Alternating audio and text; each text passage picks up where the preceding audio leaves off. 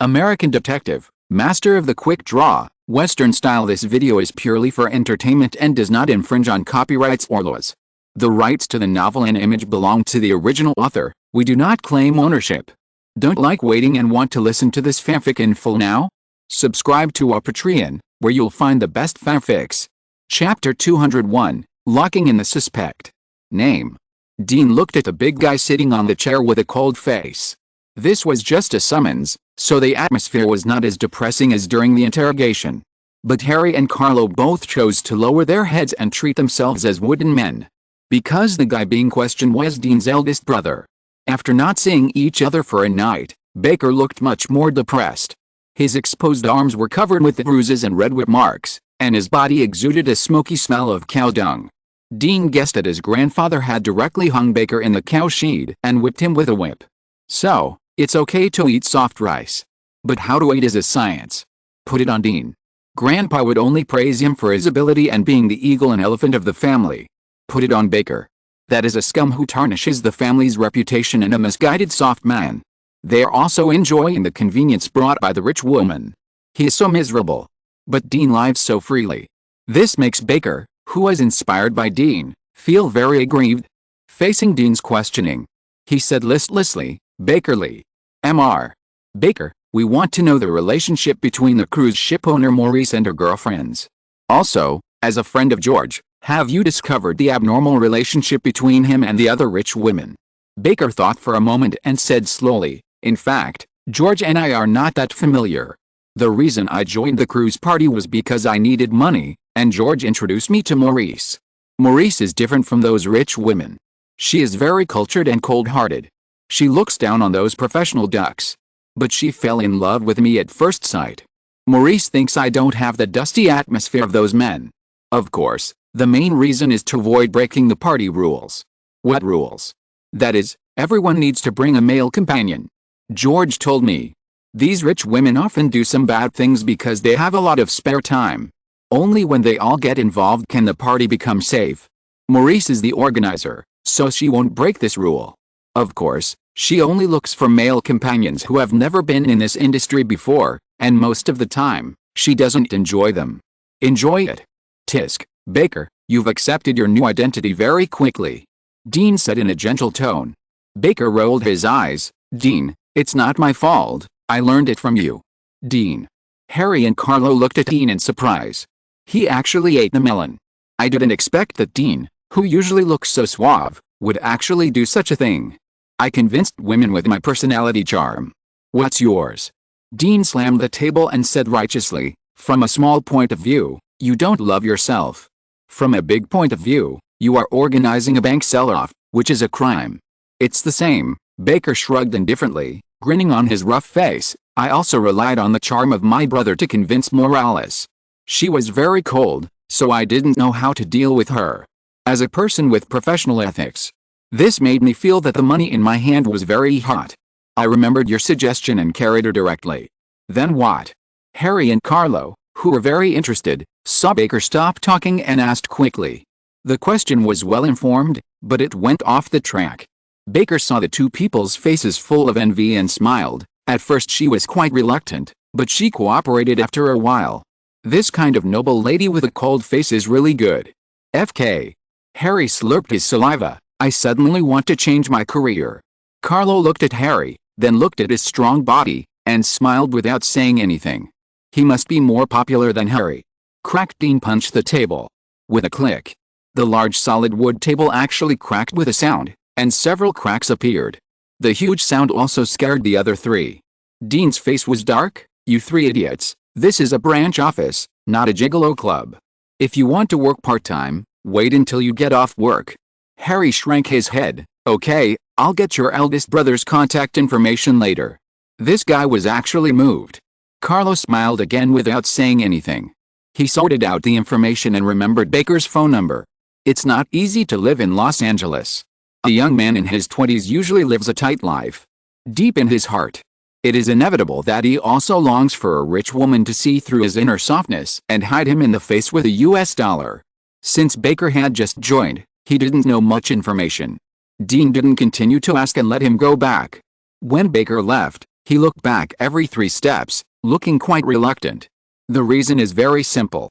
He was sent to the central branch by his grandfather himself. After the questioning, he would go back and continue to enjoy the special education of the family. Dean will not spoil his eldest brother. Baker's personality is indeed not suitable for eating soft rice. He is more suitable to be a sewer dredging worker like before, rather than following a rich woman regularly. It's good enough for me to help Baker hide it from my mother. If I want to prevent my eldest brother from going down the road of no return, I still have to let my grandfather, a gangster cowboy, give me a deep impression. However, this time Baker also provided a very useful clue. Maurice always looks for new playmates at every party. So why did she ask George to recommend her? You know, George came with another rich woman. This shows that George knew Maurice before. There were 7 male models in the cruise ship Silver Party.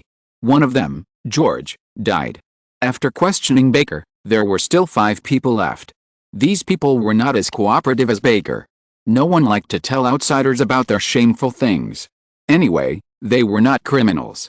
Even if they kept silent, these detectives would not dare to do anything to them in the police station. On the contrary, if they talked nonsense, they would get themselves into trouble. Several people were like this. The 3 of them simply went outside to smoke. Dean, do you want to? Harry clenched his fists. When Lawrence and I were drinking before, he taught me a lot of wild ways. Following Dean for a long time, Harry has become much bolder. Dean shook his head and looked at Carlo. Man, you should remember the information of those male models, right? Carlo nodded. I basically remember. Very good. Dean patted Carlo on the shoulder. You go and deal with them. As soon as these words came out, Carlo and Harry looked at Dean strangely. Before becoming a detective, Carlo had never been exposed to interrogation and inquiry skills. How could he handle this matter? Inquiry is just a way for the other party to cooperate. If the other party does not cooperate, you must learn to transform the inquiry into an interrogation without violating the rules. But the scale is too different here. Harry was still puzzled. External injuries can be identified, but psychological pressure is different. Dean exhaled a puff of smoke. People who care about reputation use reputation to coerce the other party, and people who care about money. Carlo listened carefully, and Harry also thought about it. After smoking the cigarette, Carlo took a deep breath and called the first stubborn young male model in again. The other party's basic information in Dean's words emerged in his mind. Joe Foss, 22 years old, a junior at the University of California. His family is average, working class, and in order to go to college, the other party took on a large amount of student loans. No mistakes in one song, one post, one content, 1/6, 1/9, one book, one bar, one look. At the same time, Joe Foss's public information contains hundreds of hours of volunteer service in the hospital. Dean said, this is a person with excellent character and academic performance, with a clear career plan. He is also the pride and topic of conversation among his family and relatives, and has received a lot of praise. Living in this environment, Joe Foss will subconsciously have a sense of mission, hoping to become a doctor or other professions through his own efforts, so as to change the environment and class of his family. This is the other party's weakness and what he cares about. Thinking of this, Carlo's cold face showed some unnaturalness, and then under Joe Foss's calm scrutiny, he said a little stiffly, Joffus, you don't want your family to know ahem. Harry was choked by his own saliva. Dean also looked at the ceiling speechlessly. I asked you to threaten the other party's weakness, but you are too straightforward. Although Carlo, a green hand, is still very unskilled in doing this kind of thing for the first time. But the effect is very good. Originally, Joe Foss was very relaxed, and even faced the scrutiny of the 3 people. He was not afraid at all, as if he was questioning Dean and the other 2. As a result, Carlo's blunt threat. Joe Foss's originally calm and clear mind seemed to be hit hard, and his face changed drastically. Indeed, he is not a criminal. Carlo's words are accurate. But the other party's words are rough but not unreasonable. In his heart, he is really afraid that his part-time job will be exposed and let his classmates and family know. Compared with his own future, revealing some privacy between rich women is nothing. Sort this out. Joe Foss sighed. Okay, I can cooperate with you and tell you everything I know, but I will not admit what I said after I leave this door. Even if you have a recording, it won't work. After all, he threatened me with words, and such evidence is meaningless. We just want to know the direction to solve the case. We will keep your words confidential." Dean comforted him at the right time. Joe Foss nodded and began to tell everything he knew. The person he followed was a rich second-generation Asian. The other person is his classmate.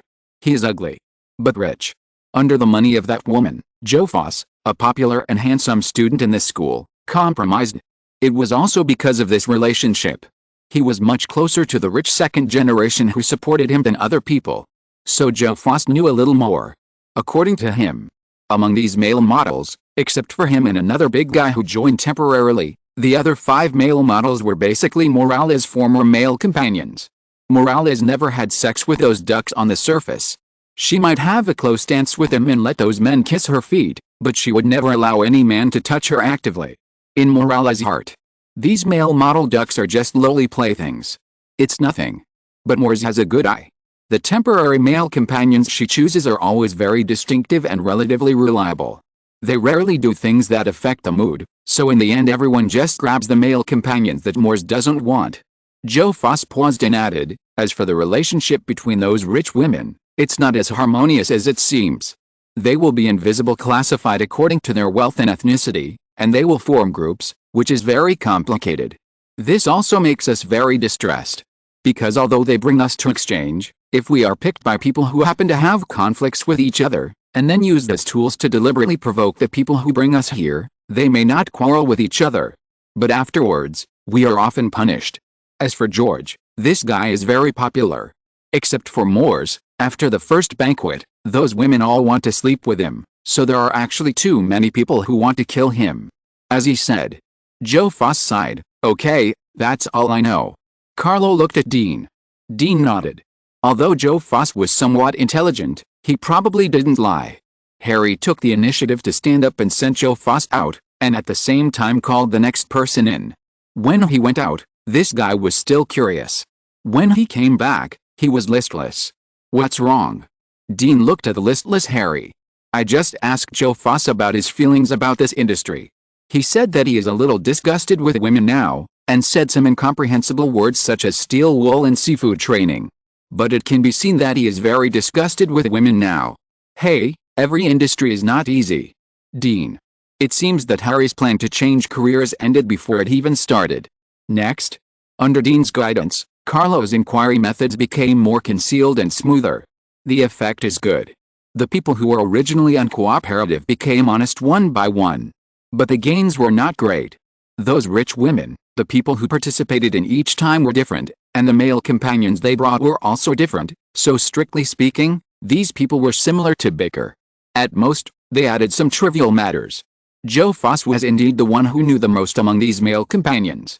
Through these people, Dean and his friends got to know Georgia and other rich women. Especially the big sister of the rich women group, Morris. Everyone commented on her as being aloof, noble, liking some strange animals and plants, and being rich. This made Dean curious about this noble lady in her 40s. The next day, the old medical examiner of the forensic department, Eldon, called Dean early. According to the comparison of genetic material, the comparison results of the hair and sexual secretions found by Dean at the crime scene came out. This means that this case has a clear direction for investigation. Because George died suddenly and quickly, the last person who had close contact with him is very likely to be the suspect. Dean rushed to the morgue of the branch as soon as possible. The old medical examiner Eldon seemed to have not slept all night. He yawned expressionlessly, and when he saw Dean coming, he threw a piece of information over. "This is the comparison result. To be honest, I don't think you can investigate this case any further." "Dean? Question mark? Good night." Chapter 202 Gentle Interrogation. Is the identity very troublesome? Dean's first reaction was that the owner of the secretions had official connections in Los Angeles. Eldon nodded. According to the genetic material comparison, the secretions on the body of the deceased George matched the genetic material of 2 ladies. One is a lady named Lee Mimi. The other one is Aisha. So the trouble lies with a rich woman named Aisha. Yes, her father is the chairman of the Los Angeles Trucking Association, an annoying Italian guy. When Eldon talked about this person, disgust emerged on his cold face. That group of people is the Bleached Mafia. When I was young, they provided me with a lot of materials for practice. The world changes too fast, and the former bad guys have transformed into successful people. Hearing this, Dean understood. Many guilds in the United States were originally established by the mafia. In the early years, they controlled and won over the workers, and while squeezing them, they whitewashed themselves, turned protection fees into labor fees, and at the same time ate the workers and the factory owners, accumulating a lot of wealth. At the same time, their positions in the guild also followed the inheritance habits of the mafia, from father to son, and from son to son. In the absence of a strong external force to change, they were passed down from generation to generation, and at the same time, they colluded with each other through the affection of their ancestors' mafia, forming a huge influence network that could affect the election. America is very realistic. As long as you have money and votes, you are a good friend and partner of those powerful people. This is why Eldon said that it would be difficult for Dean to investigate further. Because in his opinion, if Dean continued to investigate, then Elsa would say hello to her husband, and then Dean might be suspended. Dean also thought of this. Although he also has the identity of a member of the mafia family of Dean Lucchese. But the Lucchese family has declined. I don't know if the other party is willing to buy the Lucchese family's account.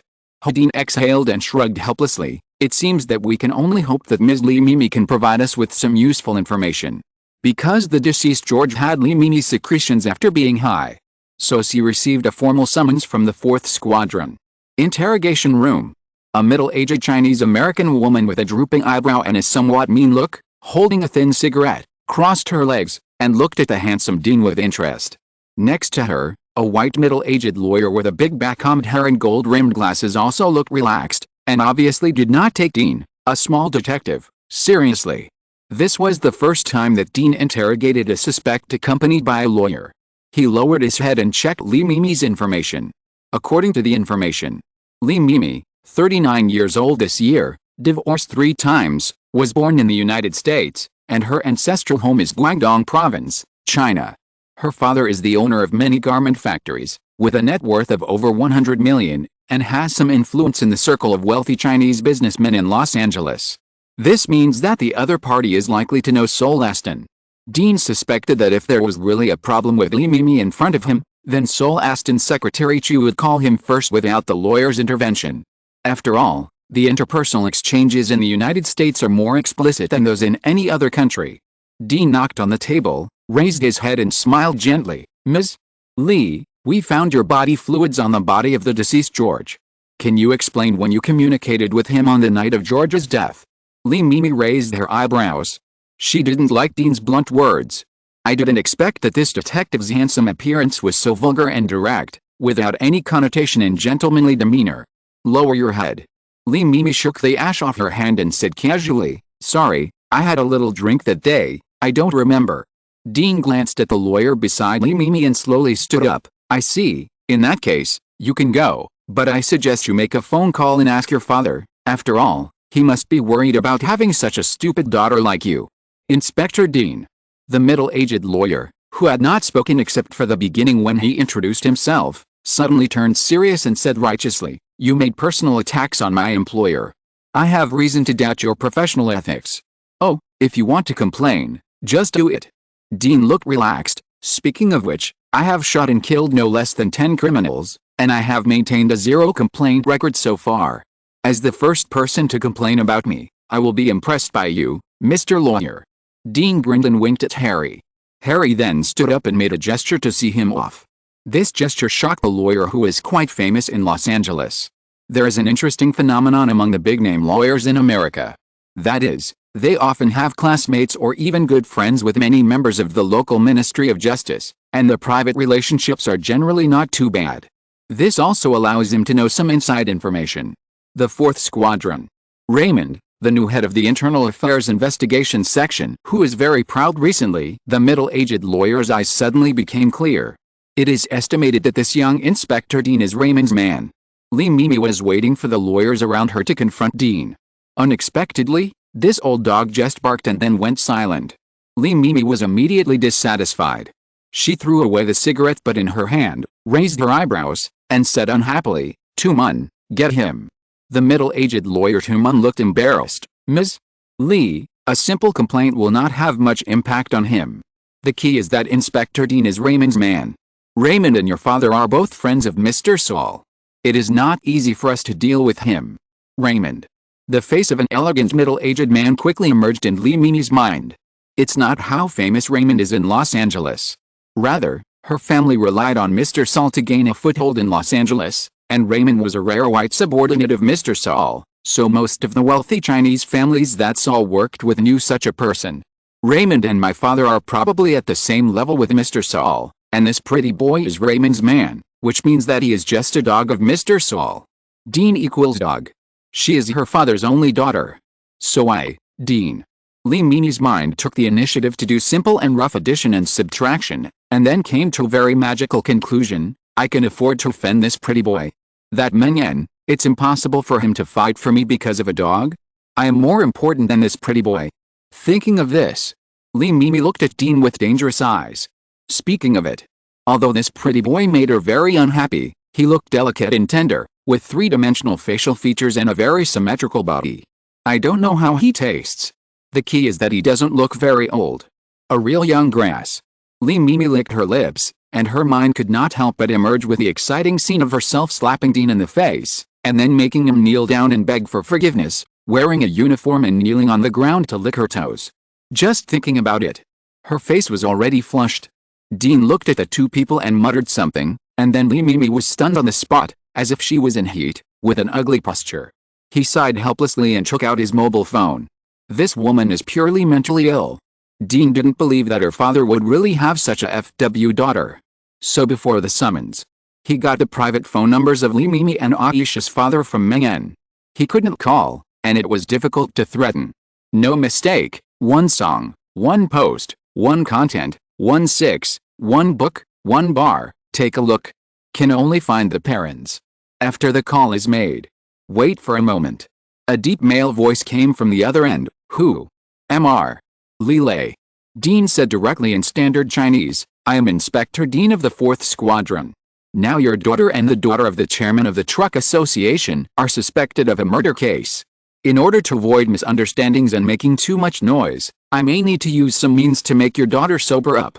Lee Mimi is stupid. His father can become a billionaire in a foreign country instead of becoming a nutrient here. He is definitely not a fool.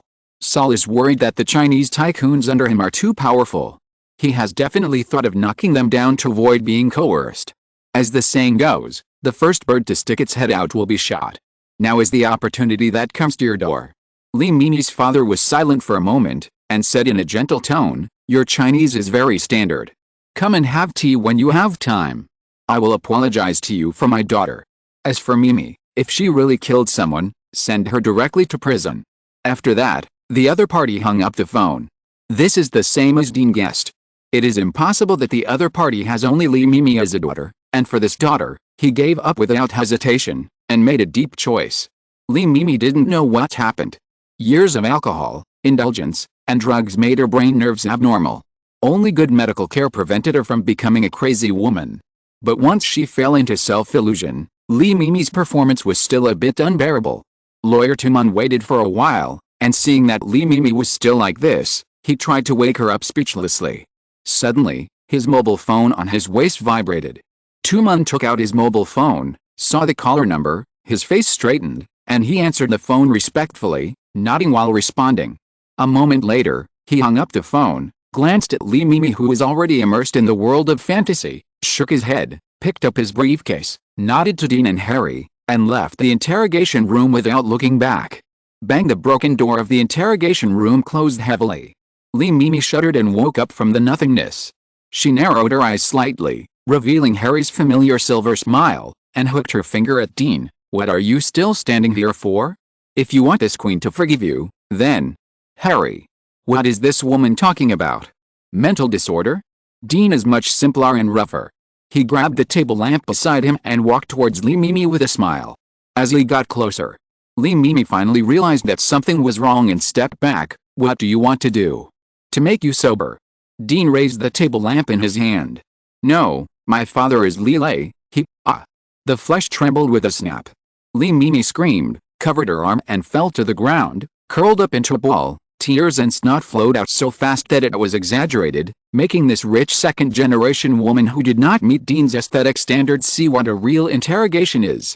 Dean didn't care about the other party's miserable appearance.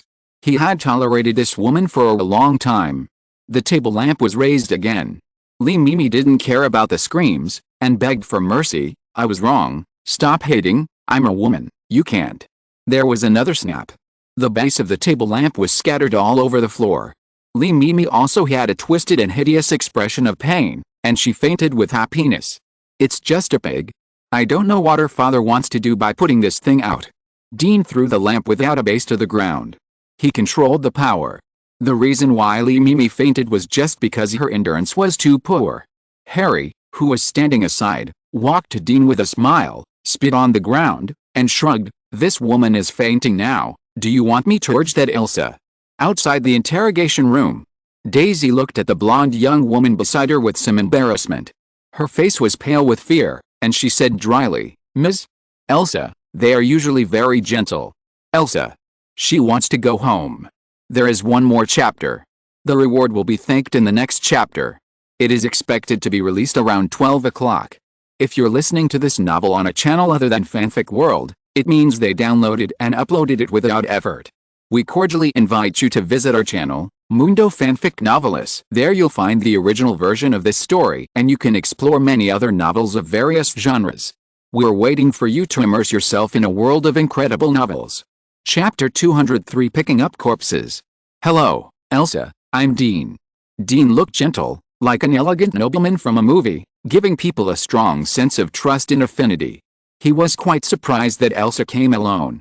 Elsa, a woman who usually likes handsome men, glanced at Harry, who was cleaning the floor, and Lee Mimi, who was lying on the ground motionless, and her mouth twitched. She lightly pulled her hair to hide her inner nervousness, lowered her head and said, "My father told me that you, strictly speaking, we are actually relatives. My grandmother is a member of the Lucchese family. Does your father know me?" Dean was even more surprised. Although he has performed well in the detective bureau in the past 3 months and has handled many major events, but these things are only known to those around him. Unless the other party has spent energy to investigate himself. This is not a normal reaction. It seems that Dean's thoughts were guessed. Elsa raised her head and explained with fear, "Detective Dean, the reason why my father knows you is because the Lucchese family in New York left your name on the Mafia Treaty as a member of the Lucchese family and the Contemporary Committee." "There is such a thing?" Dean's pupils shrank slightly. "I didn't expect Dick to give me such a face." Here I have to mention that the Mafia has developed over the years and tends to have a mature overall organizational structure. This structure is divided into 3 layers. The first layer is the Godfather and his advisors. The Godfather coordinates everything, and those advisors are in charge of smuggling, entertainment, finance, armed forces, and so on. Of course, in modern times, the Godfather has become a disappeared honor, and those advisors have also developed into different families of different sizes. But this framework has continued. The second layer was originally the influential figures of the various scattered mafia families. Now they have become the core members of other branch families besides the main line, that is, the backbone. The third layer originally referred to all mafia families in Sicily. Now, it also refers to the bloodline members of this family. And outside of here, in order to protect themselves and to maintain the tradition from disappearing, all mafia families form the Mafia Covenant and ask each mafia family member to elect a committee member. This committee member has the right to execute members of the family who violate the rules. At the same time, if there is a dispute between 2 mafia families, the members of their respective committees will negotiate with each other to avoid killing each other. In short, the relationship between the committee members and the head of the family. Use the sects in Chinese fantasy novels to understand. Probably one is the master of the sect, and the other is the supreme elder who serves as the law enforcement elder. Dean touched his chin. No wonder Aisha's father let his daughter come to the branch alone. Although the Lucchese family has declined, it is still a member of the Mafia Covenant. As a member of the Lucchese family committee, this is respect for the Mafia group. Others give you face. You can't be arrogant. Thinking of this, Dean's face became more amiable. He held Elsa's hand and said softly, "Don't worry. I asked you to come here because I just want to know when you came into contact with George on the night he died." The warm touch came from Dean's palm. Elsa's originally somewhat uneasy mood gradually eased. She thought for a while and said uncertainly, "It should have been 3 o'clock in the morning when I found him. George was the one who suited our appetite the most among the group of men, so after the banquet, everyone wanted to enjoy his service, but unfortunately I didn't get it. He was occupied by this Lee Mimi." As she said that, she looked at Lee Mimi, who was still lying on the ground, with some disgust. "Then how did you determine the time when you met George?" Dean asked. Elsa lowered her head somewhat embarrassedly. "I have a strong desire, so when the male model serving me can't do it anymore, I thought about finding a stronger crew member to satisfy my craving. As a result, when I was in the aisle, I saw George lying on the ground and squirming." Her eyes fell into memories. George seemed to be drunk at the time, like a turtle turning over, and he was still talking some weird nonsense. "I didn't care at first.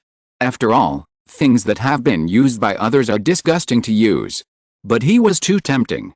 Elsa pulled out Dean's hand, and the two hands gestured about a distance of more than 20 centimeters. Can you imagine? The silver moonlight fell on a strong man, lighting up the stars on his body, and finally his brother was raised high, like a waving flag, shouting to me, "Come, come, come and feel its strength." No normal woman could withstand such temptation, so I sat on it. Dean. When women get horny, men have nothing to do. You don't need to ask to know. George was drugged at the time. So, George was used by Lee Mimi first, and then when he came out, you used him again. Yes. When you used him, did you put a helmet on George's brother? Aisha shook her head. I don't know whether Lee Mimi did, but I definitely didn't. I prefer the kind of communication without barriers, and I don't have the patience. Here comes the interesting part. The secretions of Lee Mimi and Aisha were found on George's brother. These two women probably didn't put a helmet on George's brother. Who left the helmet packaging bag found at the scene? After inspection, no fingerprints or other traces were found on the helmet packaging bag, and no water-filled helmet was found at the scene. This means that after Aisha left, poor George was picked up again. Write this down. Dean finally asked. Afterwards, did you leave directly? Yes. Elsa nodded. As a matter of course, I left after I was satisfied. George is just a tool after all. After I was satisfied, I really had no interest in sending him back to his room. Elsa, if I ask you to choose the person who is most likely to kill George, who do you think it is? Elsa said decisively, Lee Mimi. Why? Dean was surprised by Elsa's decisive answer. Do Lee Mimi and George have a grudge? Those male models wouldn't be so stupid. The reason I'm so sure is that we just treat these men as tools to satisfy ourselves. We pay and they work. Only Lee Mimi is different. She has a problem with her brain. She plays very crazy and crazy. She has killed an unlucky child before. If it weren't for her father joining Mr. Saul's camp, we wouldn't let her join us at all. Thinking of Lee Mimi's silly look before, Dean nodded. No mistake, one song, one post, one content, one book, one bar, 1 book, 1 bar, 1 look. Play is for enjoyment. Lee Mimi, on the other hand, seems to be more inclined to torture. No normal person would want to associate with such a person. It can be seen that Aisha's disgust for Lee Mimi is not mixed with a bit of water. Got it, thank you for your cooperation, you can leave now. Dean stood up and made way. You mean, I can leave now? Dean smiled slightly. Yes, by the way, please say hello to your father for me, he is a person who respects tradition. I'll tell him. Aisha breathed a sigh of relief and hurried away. Bidding farewell to Aisha, Dean sat back in his seat and lit a cigarette. According to Aisha, after George left Lee Mimi, he was in a state of unconsciousness, but the brother held his head high.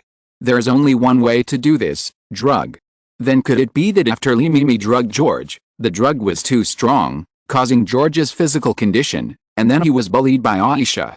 After 2 rounds, the drug reached its limit and caused George's sudden death? No. Dean just had this thought and shook his head again. If so, when Lee Mimi and Aisha came to the interrogation room, the panel would prompt the case to be closed and the experience to be settled. Now the panel is silent. This means that the murderer is not these 2 people, or it is not just these 2 people. There is another very important point. After Aisha left, a 3rd person appeared and moved George's body from the corridor to the bathtub room in the room, put on a safety helmet, and bullied George again.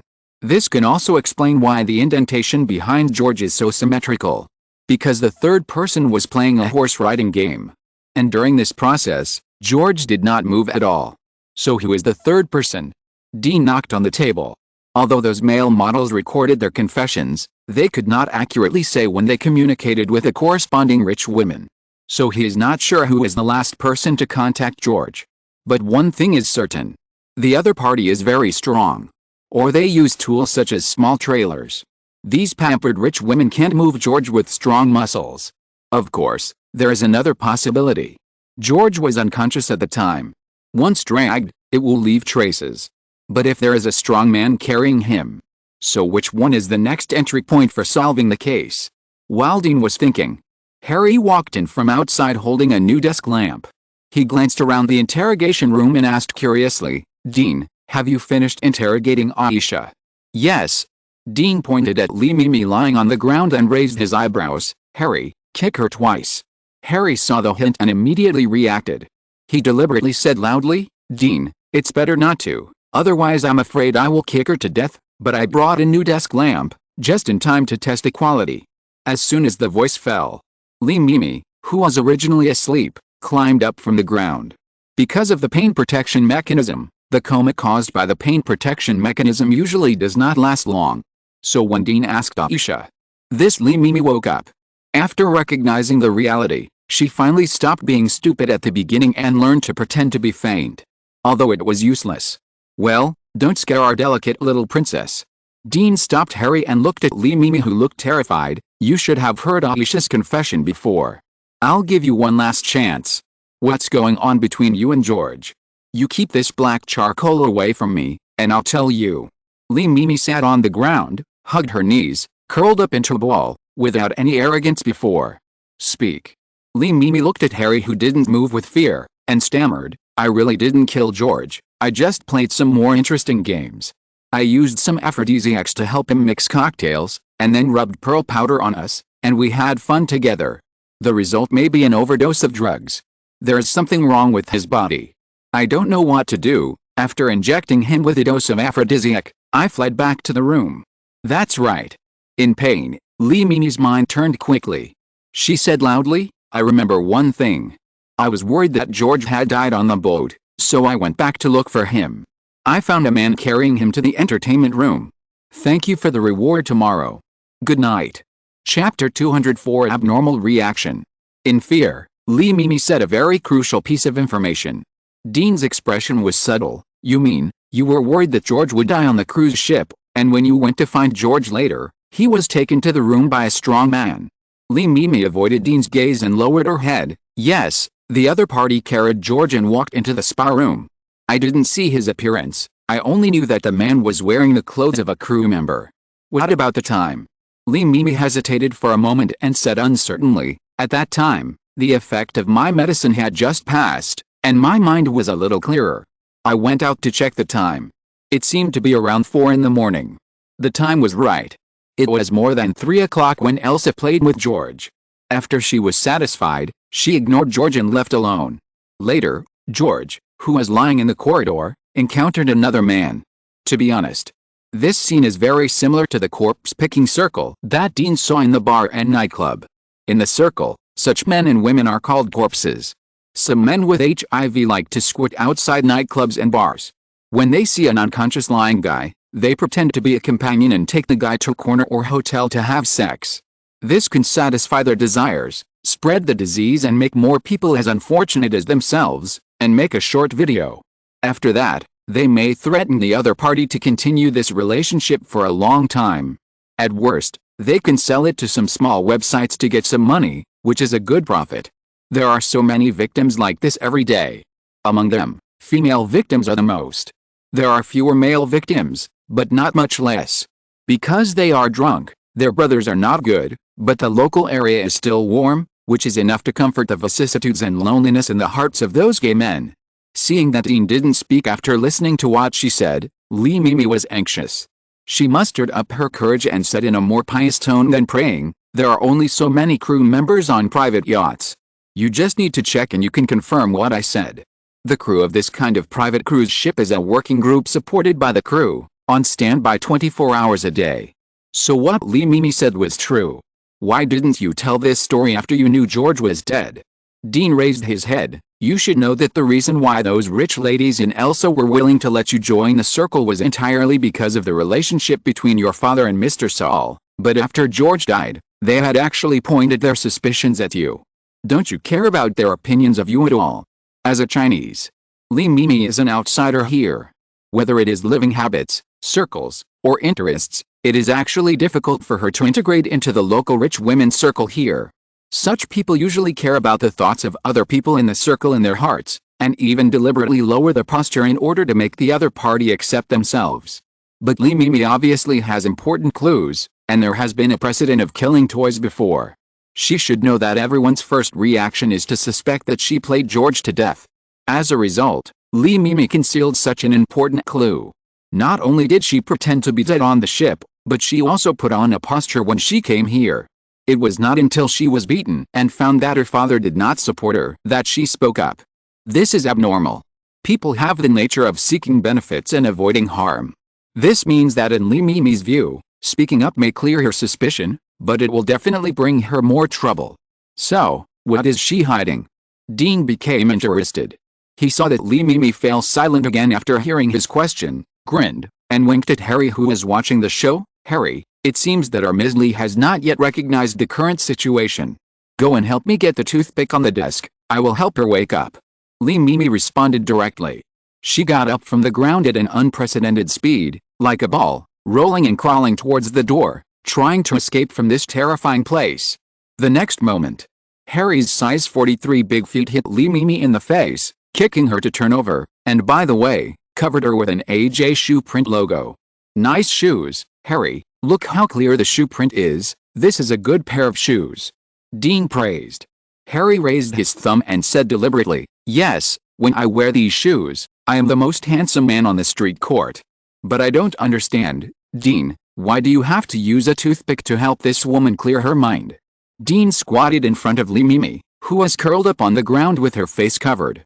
He took the well-maintained right hand of the other party, and explained to Li Mimi in a caring way while she was shaking uncontrollably, each finger of the human being has a meridian, which goes directly to the head through the limbs.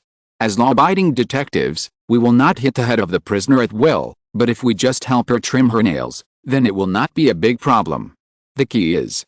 Dean looked at Li Mimi, who was shaking more and more, and smiled softly. The key is that she only has one head. If it is damaged, the person will die, but there are 10 fingers, which are enough for us to kill a boring day. That makes sense. Harry had cooperated with Dean many times. Seeing that the atmosphere was almost set, he pretended to leave. Dean, by the way, I remember Daisy still has pliers. I will take them over when the time comes.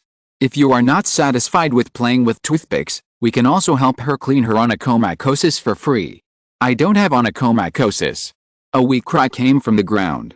Li Mimi choked and raised her mean face with big footprints and 2 nosebleeds, looking very pitiful. It's okay.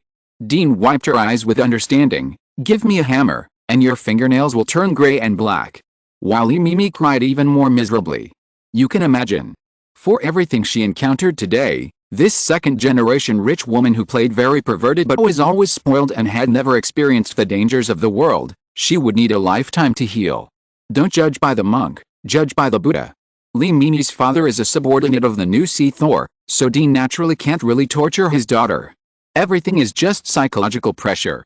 Wait for a moment.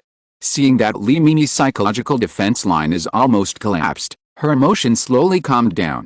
Dean threw the wet towel on the table in front of Li Mimi. You cried so ugly, wipe your face, and then tell me why you hid the male crew member, then you can leave. Li Mimi sniffed, and dared not hide anything. The male crew member I said was real, but I didn't leave, but I was curious about what he wanted to do, so I followed him, and then I saw Maurice. The owner of the Elizabeth cruise ship, Maurice. Yes. Li Mimi gritted her teeth and told everything she saw. Ms. Maurice seemed to hate George very much. She asked the crew member to put on a helmet for him, and then the male crew member rode on him. Harry on the side showed a look of disgust. A man's brother is used to fill a woman's emptiness, not to be a troublemaker. He stretched his lips and said, Is George so powerful? Can he still maintain his condition? I don't know. It may be that the mixed aphrodisiac drugs I injected into George were too strong. Anyway, The male crew member just did it twice and George had a reaction. Ahem. Harry licked his lips. Well, what drugs did you inject? Don't get me wrong, my forensic friend Holtz should be very interested, and this needs to be recorded. Shut up, Harry. Dean was not interested in these things. He interrupted the two people's off-topic conversation and continued to ask, what happened next? George died. Mimi lowered her head. He had taken drugs before and was injected with drugs. He almost died suddenly. I saved him by injecting him into the heart. As a result, he was severely stimulated and died in the leech bathtub. Maurice was also a little surprised. She scolded me in the room that I was a lunatic and injected George with so many drugs that people died on her ship. After that, I didn't dare to stay outside any longer and ran back to the room. I didn't come out again until a servant found George's body. I don't care about the death. But this matter involves Maurice.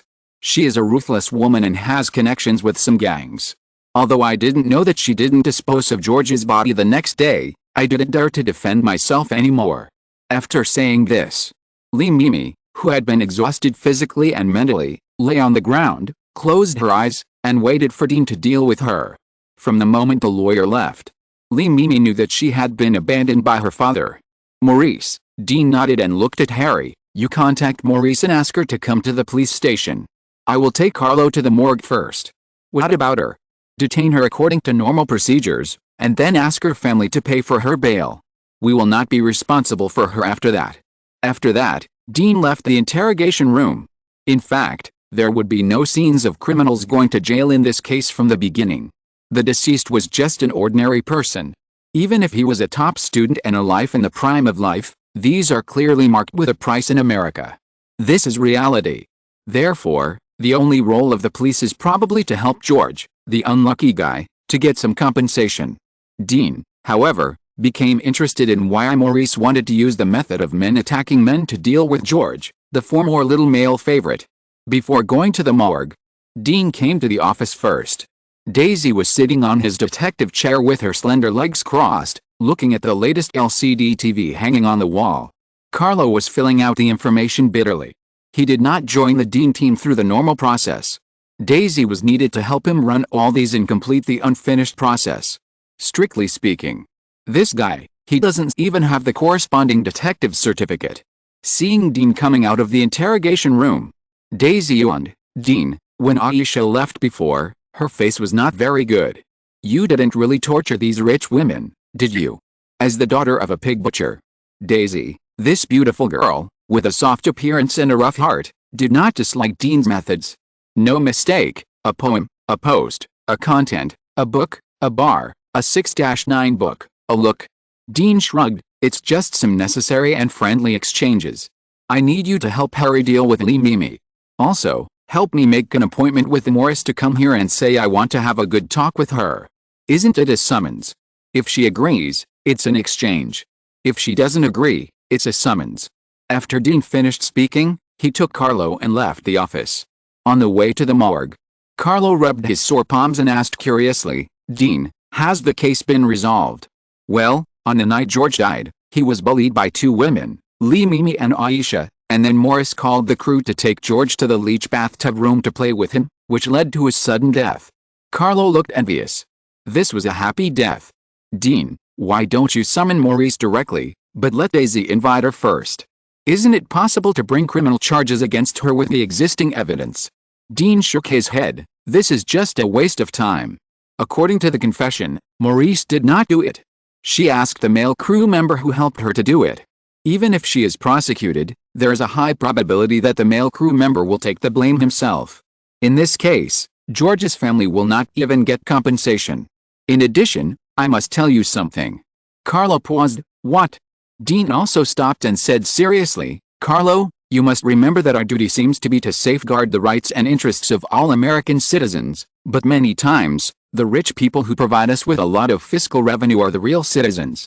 We can indeed prosecute rich people when they commit crimes. But they have the money to pay high lawyer fees, argue for themselves, turn big cases into small cases, and small cases into misunderstandings, and they can also bail. Even if they end up in jail. Dean lit a cigarette, took a deep breath, exhaled a large puff of smoke, and then smiled and said, They can also operate themselves in private prisons. Spending a few $dozen a day, they can enjoy a separate large single room. Spending a few $100 more, they don't have to work, and even have chefs to cook whatever they want. If they want, they can even sleep with a female prison guard every day. Except for the short-term loss of freedom, they will not live worse than those outside. But we are different. We have families, so when facing the cases of these rich people, we try to handle them gently. The reason why private prisons have developed so prosperously. In addition to opening private prisons, government subsidies, and income from prisoners' labor, the biggest source of income is actually the rich people who commit crimes. The value created by a rich criminal is equivalent to that of hundreds of prisoners. Carlo nodded thoughtfully. Okay, I know all this. In fact, I have bought a lot of prison stocks, but I still thank you for teaching me, Dean. You know nothing. Dean shook off his cigarette butt and grinned. I just want to tell you that if one day you offend such a rich man, don't be so naive as to send him to fair trial. For such people, bullets are more useful than laws. Carlo. He admitted that he was superficial. Morgue. Eldon was sitting in the office outside, reading the newspaper and drinking coffee leisurely. Seeing Dean, he put down the newspaper and asked in confusion, Detective Dean, did you come here to make a new discovery? Dean told him what Lee Mimi had done to George. After suffering a loss once, Dean was no longer so superstitious about his mind reading. It is better to be cautious. After hearing this, Eldon took a deep breath and said, these rich people are really willing to sacrifice their lives for fun. He explained, there are two types of normal aphrodisiacs. One is to reduce the sensitivity of the brother's nerves, so that they can last longer. The other is to strengthen the brother's blood circulation, so that the corpus cavernosum can expand to the maximum and firmness. These will have a certain impact on the body, but if you rest well, the drug residues will be quickly metabolized and excreted from the body, and the impact on the body will not be great, so it can be used for a long time. But there is another way. That is hormone drugs. Although this type of drug is also easily absorbed and metabolized by the body, it is difficult to control the amount, and it will disrupt the body's hormone secretion, increase the body's burden again and again, and it is very easy to cause sudden death. Therefore, this type of aphrodisiac drug only appeared when hormone drugs were popular, and then it was listed as a banned item.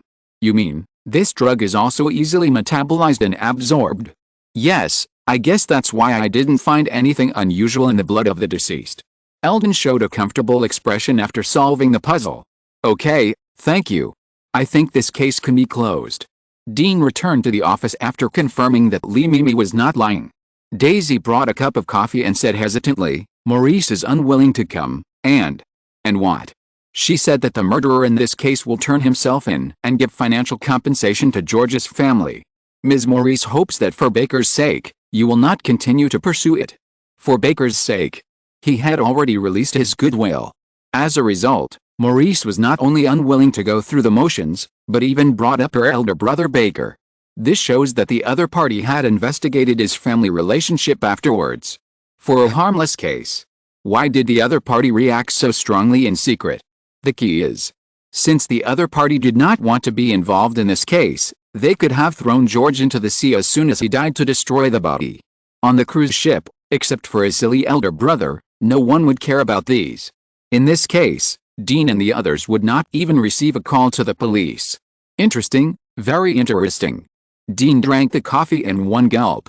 What else is hidden in this case? Sorry, I slept for a while after the IV drip today. The update is a bit late. Just observe the condition next, no need to go to the hospital. I will update more tomorrow. Good night. Thanks for the reward. Thank you to the book friend Cheng Jejlili for the reward of 20,000 book coins. Thank you, boss. Congratulations on your promotion to the Master of the Hall. I will make up for the reward and update tomorrow. Thank you to the two book friends Shikun Shianmo and Buell Riamu for the reward of 5,000 book coins. Thank you, bosses. Congratulations on your promotion to Deacon. Thank you to the two book friends Yu Jing and Zhu Feng Zhu Yuan for the reward of 1,500 book coins. Thank you, bosses. Thank you to the book friend Yizhuan Cheng for the reward of 680 book coins. Thank you, boss. Thank you to the book friend 20211126160412832 feet for the reward of 500 book coins. Thank you, boss. Thanks to book friends such as John 117, 2019071618041785, Yan Hao, Gujio Dejungui, Red T, Red Blood Cellular, 2002, 201911212349555827 inches for their rewards, and thank you all the bosses. Chapter 205, Case Closed, The Fallen Hero. Dean, this is Morris's information. Daisy put a printed document in front of Dean's desk. Ever since the feud with the Lucifer Gaming organization, Dean didn't like to use a computer to transfer a lot of information. He took the information. Dean casually asked, "How is Lee Mimi?" Daisy was speechless. "She has been picked up, but I feel that her end will not be good, because when she saw the person who came to pick her up, she said she wanted to go to prison. Not to mention the perverted female rich second generation." Dean lowered his head and flipped through Morris's information. Maurice is a relatively famous female billionaire in the Los Angeles circle. No one knows how much money she has, but whether it is fixed assets, real estate or various luxury cruise ships, airplanes, and sports cars, this woman owned them all in the early years. Her experience is also legendary. Maurice looks like a lady, but she actually comes from a remote village. She came to Los Angeles at the age of 16. With her good looks, she first worked as a canary for rich people. Then, with the money of the rich, she continued to improve herself, learned etiquette, read books, and understood men. Finally, with the rich as a springboard, she started some lending business and slowly built her own network of people. The most amazing thing is coming. When Morris's status was raised to a certain level, she began to get married crazily. Married and divorced. Relying on the gangster relationship she knew through lending. One by one, lonely middle-class elderly people with a small fortune but no strong network of people began to be harvested by her. Until the assets were tens of millions. Morris stopped her crazy steps. That year, she was only 23 years old. Seeing this, Dean lit a cigarette. This woman reminded him of Mrs. Haas before, the old woman who built a retirement apartment. Morris is much more sober and ruthless than Mrs. Haas, who had experienced many hardships before awakening, and has strong execution and absolutely good ability, otherwise the network of people will become a vicious dog that devours her. This is a smart person. Dean guessed that before her reputation was completely ruined, after accumulating the initial capital, Morris would start to focus on women. He continued to read. Sure enough. After accumulating the initial capital, Morris opened a women's club specifically to teach women how to package themselves and become a quality and standard gold digger. No one knows how much money she has made. When Morris appeared in the eyes of outsiders again, she had become the leader of a group of wealthy women.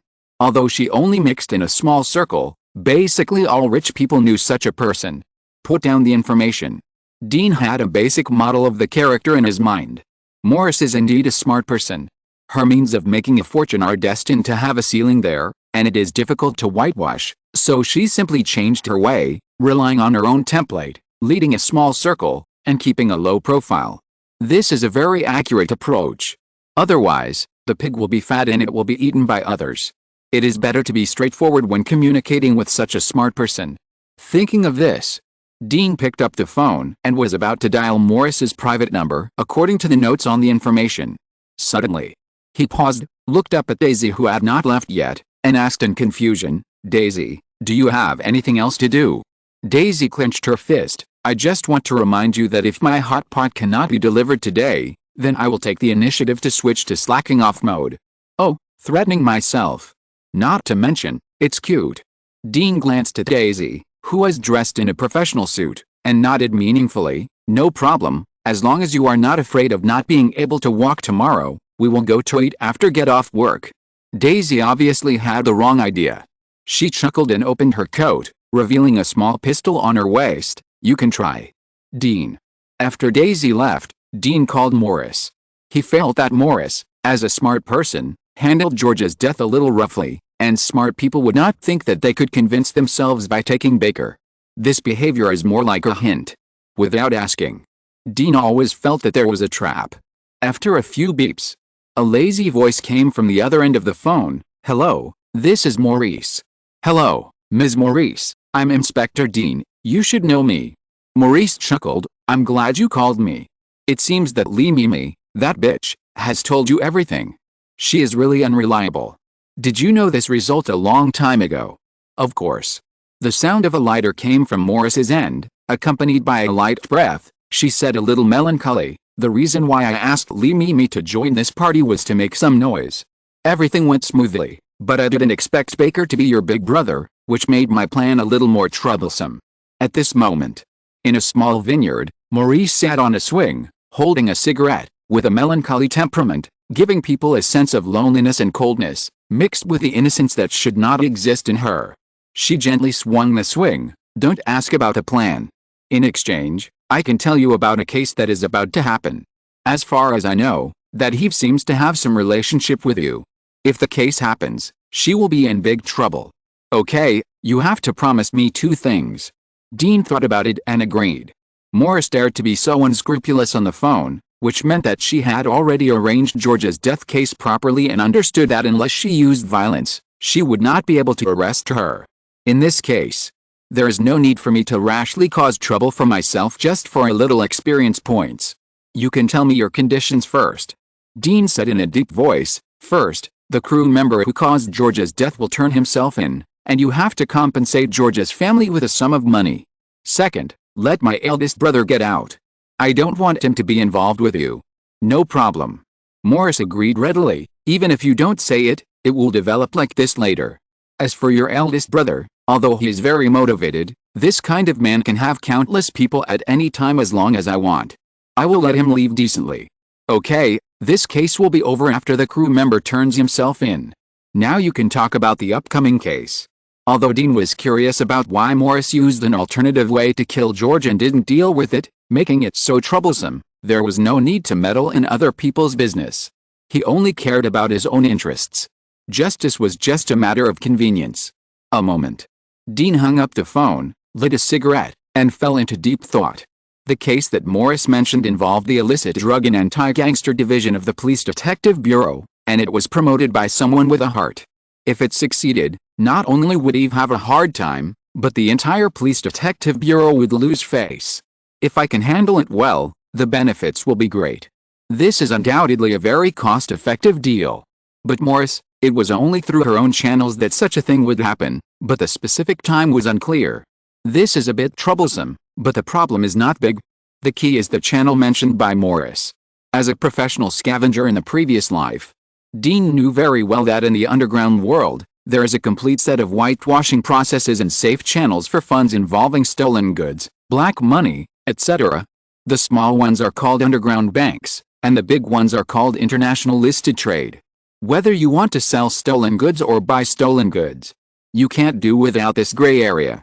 So, Morris, this woman, has a high probability that from the beginning, she or her family is a member of this circle, so she was ruthless and clear in her means when she was very young, and after getting in touch with the gang, she has established herself until now and is living well.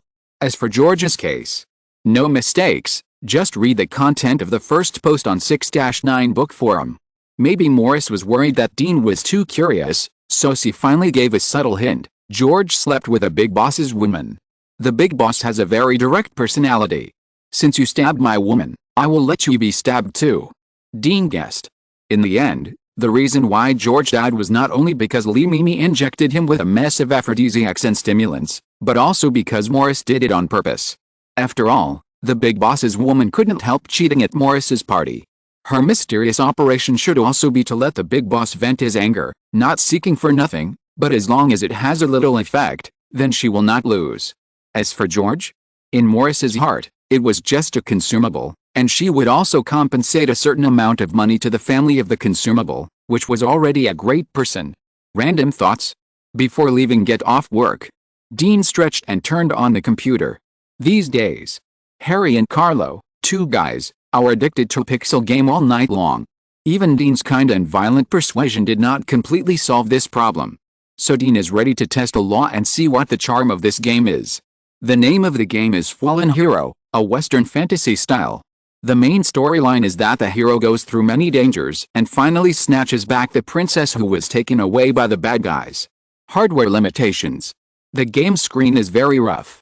At the beginning, a red little man uses a sack to carry the sleeping princess away in a palace guarded by heavy guards on a dark and windy night, and leaves a letter.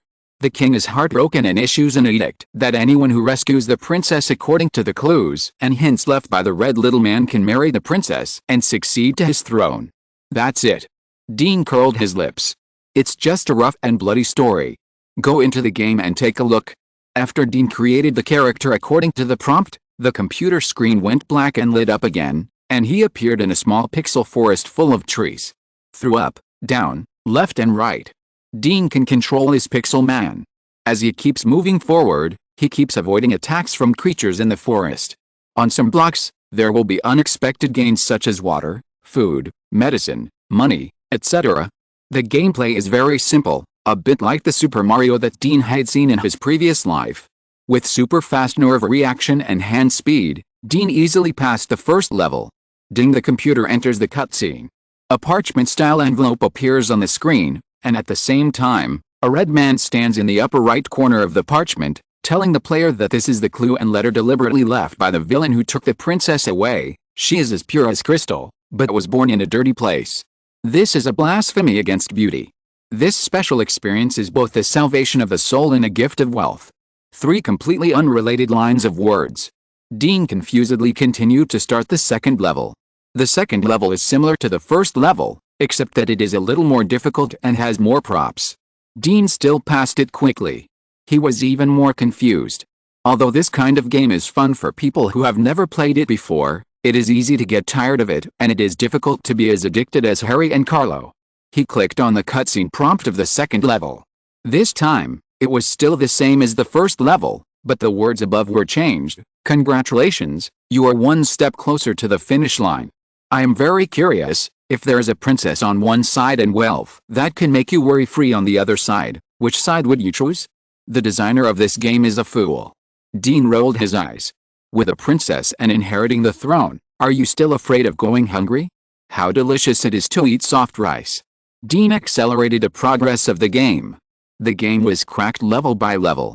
The clues left each time were all nonsense, but the difficulty of the game kept increasing, and there were many more traps. After entering, you must decrypt them before you can escape from the traps. This makes the fun of the game increase sharply. But Dean felt that this game was constantly deepening and cultivating players' curiosity and anticipation about what the final level would be like, but it was not enough to make people lose their appetite. Outside the inspector's office, Harry yawned and looked at Carlo, who was also in a state of depression. Man, I guess Dean must be playing Fallen Hero now. Carlo nodded heavily. Absolutely. The crackling sound of the keyboard, only Fallen Hero requires such a high frequency of operation. The two faced each other. Daisy was putting on makeup in a mirror and asked curiously, I seem to have heard of this game. It seems to be a game where a hero saves a princess. I don't like the fact that the hero is a man, so I didn't play it. Is this game fun? Harry shook his head. It's hard to play. Sometimes I want to smash the computer, but there is a magic that makes you play. Carlo nodded in agreement with Harry's words. Harry is right.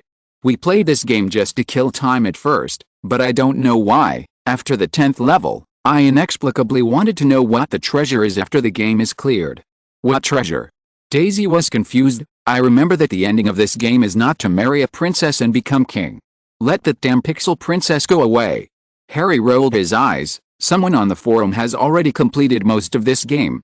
They said that the passing hints seem messy and unsystematic, but every 10 levels are a puzzle. By deciphering, you can get a hint. And if people in real life follow the hints, then they can really make a small amount of money.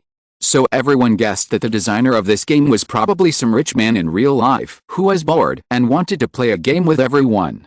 Is this just a promotional method for the game? Daisy looked doubtful. It's possible, but no one cares. At least this method is very novel and the game is very interesting. Anyway, I often can't help but want to play it now. Harry was depressed.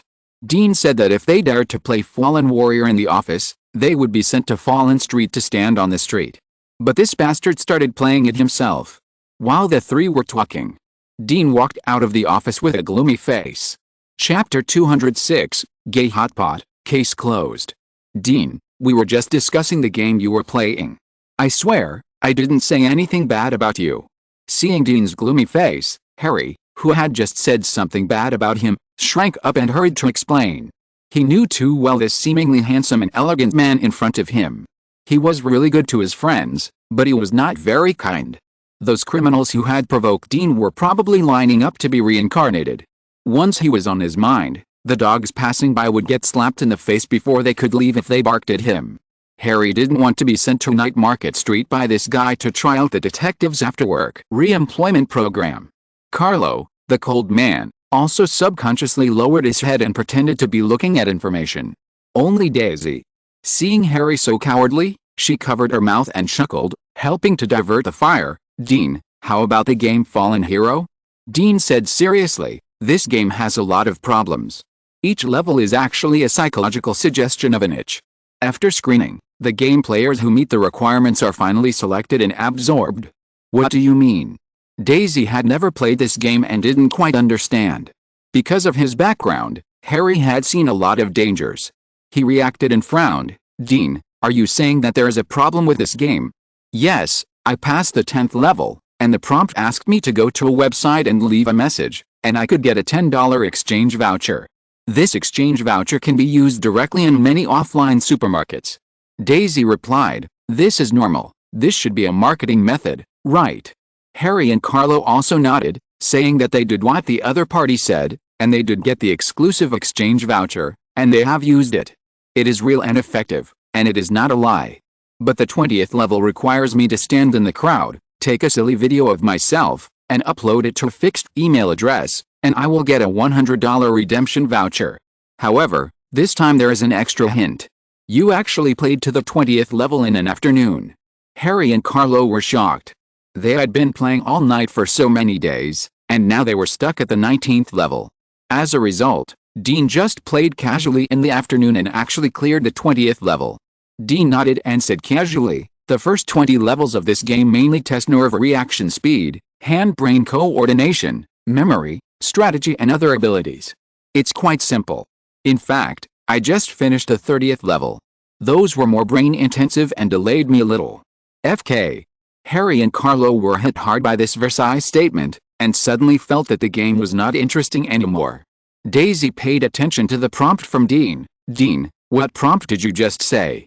"Starting from the 20th level, you need to choose to continue the game or end the game. If you continue, the redemption code amount of the previous level will be accumulated before the next level. Otherwise, the network IP I use will be locked, and I will not be able to continue to redeem rewards. I chose to continue." "So?" Dean smiled wickedly at Harry and Carlo, "You don't have to worry about continuing that game, because I have already collected the reward for the network IP belonging to the branch." "Oh." Harry and Carlo felt frustrated that the girl they had worked hard to pursue was taken to a hotel by Dean just by wave of his hand. Daisy giggled and asked, "Dean, you have reached level 30, what is the hint for that level?" "Level 30, it's for me to prank my friends and take a video. And I will get a $1,000 redemption voucher. If I don't do it, then the $100 I got before will be gone." At the same time, that option appeared again. But this time it was a little different. "Congratulations, Brave. You have proved your game. This round of the game has a total of 50 levels.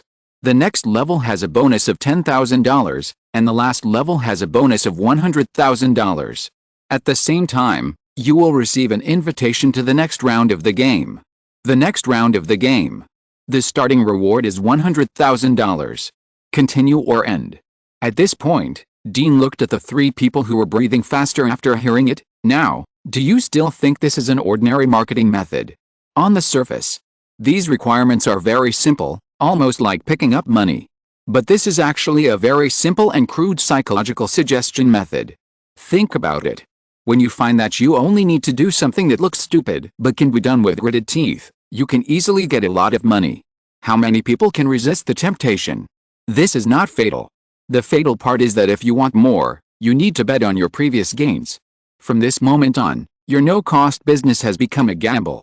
With every gain, your sunk cost is increasing, while the previous bonus is increasing tenfold. At this time, you have changed from a hero player to a gambler, and the more you get behind, the more reluctant you are to let go.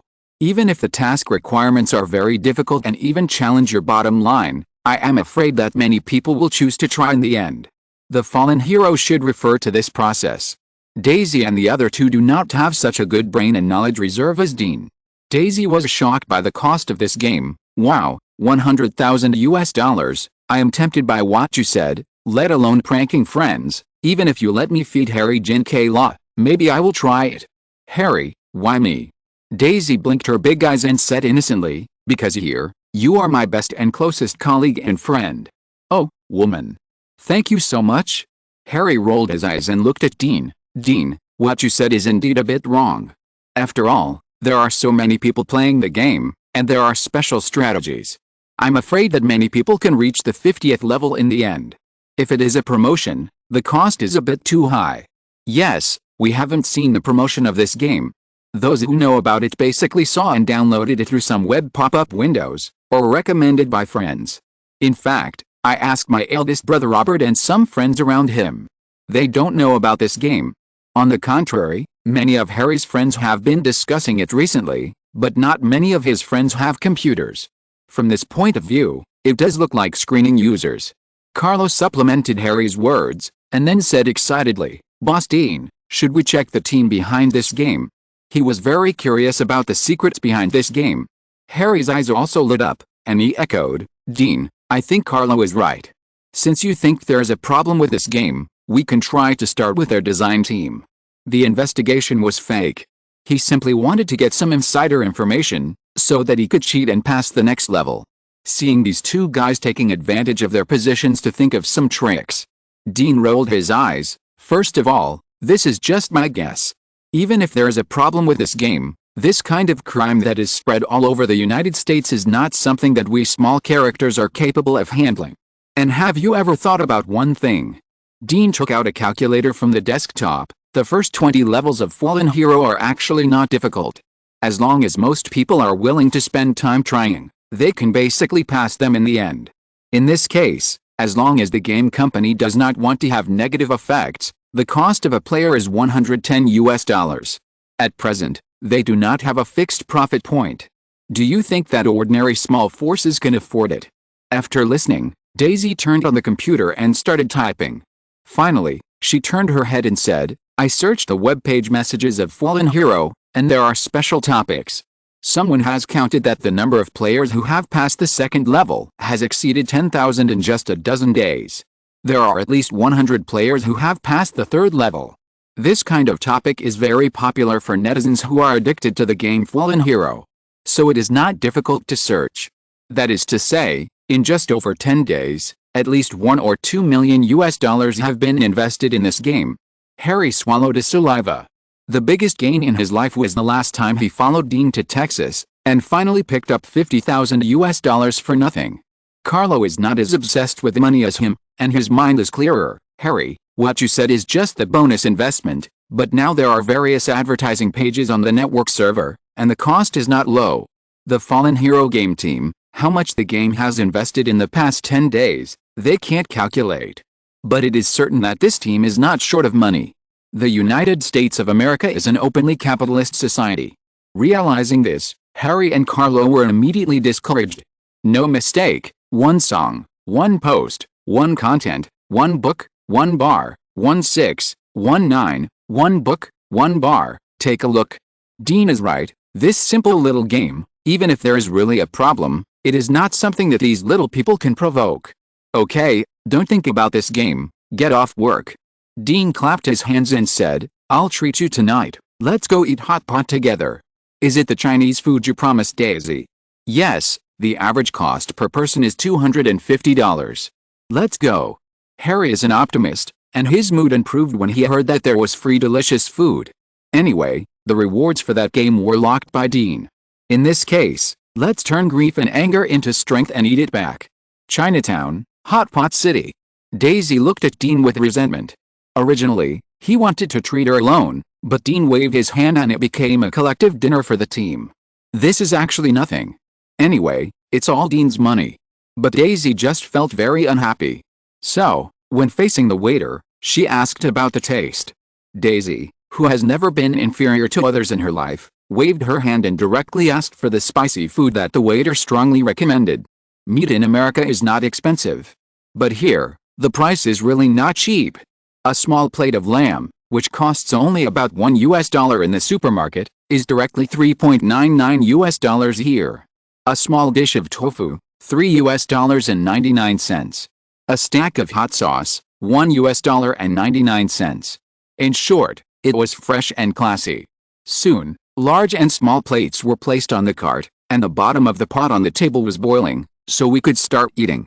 In order to take care of the customers here, the store provides a variety of knives, forks and chopsticks.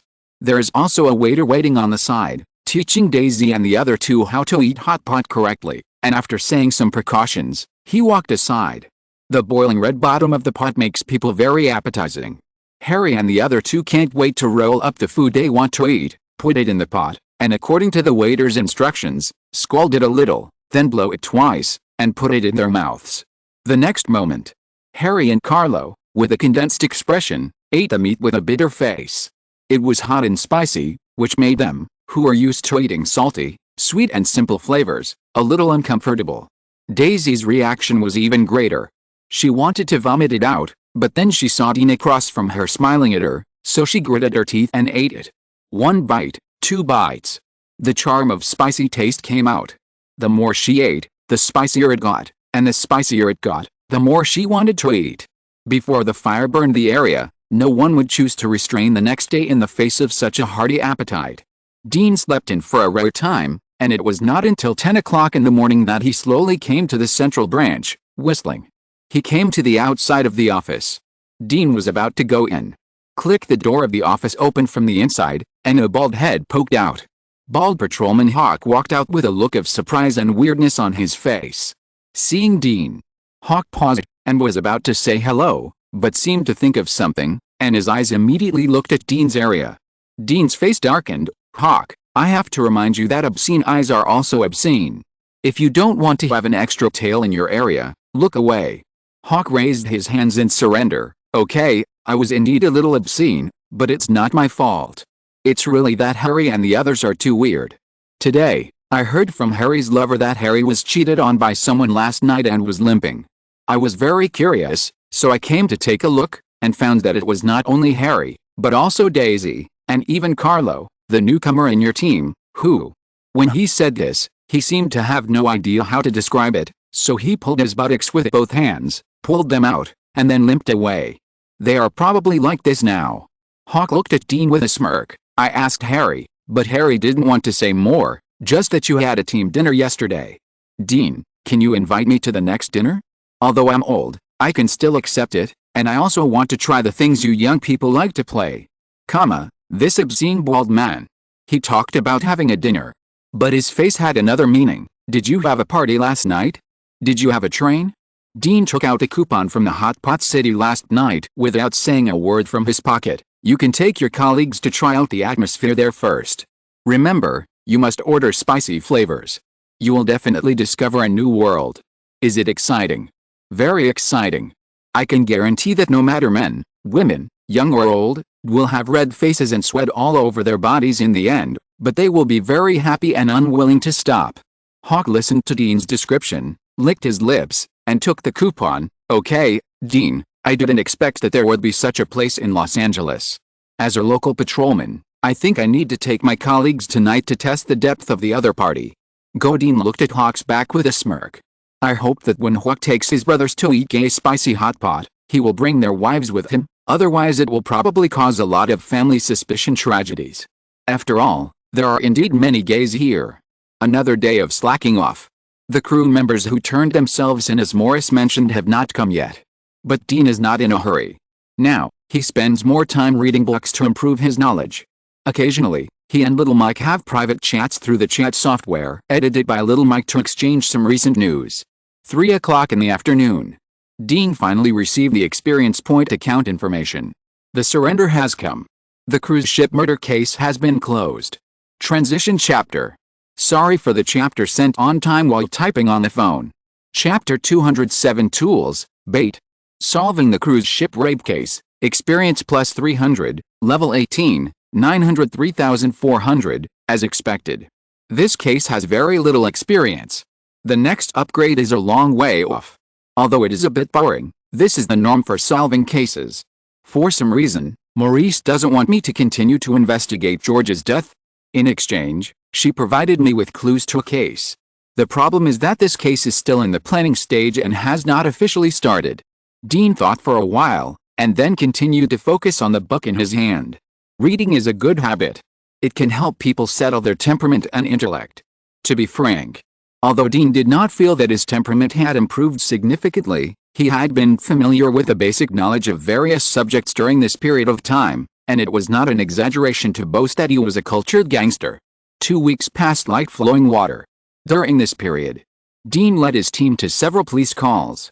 But they were basically headless murders. What is a headless murder? There are no clues, no purpose, and even the owner of the corpse is difficult to determine the legal identity. Even for Dean, it would be very difficult to solve such a case. He might invest a lot of energy and still get nothing in the end. He is not a stubborn person. The average number of deaths in Los Angeles County is more than 600,000 per year. Of course, natural aging, death from illness and other factors account for the vast majority of them.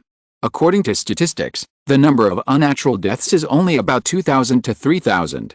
On average, about 3 to 4 people die every day. And most of these cases will become a number and have no value to solve the case. The cost-effectiveness of solving the case is too low. Although Dean is not a bad person, he will directly save the headless cases and transfer them to Lawrence if no clues are found for more than 3 days. He will read a book every day, or call everyone to get together in the evening to take care of the dream chasers who have flocked to this big city. The end of March. Res tomorrow. Dean put down the book in his hand, looked at the chat icon with a small umbrella on the computer, and smiled knowingly. This is the exclusive chat software for him and Little Mike.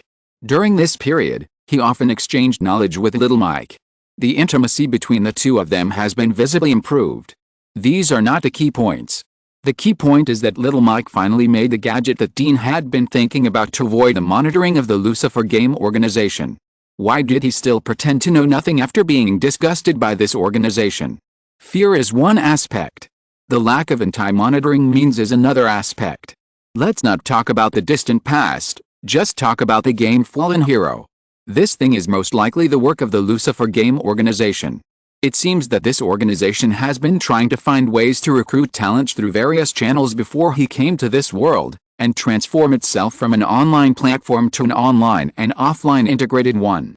This size. Before he is fully sure, Dean will not be as fierce as before and choose to fight hard. The more he knows, the more he can find out the depth of the Lucifer game organization. It is more like a trash can that can carry the human heart, attracting a large number of people of unknown identities, either openly or secretly. Through the network, they are involved together, venting their needs and unknown other sides, and through this network, forming a hiring network platform that many people cannot independently build in reality. On this virtual platform, life, emotions, and even your time have become goods and have value. This may be a bit profound. To sum up in one sentence, that is, powerful people need a trash can to satisfy their various unknown quirks in their hearts, and other people struggling at all levels of society can also use this trash can to obtain relatively safe wealth and do things that they can't do in reality. Mutual benefit. It has become the key reason why this organization has been stable until now. Dean sometimes thinks this organization cannot be destroyed at all. What he can do is to break the tentacle of the other party that provokes him under the premise of safety. Little Mike's residence. After Dean accompanied Little Mike to enjoy the nutritious meal carefully prepared by the maid, he took Little Mike to his underground laboratory. Compared to before, Little Mike's physical condition is better. But only a little. If there is no breakthrough, his situation is not optimistic. Creak, the intelligent electric wheelchair, under the control of Little Mike, flexibly shuttles through the passage and leads Dean to new space. This is my new laboratory for studying intelligence. Little Mike introduced this place to Dean. Dean looked at this small room full of electronic instruments and was a little confused. I remember that this was not the place where you studied some weapons before. Who helped you to make it like this now? Those servants. Little Mike smiled anthropomorphically. Since those people came, my research on psychology has improved a lot. I have basically figured out those people and selected a few for training. Now they are all very reliable. Hearing this, Dean was silent. This is the horror of genius. It is difficult for ordinary people's thinking to keep up with the growth of the other party. Even Dean, before this, Did not expect that just arranging some people to take care of little Mike would allow him to improve his least good psychology research to the point where he can influence people's hearts in a short time. At this moment, he was even glad that little Mike was in poor health. Otherwise, this little guy would be very disturbing. Dean was full of thoughts, but he remained calm on the surface. He praised, "Your progress is amazing. I'm glad that you look more human now. Thank you for the compliment." Little Mike smiled faintly and took Dean to a shelf. In order to take care of his situation, this place looks more like a child's tool room. The table is not big and the area for placing items is not high. Dean lowered his head and looked at the things on the shelf carefully. There are not many things, only 3. The top one is a mask, which looks a bit like a gas mask. It has a metal texture and is sprayed with paintings, giving people a sense of a 3D skull mouth. Under the mask is a semi-elliptical electronic screen, the size of a baby's palm. There are only 2 switches, one red and one black, on it. Under the switch, there is a buckle, as if there is something hidden inside. Under the electronic screen is an ordinary gun barrel. Little Mike pointed at the mask and said, "It is customized according to your requirements. The skull mask can automatically adjust the electronic sound of men, women, young and old, and shield the electronic signals within 10 meters. It also has the basic functions of a gas mask, and its material is made of a special alloy. If you are stubborn, you can even use the mask to directly block the bullets of ordinary pistols. This is a very good concealing tool." Dean flicked his mouth, making a popping sound, and smiled. "My mouth looks crisp and hard, so there should be no problem. No mistakes in one song, one post, one content, one book, one forum, 1619, one book, one forum, one look. I was just trying to joke. If you really catch the bullet with your face, there is a high probability that your face will be fractured, because the fragile facial muscles and bone structure can hardly withstand the impact of the bullet." Little Mike rolled his eyes in a humane way and pointed to the second small and exquisite electronic screen. "This is a jammer and tracker. Usually when you connect it to the car, it can interfere with the positioning. The effect is the same when you connect it to the mobile phone. If you want to track someone, open the buckle below. There are 3 tracking chips inside. Although these tracking chips are a bit inferior, they can still emit invisible radio waves at a frequency of 3 times per minute within 24 hours. As long as you are within 1 kilometer of the chip, you can receive the approximate positioning through the electronic screen." Hearing this, Dean picked up the electronic screen, opened the buckle, and found that the so-called tracking chip mentioned by Little Mike was somewhat like the very small electronic battery placed in a children's watch, which was glued together and seemed to have good magnetism. He put the things away and said casually, "Did you make this thing with the help of magnetic field knowledge?" "Dean, you have made great progress in your knowledge recently, but if I want you to understand the principle of this thing, it may take me a whole day." Little Mike blinked his eyes and said sincerely, "So I'm sorry, my advice to you is to suppress your curiosity. When your cultural level is improved, you will understand the principle of this thing yourself." Dean. Sincerity is indeed a killer move. He was speechless in response to Little Mike's suggestion. "Okay, what is this last thing?" Dean changed the subject and pointed to the last ordinary small gun barrel that looked like a silencer. "This is the silencer." Little Mike said so much, rubbed his eyes tiredly, and explained, "Ordinary silencers can prevent sound waves from spreading over a large area to a certain extent, and are limited to a small area. This is actually the same, but it is suitable for multi-caliber firearms, can be adjusted freely, and has better sound insulation." Hearing this, Dean picked up the small silencer barrel and looked at it carefully. The traditional silencer barrel is actually very cumbersome to use. Generally, there are 2 types. One is fixed thread assembly and disassembly. That is, a silencer barrel is equipped with a pistol. This requires processing a suitable thread on the outside of the barrel first, and then screwing the silencer on like screwing a screw, just like adding a clumsy gun head. This method is relatively primitive, and it is also easy to damage the barrel thread, causing the silencer to be directly unusable. The other is the quick disassembly type. Since the silencer needs to be fixed by thread, I will directly prepare the processed thread tool. As long as this tool can be embedded outside the barrel, it can also play a fixing role. This silencer of Little Mike is of this type. The connection port of the silencer has a movable spiral that can be freely adjusted in size. In this case, you only need to put the connection port on the corresponding barrel, gently twist it, fix it, and you can use it. And according to the different barrels, you can also adjust it at any time and install and disassemble it at any time. Little Mike saw that Dean was very interested in the silencer barrel, so he reminded him, adding this will affect your shooting accuracy, so you need some time to adapt. In addition, the external buckle connection is not as tight as the thread. In case of intense exercise, the silencer may fall off. Dean took out a black gun from his arms, installed the silencer after a brief familiarization, and flicked the gun flower, saying with a smile, "This is nothing for a master." In addition, do you mind if I test the effect of this silencer here? There is a special test soundproof room here, you should know where it is. Little Mike yawned. The therapist told me to pay attention to the rest time, so that I can reduce physical consumption and let my body last longer, so I will go back to sleep first. Go, I will leave through the secret passage after the test. Farewell to little Mike. Dean came to the special soundproof room in the basement with great interest.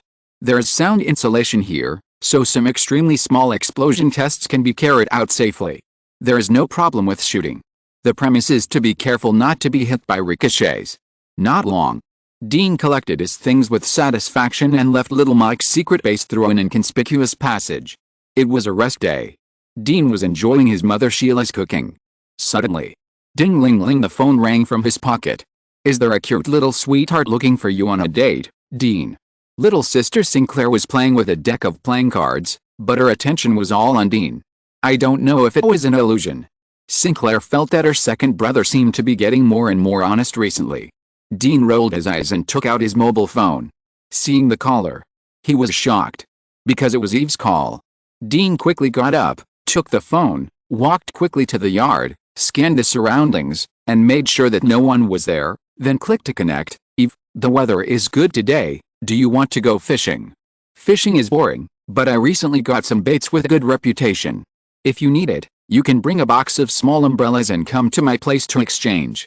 Eve's frivolous voice came from the other end of the phone. The relationship between this woman and Dean, from being forced at the beginning to taking the initiative later, vividly demonstrated to Dean what it means to be a real hunter who appears in front of you as a prey. Dean raised his eyebrows and looked at the sky. It's 9 o'clock in the morning. Are you sure you want me to bring a box of small umbrellas? It's okay not to wear it. Eve said in a light tone, I recently found a very good yoga teacher. She taught me some tricks. Maybe you can try it. Wait. Hang up the phone. Dean said hello to his mother and drove to Eve's house. The bait is not real bait. Dean learned from Maurice that there seemed to be a black policeman who wanted to make trouble on Eve's side, so he told Eve the situation directly. So, Eve's call was to tell Dean that she had found the target. Chapter 208, Guess, let the bullets fly for a while. After Dean arrived downstairs at Eve's house, he did not go up immediately. He parked the car and wandered around. Every time he went to a strange place, Dean was used to familiarizing himself with the surrounding environment, determining the convenient retreat route and the characteristics of the surrounding buildings. This is a good habit. In his previous life, Dean relied on this to escape pursuit in anti-pornography more than once, leaving a good reputation in the organization that he had never failed. While observing the environment, Dean sorted out the things this time in his mind. Eve called him over this time because of his previous reminder. In order to save trouble, Morris provided Dean with a piece of information. The Anti-Crime and Anti-Drug Division may have a major incident caused by collusion between inside and outside in the near future. Morris, a rich woman, is most likely the white glove of the Los Angeles organization that handles stolen goods. Since she regarded this information as part of the transaction, it means that the Anti-Crime and Anti-Drug Division where Eve is located is likely to have problems. This is because, when selling stolen goods, organized crime usually first goes through channels to determine whether the stolen goods can be handled, the approximate benefits and risks after handling the stolen goods. After all these are considered, they will act only after they feel that they can do it.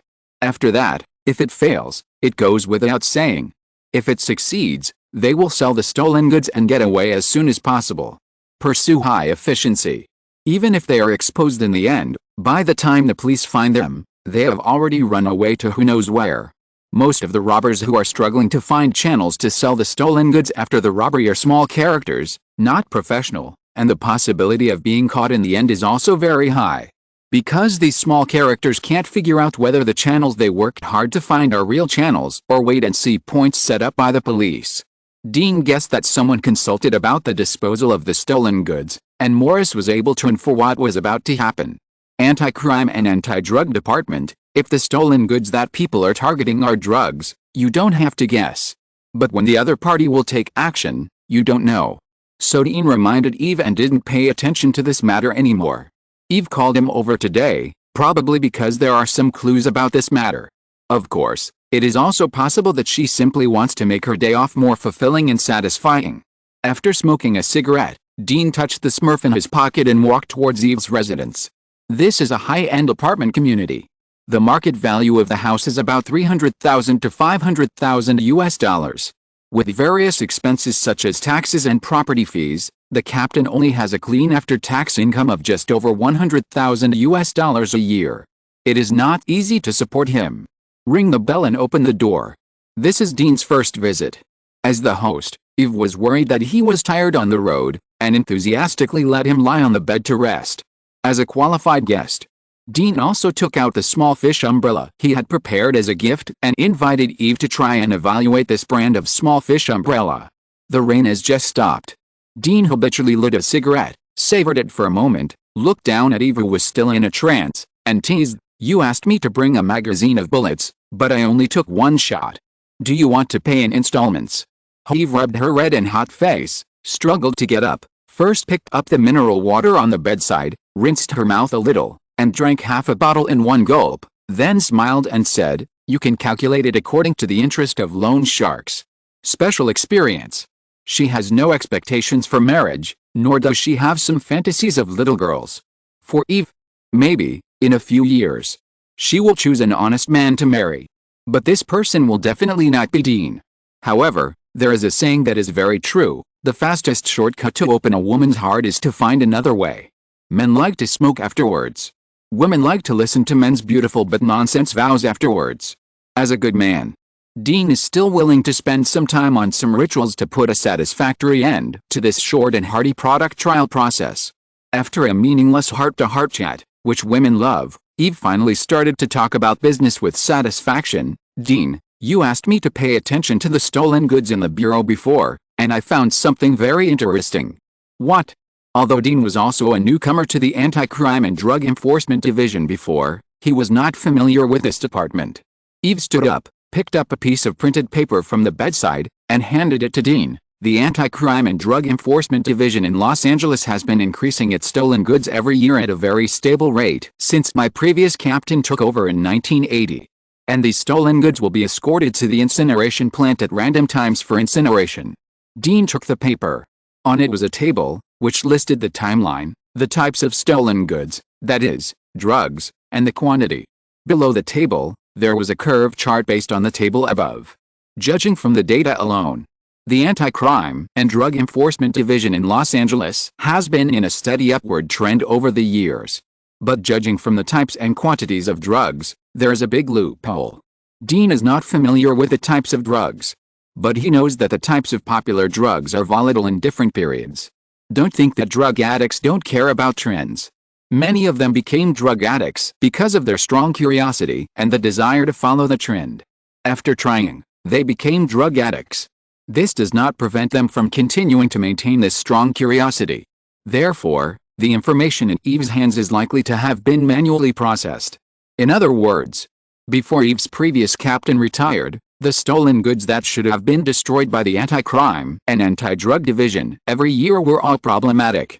Whether those stolen goods were really destroyed in the end, or were replaced by people in the interest chain, changed their appearance, and re-entered the market for secondary utilization of resources, it depends on personal opinion. Put down the information. Dean looked at Eve. "Do you suspect that someone wants to take action during the escort of stolen goods by the Anti-Crime and Anti-Drug Division this year?" "Not suspicion, but certainty." Eve sighed, a tired look on her face. "If it weren't for Mr. Saul's help, my best outcome would be to retire as a deputy captain.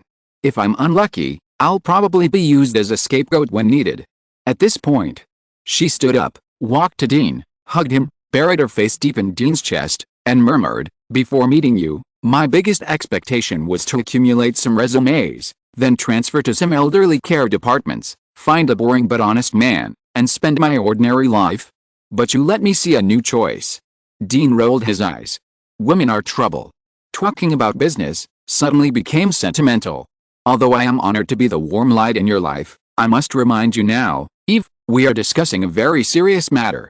If such a big thing happens when you just take office, it will be difficult for you to continue to hold the position of captain of the anti-crime and anti-drug division."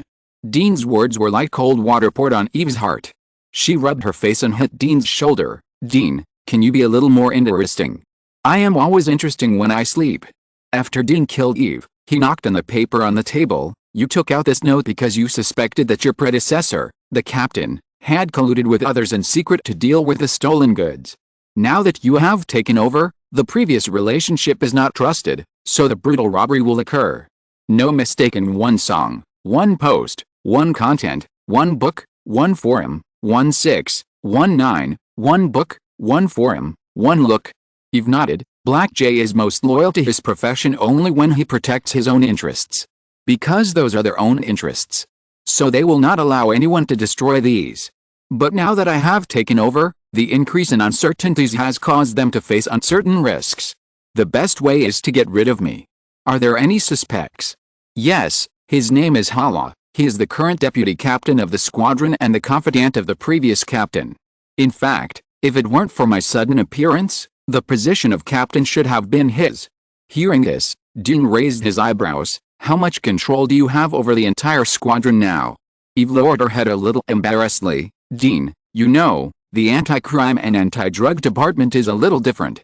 Except for some stupid newcomers who will be fooled by my position, otherwise everyone is more pragmatic." The stupid newcomer. Dean's head went dark. "Is this woman hinting at him?" Exclamation mark. After Eve's detailed explanation, Dean knew the difference between the anti-crime and anti-drug department. Eve is the new captain of the anti-crime and anti-drug department. As an airborne deputy team leader, Eve was sidelined by the old captain. Taking advantage of the old captain's retirement and successfully joining Saul's small group, Eve was promoted again. At the age of 31, she became the captain of this department. She has a promising future. Of course, this is just what outsiders think. In fact, Eve's current situation is not very good. This requires talking about the particularity of this department. The anti-gang and anti-drug division and the robbery and murder division, where Dean is located, are completely two different styles of departments. Dean's side mainly deals with various criminal cases, either arresting people or killing people, simple and direct, with few compromises and collusion. The anti-gang and anti-drug division is completely different. They monitor the actions of gangs while monitoring the circulation of drugs in the market. It is also the department with the most informants and undercovers in the police force. The boundary between black and white, even for internal personnel, sometimes feels blurred, and they don't know whether they are police officers or gangsters in disguise. This is because for the convenience of work and certain traditions. The first thing they did after joining the police force was not to familiarize themselves with the rules of the police force, but to learn the styles of gang members, the channels and types of drug trafficking, and many unique jargons under the guidance of their predecessors. Most of the old members of this department have various tattoos on their bodies, speak vulgar words, know all kinds of low-level people, and are familiar with their styles of doing things. When they put on police uniforms, they are the law enforcers of this city. When they take off their police uniforms, they can also transform into shameless people in the dark without any disobedience. The Anti-Gang and Drug Enforcement Department is a department specially established in some big cities. Every year, there are black gangs who are investigated and suspended for engaging in black gangs and selling drugs while catching them, either passively or actively influenced. It can be said that there are no clean people in this department. Black gangs are needless to say. After being exposed to the gangsters for a long time, normal detectives will subconsciously have gangster style, smoking, drinking, playing with women, singing and dancing rap and hip-hop. Eve, a female who is parachuted in, has only a pretty face. It is difficult for her to convince others and integrate into the members simply by relying on the suppression of her status. If it were Lawrence, a violent man, or Harry, a veteran, it would be about the same. Of course, if Dean were to come. The five-star good citizens of Los Angeles never disappoint people. Maybe she is worried that her value in Dean's heart will decrease. Eve quickly explained, I was parachuted into the anti-crime and anti-drug division because a woman would not be seen as a threat here, which would facilitate my transfer to another department later. It's actually the same now. I am more suitable for some administrative departments. But the premise of joining those departments is that I have a good resume.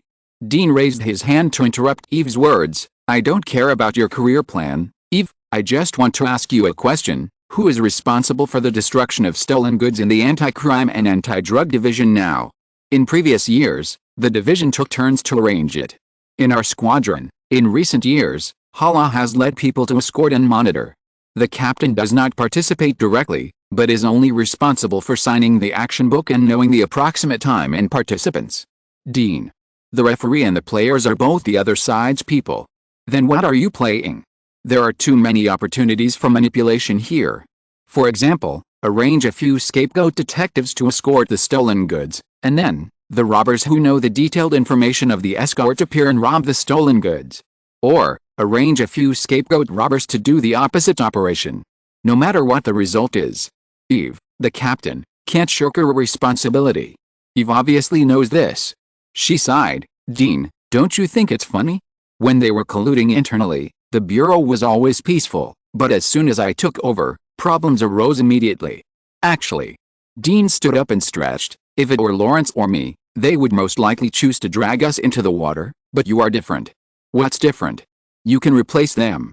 The other party thinks it's more convenient and simple to get rid of you than to win you over. Eve? She fell on the bed in a bad mood. After your analysis, I found that there seems to be no suitable solution except killing them, so what do you suggest? Dean shrugged. Didn't you already tell me the solution? If you can't solve the problem, then solve the person who caused the problem. Eve is a child with understanding. However, for the sake of experience points, Dean decided to let the bullet fly for a while. Chapter 209, April Fool's Day Surprise. Time flies and it is April 1st. Today is April Fool's Day. Dean is resting today because he has not been home for many days. Under the desperate calls from his mother Sheila, he returned home obediently, and lay on the sofa with his younger brother Thompson, watching TV. Sinclair went out on a date today. Thompson, this guy, is not interested in entertainment programs such as talk shows, and directly tuned into the popular science program. On TV, the origin of April Fool's Day is being popularized. This holiday originated from a calendar reform in France in 1564. The King of France at that time wanted to use January 1st as the beginning of the new year, changing the calendar that used to use April 1st as the beginning of the new year. During the implementation of the new calendar, some conservative people opposed this reform, insisted on following the old system, and rejected the new calendar. These old stubborn people still gave each other gifts on April 1st and organized activities to celebrate the new year. Those who advocated reform were unhappy with the practices of these conservatives. In order to mock these old guys, those who supported reform gave fake gifts to the diehards on April 1st, invited them to a fake celebration, and called those fooled people fish on the hook. Since then, because of their mutual fooling on this day, it has become a popular custom in France. In the 18th century, such customs spread to the Commonwealth, and finally, during the Commonwealth immigration, they were brought to the land occupied by the United States by those early immigrants, and with the strength and prosperity of the United States, it radiated around the world. The end of the show. The professor of popular science history said confidently, the spread of national culture must be accompanied by the strength of national power. We have reason to believe that no matter in the Eastern Hemisphere or the Western Hemisphere, in the end, in terms of ideology, they will tend to the great America. Hearing this, the younger brother Thompson curled his lips in disdain. Dean, I actually don't understand the scholars who study history in the United States. Does this immigrant country have so-called history? In his view, this federal country is nothing more than a huge combination of interests.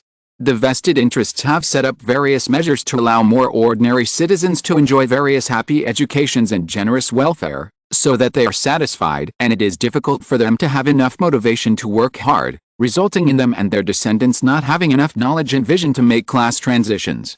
As a smart person, Thompson saw through these things early and began to consciously learn knowledge related to the law. Hearing the younger brother's complaints, Dean smiled and said, the history of America, in fact, can be summed up as massacre-style colonization, slave trade, civil war, and economic plunder of the world. These things are not glamorous. If there were no so-called scholars and experts to beautify it, there would not be so many people who come to the United States every year. Although this federal country has many world-famous universities and research institutions, these universities, in addition to cultivating local talents, also have a big reason to siphon a large number of elites from other countries. The United States spends a lot of money every year on public opinion and guides the younger generation of various countries to yearn for this prosperous country. The continuous replenishment of excellent blood is also one of the main reasons why this short-lived federation can always maintain its vigorous vitality. However, because the composition of immigrants is too complicated, it has many internal problems. After the economic growth has fallen into a slump, it can only continuously transfer internal conflicts and citizen sentiment to some harmless things. Let's not talk about these for now. After Dean simply instilled in his little brother the logical thinking of seeing the essence through phenomena, he changed the subject and said, "Thompson, I heard from your mom that you often go to the court to listen to trials recently." "Yes, I used to be very curious about the things between men and women, but after getting along with a few of them, I found them too boring." Thompson yawned. "I have to consider the next generation of our family." Dean. A 15-year-old child has become so mature after dating a few girls? He looked at his younger brother in surprise. "Thompson, I have to remind you, this is home, not your girlfriend's big pink wooden bed. You don't have to paint a rosy picture for your brother." Thompson rolled his eyes. "Dean, be serious. I just recently dated a girl whose family is very rich, and she made me realize something very cruel." "What thing?" "Simple effort is useless." Thompson lazily slumped on the carpet, opened his hands, and looked at the ceiling. "Although I have enough confidence to go to the best university in the United States, I don't have the confidence that I can make a lot of money and have a high status in the future. I'm so smart that I can't do it, let alone my descendants. But the descendants of those rich people can easily enjoy the best resources, go into the fields that their elders have already cultivated, and have plenty of resources for trial and error and growth. Their elders have already helped them complete the original accumulation. And our family doesn't seem to have formed this concept yet. Speaking of this," Thompson showed a resolute look on his face, and said in a firm tone, "As a smart person in the family, I have realized this problem and am ready to develop in this direction. I can't rely on my eldest brother. Dean, work hard. When the time comes, you will become a senior in the police force, and I will become a rising star in the Ministry of Justice. We brothers will work together. You will take the police badge and the pistol, and I will take the hammer and the law. We will work together to become bigger and stronger." Dean looked at his younger brother, who was getting more and more excited, and patted his forehead. "Dude, you just ended your virginity in the past few days." After saying this, Thompson's impassioned speech came to an abrupt end. He chuckled, stretched out his little hand, put his thumb on his index finger, and rubbed it. "Yes, I used the other person's pocket money to book a room and buy a small umbrella." "Dean, can you give me more pocket money?" Dean shrugged. "Of course there is no problem with this, but you should think about how to explain to your mother that you stole the forbidden fruit." Hearing this, Thompson's body stiffened. He tilted his head back and just looked at his mother behind him, with his hands on his hips, lowered his head, and looked down at him. "It's broken." Dean, this bastard, didn't even remind himself. In the evening, Sinclair returned home with a sack of harvest. Sheila gave her a warm hug, and at the same time took the opportunity to look outside suspiciously, trying to find out if there were any little bastards hiding around to send their daughter back. What happened to Thompson made her feel scared. As a mother, although Sheila was a little embarrassed about her son's cabbage, she would at most quietly put a box of small umbrellas at the head of her son's bed, so that she wouldn't become a grandmother early. But if someone had taken advantage of her 11-year-old daughter, then Sheila would be happy to bring the double-barreled shotgun in her room and have a good talk with the other party's parents about self-respect and self-love. Sinclair is a brat. She rolled her eyes at her mother. "Come on, Sheila, I'm not interested in those little brats of the same age. Help me get the trophy. I'm exhausted today." When she spoke, Sinclair's cheeks flushed and her eyes were a little distracted. Judging from her voice alone, she had a good day today. The trophy. Sheila took the sack from Sinclair's hand, opened it, and found that the 1-meter-long sack contained dozens of plaster animals of various sizes, the size of a baby's fist. "What is this?" "This is a plaster sculpture. Today is April Fool's Day. My little sister and I were visiting the market and saw someone playing a ring tossing game. 10 small plastic rings for $1. Whichever one you put on can be taken away. I have a good aim. Living room. Dean folded his arms, leaned against the wall, and looked at the dirty little girl at the door, frowning slightly. Sinclair's expression was a little wrong. It looked like he was high. This was really a little surprise for April Fool's Day. If you're listening to this novel on a channel other than Fanfic World, it means they downloaded and uploaded it without effort. We cordially invite you to visit our channel, Mundo Fanfic Novelists. There you'll find the original version of this story and you can explore many other novels of various genres. We're waiting for you to immerse yourself in a world of incredible novels. Chapter 210, Searching for the Playground. Okay, Sinclair, you're all sweaty, go take a shower, I've prepared a sumptuous dinner. Sheila clapped her hands and took the small bag from Sinclair's hand with some disdain. These plaster works are very rough, and the surface is still powdery. They're all cheap things. Sinclair took 2 steps, and then seemed to think of something, and turned back. I don't want to take a shower, I want to lie on the bed and eat, and, Sheila, I hope you can call me Sinclair baby in the future, I love you. You have to take a shower first to love me. Sheila pinched Sinclair's cheek. Sinclair baby, go take a shower, mommy loves you too. Dean interrupted the two people's boredom. He stood in front of Sinclair, grabbed her collar, and carried her to the living room like a chicken, and at the same time said to Thompson, who was sitting on the sofa watching the show, go get some cold water. More, Sinclair is a little bit wrong. Wrong.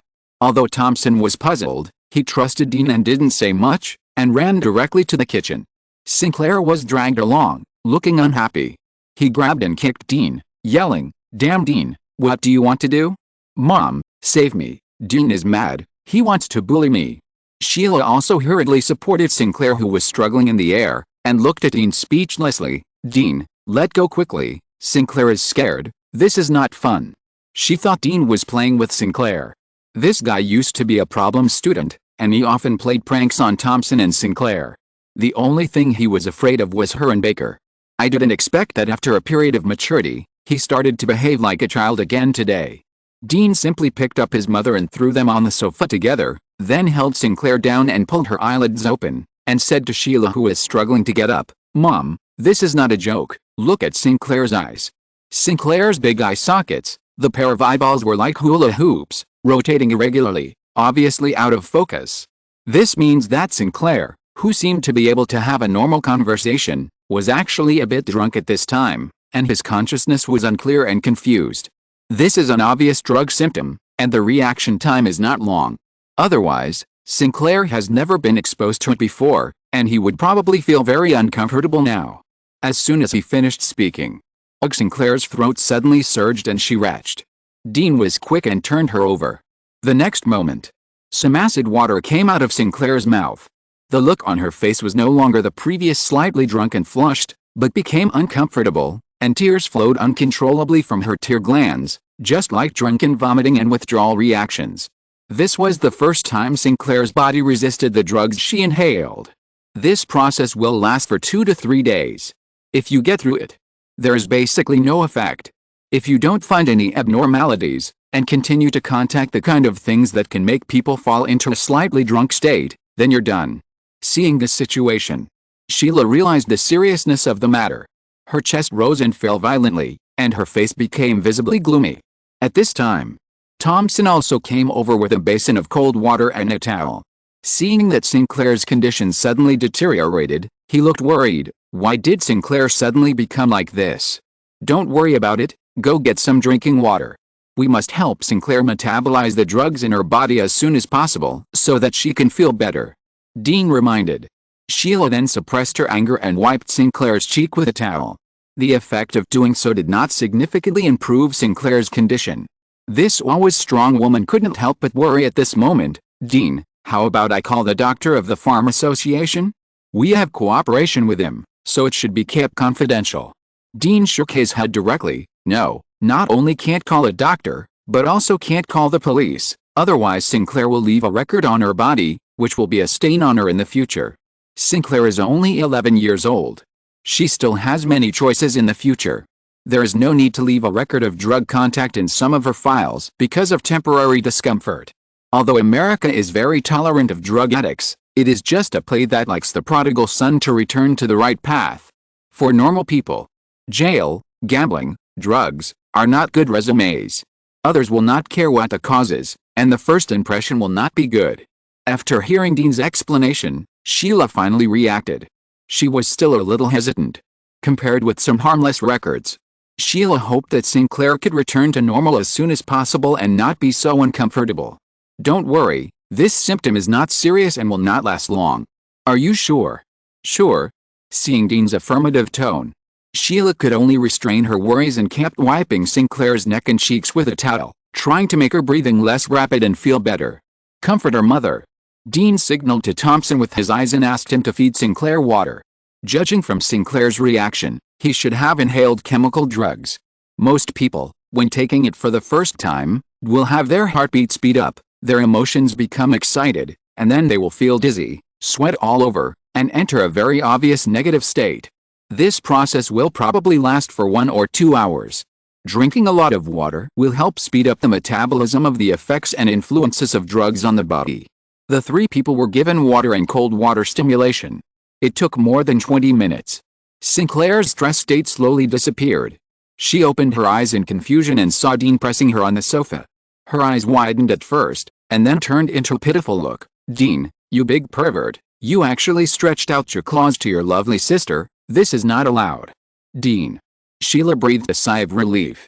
Judging from the tone and acting skills, my baby daughter is now back to normal. Thompson looked regretful. I forgot to take the camera. Otherwise, he could laugh at Sinclair for the rest of his life for what happened today. 8 o'clock in the evening. The atmosphere in Lally's house was a little solemn. Sinclair sat on the sofa pitifully and hugged his Giorgio. Just now, she went through the serious interrogation of the second brother, the detective. Prisoners also have human rights. As a result, if she concealed something in her words in front of her second brother, she would be pointed out, and then her mother would slap her in the face with her concern for her children, leaving a big slap on her where she had the most flesh. After 2 rounds, Sinclair finally accepted her fate and told her where she had taken her sisters to see handsome guys today, what she had eaten, who she had close contact with, and even whether she had done anything special when she went to the toilet. All of these were as detailed as possible, without hiding anything. She didn't dare to hide anything, because her mother had put the double-barreled shotgun that she hadn't used for a long time on the table, and was carefully checking it before use. Her brother was also pressing bullets into the magazine, as if he was going to send someone on the road. While Sinclair was touched by her family's concern for her, she was also a little uneasy. Will this cause a death? Thinking of this, Sinclair raised his head cautiously and said stiffly, we went to public places. Apart from eating and shopping, we just looked at handsome guys and talked about the latest entertainment gossip. There was really nothing wrong. Dean glanced at Sinclair, who was not afraid at all, and breathed into the magazine, smiling, don't worry, I have asked my colleagues to find the companions and shop vendors you mentioned one by one. This matter must have a result before dawn tomorrow. Calculate the time. No mistake, 1 post, 1 content, 1 6, 1 9, 1 book, 1 bar. Look. Sinclair should have accidentally inhaled drugs around 4 to 5 this afternoon. It is possible that it was a second-hand drug that was accidentally inhaled by burning. It is also possible that the traffickers really drugged her. Compared with the former, the latter is more likely. Because in America, the kind of anesthetic drugs and prescription drugs are much more difficult to obtain than drugs. At this time, not long ago, Sinclair and her friends' movements will have a deeper impression, and the investigation will be much simpler. Facing the conversation between the 2 siblings, Mother Sheila said nothing. But the loaded double-barreled shotgun made her attitude clear. Ever since her husband died in the line of duty, children are her taboo. No one can hurt her daughter and still enjoy the fresh air in peace.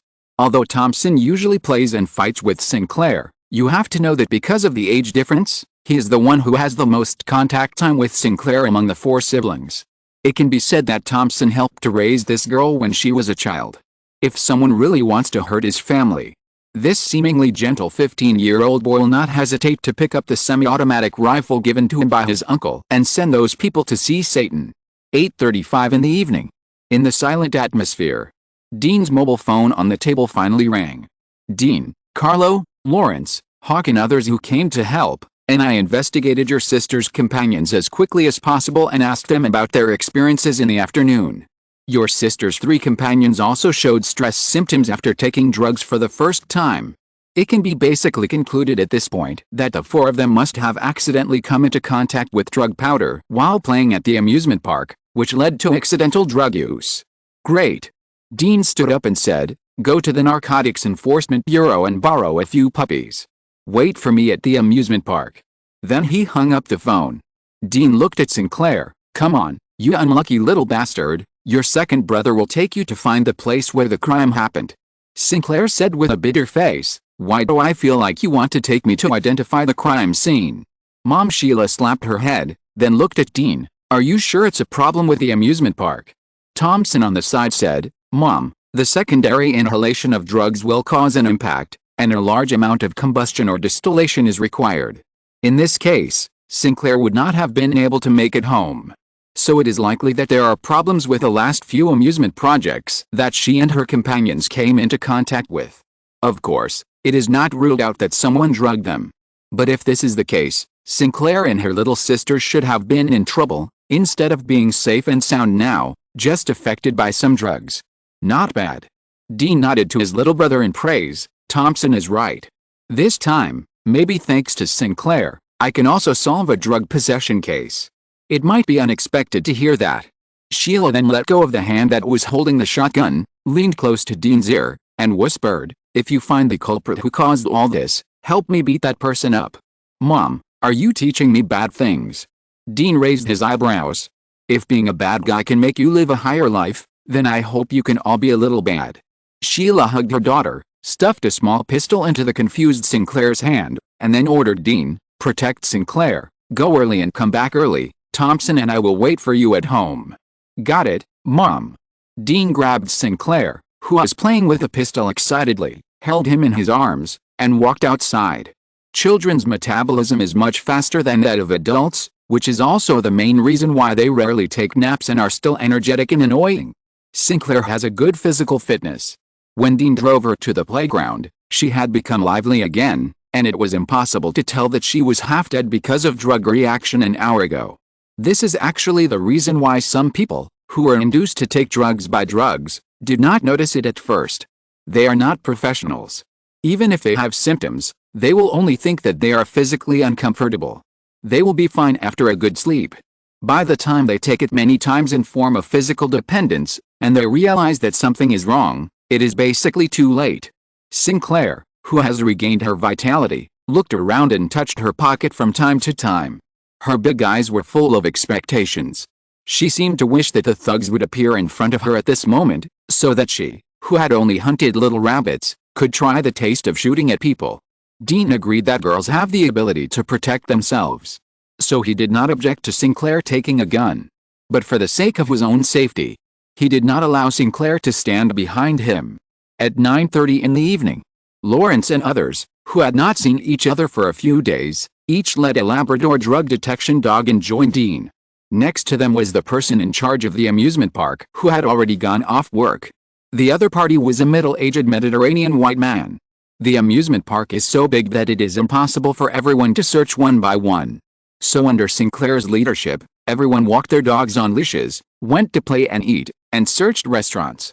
The person in charge helped everyone open some closed places and served as a witness. Time passed. They searched one area after another. Several drug-sniffing dogs did not show any abnormality. The person in charge was speechless, but he remained calm on the surface. He led the way according to Sinclair's description and said, "The last one is the back door. Some people will set up stalls here. We will charge some management and sanitation fees." While speaking, suddenly, the drug-sniffing dog in Harry's hand stopped, its nose twitched, and finally pulled him to an open space next to the pool fountain, and finally wandered around in circles. "Sinclair, what is this place for? Do you remember?" Dean's eyes lit up. "Found it. Chapter 211, Destroy the Family." Seeing the small fountain, Sinclair was stunned, and his face turned red. "Ring? This is the place for ring tossing. There is no mistake. My companions have thrown that kind of plastic ring into this fountain." Hearing her words, Dean's mind immediately emerged the scene of his mother Sheila, Who took the bag brought back by Sinclair, with her hands full of dust? Fuck. Got it. Someone integrated drugs into materials similar to plaster for transportation. But this is too outrageous. Who has ever seen someone make drugs into low-quality disguises, give people $1 and 10 chances, and play with rings? Unless the stall owner is not aware of the true situation of those plaster works. They were all stunned. There is also the person in charge of the amusement park. When he heard Sinclair say that the place where the drug detection dog was wandering was actually the territory of the ring tosser, the expression on his face changed slightly in the night. This did not escape Lawrence, who had always been beside him. Lawrence put his arm around the other person's shoulders and said with a smile, "Hey, who is that vendor?" "I don't know." The person in charge was held tightly by the big guy and forced out a reluctant smile. "This is the back door. In order to make tourists feel entertained, we let those vendors set up their stalls freely. I can't know everyone. Are you sure you want to lie in front of so many old detectives?" Lawrence used force on his hands and almost lifted the other person up in the air. In the other person's painful expression, he threatened in a low voice, "Hey, I have to remind you that the person standing in front of you is the headshot detective of our 4th Squadron. And the victim he's holding is his own sister. No one can hurt the family of a police officer and get away with it. We can still find that person without you, at most it will waste a little time. But if we let the other person run away because of this, haha, you'd better think it over before you speak." Hearing the undisguised threat from the detective who looked like a butcher in front of him, the middle-aged person in charge looked at the other police officers helplessly. The butcher seemed to be suppressing his voice, but like a big man embroidering, his voice was not small at all in the night. But what made the person in charge desperate was that the patrolman could clearly hear it, but at this time they were looking around with their dogs, as if there was some flour hidden in the empty area, and they just didn't look here. FK, a bunch of hooligans. He cursed in his heart and wanted to struggle. The next moment, a cold look was cast. The young detective holding the girl had already set his eyes on him, and his face was full of undisguised impatience. What kind of eyes was that? The middle-aged person in charge swore that even the pig-killing machine operator he knew, who had worked numbly in the slaughterhouse for 10 years, could not hide this kind of indifference and indifference to life in his eyes. Compared with the verbal threats of the big man next to him, the other party's eyes were undoubtedly more oppressive and persuasive.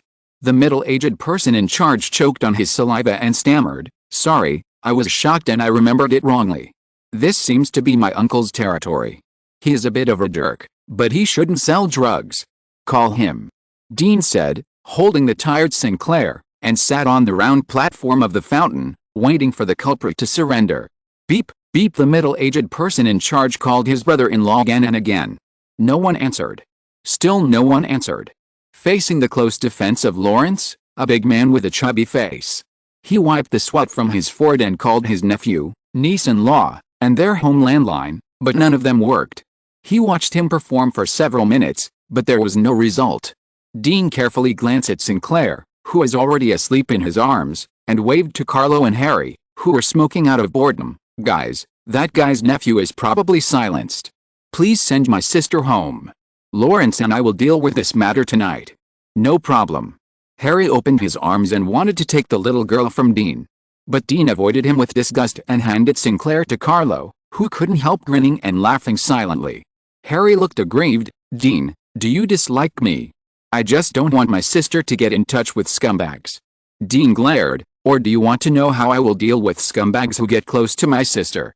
Harry raised his hands in surrender. "Don't be like this. I'm just philanthropic, not perverted. You make me sad. Get out." Looking at Harry and Carlo, he took his sister Sinclair and left first. Dean walked up to Lawrence and the person in charge.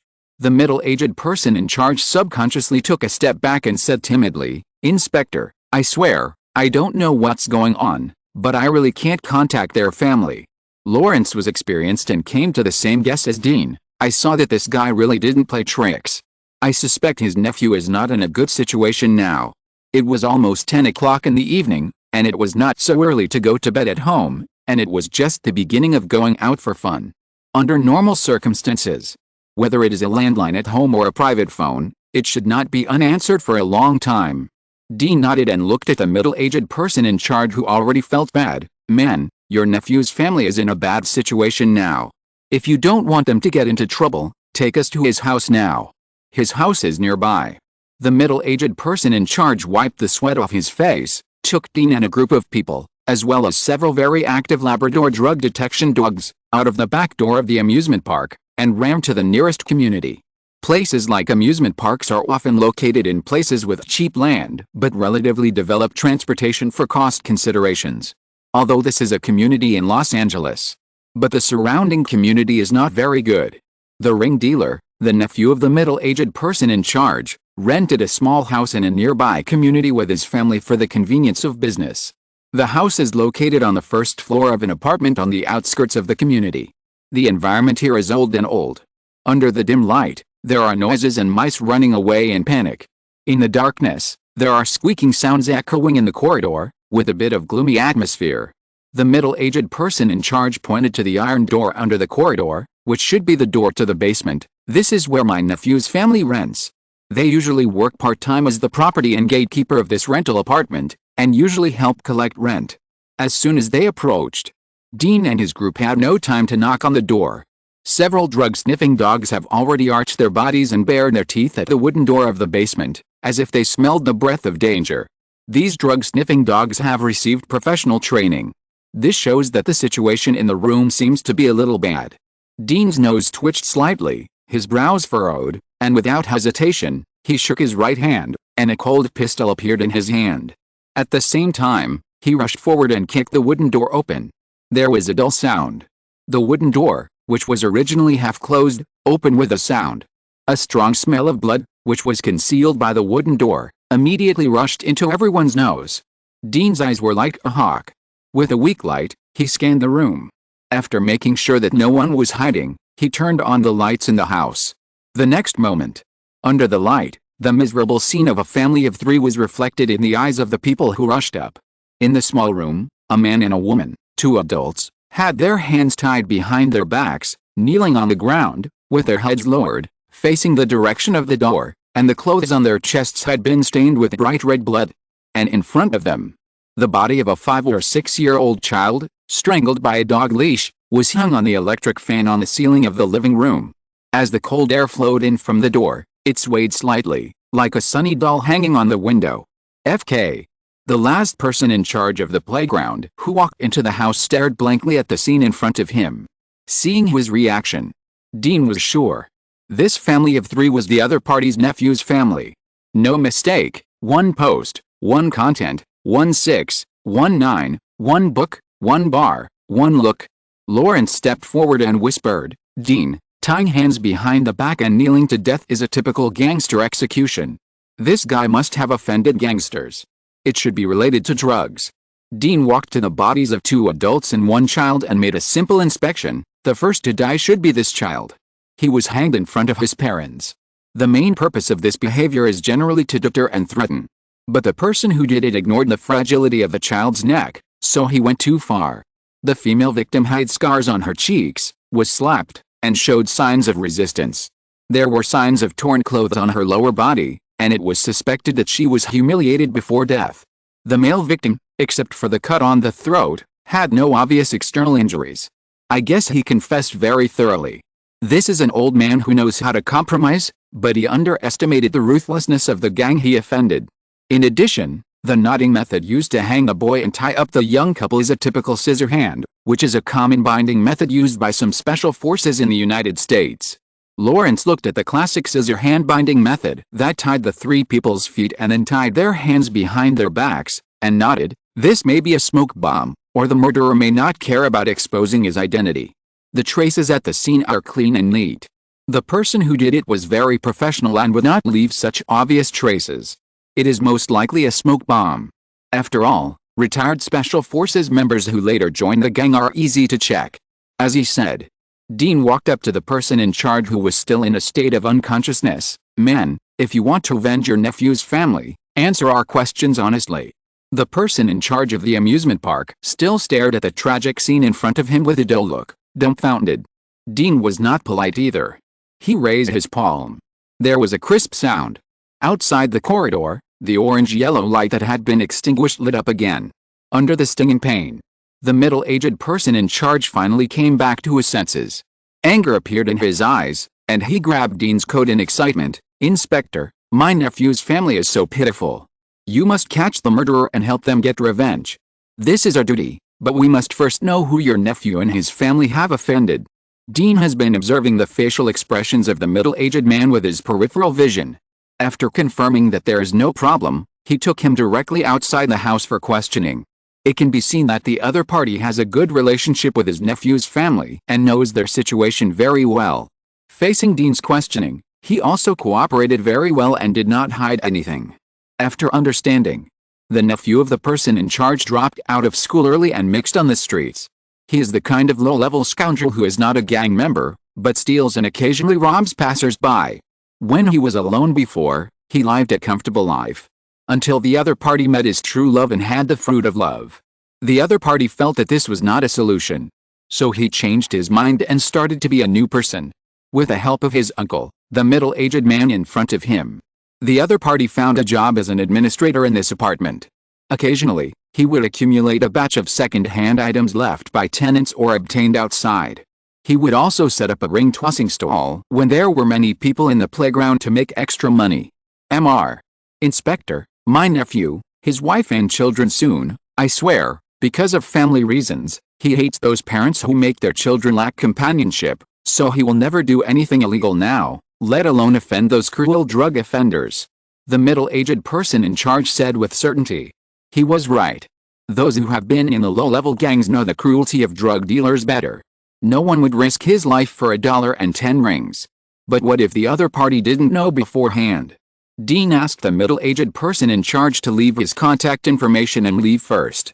Before waiting for the arrival of the forensic department, he called Lawrence aside alone. "Lawrence, the situation is very clear now. The male owner of this family is not very clean. He must have gotten some plaster products mixed with drugs from somewhere and took them to the amusement park to play ring toss for profit. As a result, he was discovered by the other party and was killed immediately." Lawrence leaned against the mottled wall of the corridor, lit a cigarette, took a deep breath, thought for a moment, and nodded. "According to my experience, if those drug dealers disguise themselves with plaster products, they will not make the kind of inferior products that people will be infected by contact. It is very likely that they are just trial products of the other party. Considering the scope of the victim's activities, we can focus on and investigate the factories that may exist in the surrounding area, or remote residences with independent courtyards and fences." Dean nodded. "I think it is more likely to be a small factory workshop, which is convenient for sewage discharge. Another very important point is that the other party's action speed is too fast, which shows that the other party is experienced. In addition, there are strict surveillance cameras installed around the residence. Such a place should not be difficult to investigate." The two of them basically locked the direction of the investigation in a few words. Around midnight, Harry and Carlo, after sending Dean's sister off, returned to the crowd. The forensic department had already taken away all the bodies of the victims. And Harry, with the help of his friends, also successfully obtained some gray area information around. Soon, everyone locked their eyes on an underground black workshop called Vienna. "Thanks for the reward, I will send it tomorrow. Good night. By the way, I was discharged from the hospital today and dare not stay up late. I will correct the recent typos tomorrow." Chapter 212. A step late. The black workshops in America are actually the workshops of some families. The working members are usually their own family members, or some illegal workers. They are usually located in large warehouses in remote places. There are not only no people around, but also not many people moving around. According to the clues provided by Harry's friends, there is such a small black workshop in the warehouse not far from the victim's family. Everyone calls it Vienna. Vienna is the name of the owner of the black workshop. This guy has some power. He usually makes a living by selling high-end imitation furniture wholesale, but if there is a need, he can also help with some car modifications, gun modifications, and even some simple gunshot surgery. In general, the business of this black workshop involves a wide range, and it is also the place nearby that best fits Dean and others' inference. This kind of place belongs to the opponent's home court. For safety reasons. After everyone put on bulletproof vests and brought enough weapons, they drove to the address they got. At this moment, Dean and others' destination the warehouse where Vienna is located. An old man with silver vicissitudes, wearing suspenders and jeans, sat in his boss chair with some melancholy, lit a Cuban cigar, looked at the photo of a big family in his hand, and was in a daze for a long time, until his eyes were dry, and then he sighed helplessly. His name is Vienna, an old man in his 70s. Originally, at this time, he should have taken his family to Hawaii to enjoy the beautiful beaches, sunshine and those rich and generous young beauties. But there were some accidents in the business. He needed to stay to deal with it. Vienna is an old antique. He joined the army in his early years and worked as a police officer in his middle age. He experienced the most chaotic years in Los Angeles and participated in some unspeakable black J behaviors. In the end, he got out of it and opened this black workshop with some connections. Because of his cautious attitude, he did not touch the flower business to avoid competition. Relying on word of mouth, he led his family and lived a very comfortable life. But as he got older, the new generation in the family no longer listened to Vienna like their parents. They have their own ideas. Compared with safety, young people are more concerned about the stimulation of numbers. They are eager to make new breakthroughs in their grades, at least to surpass their fathers and grandfathers, to show that they have grown up and become independent. This is a normal mentality. But such people often have mismatched thinking and ability, and are not sophisticated enough in handling things, which will lead to omissions and accidents. This is the case with the accident. After Vienna knew what his grandchildren had done, he arranged for his family to move overnight and quickly dealt with some traces in the workshop. But this is not enough. As long as there are traces, they cannot be hidden from those who are interested. Some things can exist, but they cannot be exposed to the sun. For the safety of his family, Vienna, an old man in his 70s and the head of a family of more than 30 people, can only make some sacrifices. I knew that those little guys would cause trouble, but I didn't expect them to be so stupid. Thoughts were flying. Vienna's mobile phone on the table rang. He picked up the phone and smiled, then answered it. "Old friend, I didn't expect that the last voice I heard in my life was from you. It seems that we haven't had a drink together for more than 10 years. There was silence for a long time, and then a coughing voice said, "We are old, and the people below who used to be obedient no longer care about what we say. No one wants things to come to this point, but I still have to remind you that the time is up." Hearing this, Vienna walked to the large glass window outside the warehouse and looked at the road leading here. Under the dim street lights, several cars were approaching here quickly. Although those cars did not turn on the flashing lights. But Vienna was too familiar with them. The time was up. Vienna flicked the cigar in his hand to the ground and said to the phone lightly, "I know, this matter will end with me. Hang up the phone." Vienna picked up the lighter, lit the photo on the table, and then threw the bright lighter downstairs. Bang! The flames exploded, sizzling like oil splashing. Hearing the sound downstairs, Vienna then put a letter that had been prepared long ago into his chest pocket with confidence, straightened his collar, put a rope with a sharp gear on the mouth around his neck, pushed open the window, and jumped. Dean sat in the back seat of the car, closing his eyes to rest. Carlo was driving the car, and Harry was sitting in the passenger seat, holding a mobile phone and talking to his daughter who was beginning to learn to speak, saying some childish and funny words. The two had rushed back after sending Dean's sister. Suddenly a loud bang came from the top of the car. The next moment, a sharp brake sound. Harry, who was too troublesome to wear a seat belt, was directly carried by inertia and fell to the ground, and his head hit the windshield heavily. Dean reacted quickly. No mistakes in one song, one post, one content, one book, one forum, 1619, one book, one forum, one look. He immediately pressed the front seat of the car to steady himself. At the same time, a gun appeared in his right hand. He asked, "Carlo, what happened?" Carlo shrugged and apologized. "Boss, the car ran over something, and we seem to have encountered falling objects from high altitude. The tallest warehouse here is only 3 or 4 floors, more than 10 meters high, and..." Dean looked at the window that had turned blood red on one side and said speechlessly, "If I'm not mistaken, there's a body spurting blood right above our heads." He had a good habit of closing the window. Harry was in a miserable situation. He was already dead. He was still struggling to get up, and he felt something sticky and smelly dripping from the top of the car window onto his face and body, making him unable to open his eyes. It was not until he ate it in his mouth that Harry realized what it was and made a strange cry, but accidentally ate more.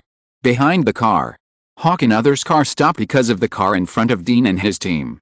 Under the light of the car lights, they saw the whole process clearly. Just when everyone arrived at the warehouse and were about to park, a man jumped from the warehouse above.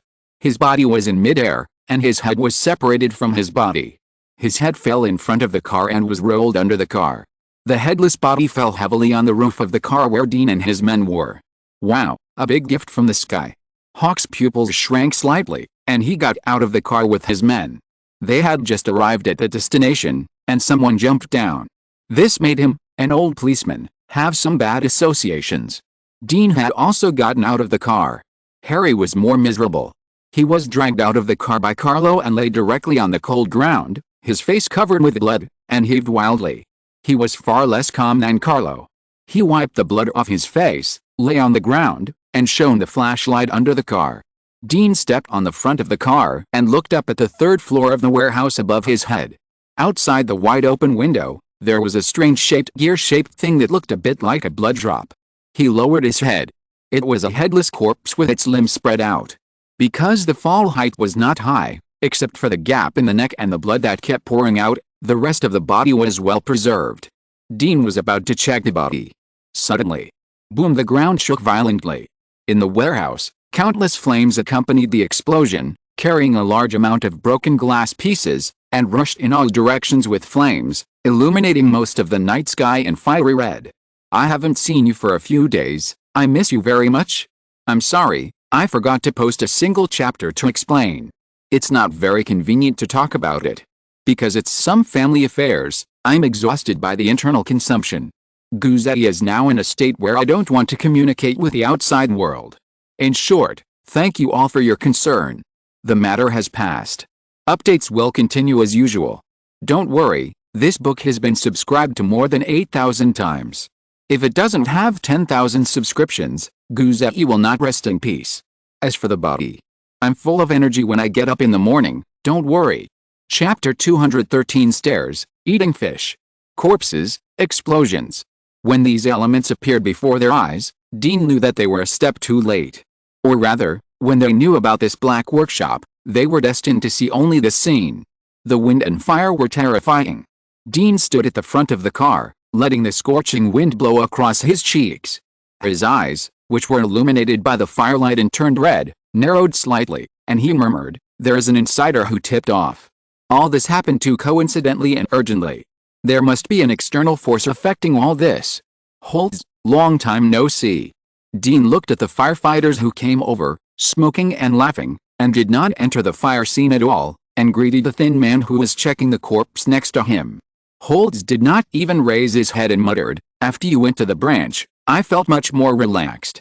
Lawrence, this guy, is not as efficient as you in solving cases, and I don't have to stay up all night every day." Before coming, he had a hunch that Dean was here. After all, the scene was a little bigger. This guy would not be absent. "Dean, the body is very fresh. This person should have died when you came here." He used a special rope gear to put a rope around his neck, and used the inertia of his body falling to cut his neck in an instant. As long as the inertia is large enough, the other person will not even feel any pain before death. Because his nerves were disconnected at that moment. Holtz said confidently after examining the body. Dean showed curiosity on his face. "Why do you conclude that the other person committed suicide?" "Because of this." Holtz took out a prepared letter from the shirt pocket of the headless dead man and looked at Dean with a smile. "Dean, this is not like your style. Normally, you have already completed the examination of the body before we arrived. Because this examination is meaningless." Dean glanced at the letter Holtz took out and smiled. "I guess it's probably a confession or something like that. It's meaningless. Calculate the time. His sister Sinclair was playing in the amusement park this afternoon. When she was playing the ring toss game, she was accidentally caught. As a result, in the evening, the man who set up the stall and his family were killed. This means, before the man behind the scenes murdered the stall owner, he did not guess that the police would find out about it so quickly, so he murdered the whole family. But unfortunately, fate made them meet Dean. Dean guessed. When they found out about the murder, the man behind the scenes got the news and notified the Black Workshop immediately, which led to the warehouse where the Black Workshop was located being blown up when they arrived at the Black Workshop. and the unidentified body also committed suicide in front of them. So is it easy to find this insider? It's very difficult. There are too many internal personnel involved, patrol officers of the branch, inquiries from the surrounding area, family, relatives and friends of the amusement park manager, people from the forensic department, and other people from the branch. In this case, the most critical point to find out the source and sales of the drugs is to find out. Once these are figured out, the rest of the things will be solved. Now, we need to find out the identity of the headless body first. Because the head of the headless body was crushed and dragged by the wheels, in addition to the wear of the teeth, hair color, etc., we can only determine that it is an elderly person, and we cannot determine the exact identity at the first time. Everyone had to gather together and read the letter that Holtz found on the old man's chest. According to the content of the letter, the old man claimed to be Vienna. Because of greed, he got some cheap flour from some small vendors and mixed it into some ceramic toys. As a result, before they were decomposed and sold, the ceramics were stolen by thieves. Based on the surveillance information, Vienna found the thief's home as soon as possible. He originally just wanted to get back his stolen things. Unexpectedly, the thief's children directly pulled out guns to drive him away. In desperation, he killed the other party through a conspiracy. Afterwards, Vienna said that he was uneasy and returned to the crime scene, but saw that the police had already found the body. In panic, he finally chose to commit suicide to atone for his sins. In short, this is a surrender letter. As long as it is confirmed that the headless body is Vienna himself, the handwriting of the letter can also be recognized by the police handwriting identification expert. Then Dean can start writing the case report on the previous case of the thief's family being killed. Well, the case and credit picked up for nothing are very fragrant. Dean watched everyone discuss the contents of the letter, his fingers unconsciously playing with bullets. This letter. Actually, it was a step for these detectives. Considering that the Americans were used to flour. In reality, out of 10 detectives, facing this kind of step, 9 would choose to directly obtain credit instead of risking their lives to continue investigating. The remaining 1 might insist on investigating. In the end, his superiors thought he was too busy, his colleagues thought he had a problem with his brain, and the drug dealers would also think that this fool was ignorant and chose some warning methods. The detectives were under multiple pressures from their families, colleagues, and superiors, and had no choice but to compromise. This is the script of reality. It's a pity that this group of people met Dean. Dean is not the protagonist of the movie, and he doesn't care about the justice and morality of others. As a qualified mature man, he wants credit. The experience value of the panel is also necessary. With this letter, can't the case of the family annihilation we saw before be closed directly? Bald Hawk touched his head, which was shiny due to the burning, and said in a relaxed tone. Holtz nodded, as long as you can confirm that the deceased is from Vienna, and find the criminal tools mentioned in his letter, and confirm the handwriting of the letter, then you can do it. Hawk grinned. Sure enough, following Dean, luck will not be bad. Maybe in a year or 2, I can really sit in an independent office in the branch. No mistake, 1 sentence, 1 content, 1 6, 1 9, 1 book, 1 bar, take a look. Next to them, Harry held a cigarette in his hand and frowned slightly. Carlo looked at this unreliable companion with cold eyes and doubts. Harry, this case was easily closed, aren't you happy? As a newcomer, solving the case quickly means faster promotion and more bonuses. This is a good thing. Harry shook his head. I can't explain it, I just feel too relaxed, as if someone is giving me the credit, making me feel like I'm being led by the nose. As he said that, he looked at Dean, who had been silent. Boss, you are so quiet tonight that you're like a nun who meets a priest for the first time. You can't open your legs or open your mouth. We need your instructions for the next step. Dean rolled his eyes. Since the case is solved, of course it's time to get off work. Let the forensics department take the body away. Carlo, you follow up, and we'll talk about the rest tomorrow. As for Harry, he sneered and pointed at his car. Hey, please clean the car inside and out. I don't want to have to drive a bloody car to and from get off work tomorrow. Harry's eyes widened, but it's early morning now. Dean's eyes widened. Yes, so you have to deal with this matter all night. He quickly lowered his head and said softly, okay, can I take a day off tomorrow? If you want to take a leave today, you will want to skip work tomorrow, so I can't let you fall. Dean tapped Harry's shoulder. Come on, Harry, Once you've seen the sun at 4 in the morning in Los Angeles, you will know what it means to speak ill of others. Watching everyone leave one by one. Harry held the car keys, wanting to cry but unable to. Dean is nearly 1.9 meters tall. How could you be so narrow-minded? The next day. The office was even more deserted. Under Daisy's guidance, Carlo became familiar with some report templates. Dean put his feet on the desk and read the book leisurely. This is a miscellaneous book with many strange stories. Dean was not interested in this kind of book. As a result, the boss who recommended the book told him that the first page of this book is about a man who grew 2 large testicles weighing 40 to 50 kilograms. It's a true story. Dean bought a book. No man would pretend to be uninterested in such things. He was fascinated by it. Daisy brought a cup of coffee and placed it in front of Dean. Dean, I didn't expect you to be a person who is hard on the outside but soft on the inside. This has changed my impression of you. When she saw that Harry didn't come today, she asked Carlo and found out that Dean was petty yesterday and asked Harry to wash the car after working all night, and didn't let him ask for leave. As a result, Harry didn't come today. Obviously, Dean was just talking and was not that bad. How do you know? Dean picked up the coffee, took a sip, and said with a smile, how do you know Harry's not busy now? The source of the flower in the black workshop has not been figured out yet. Daisy wanted to ask more. Ding-ling-ling, the phone on Dean's desk rang. The two looked at the phone at the same time. As a detective, Dean's independent office is equipped with a landline, which is really not a big deal in wealthy Los Angeles. The only problem is that this landline is ringing for the first time. Your phone number has been recorded in the police station's internal system. It may be someone from the administrative department. They sometimes conduct follow-up inquiries on cases. Maybe. Dean picked up the phone calmly.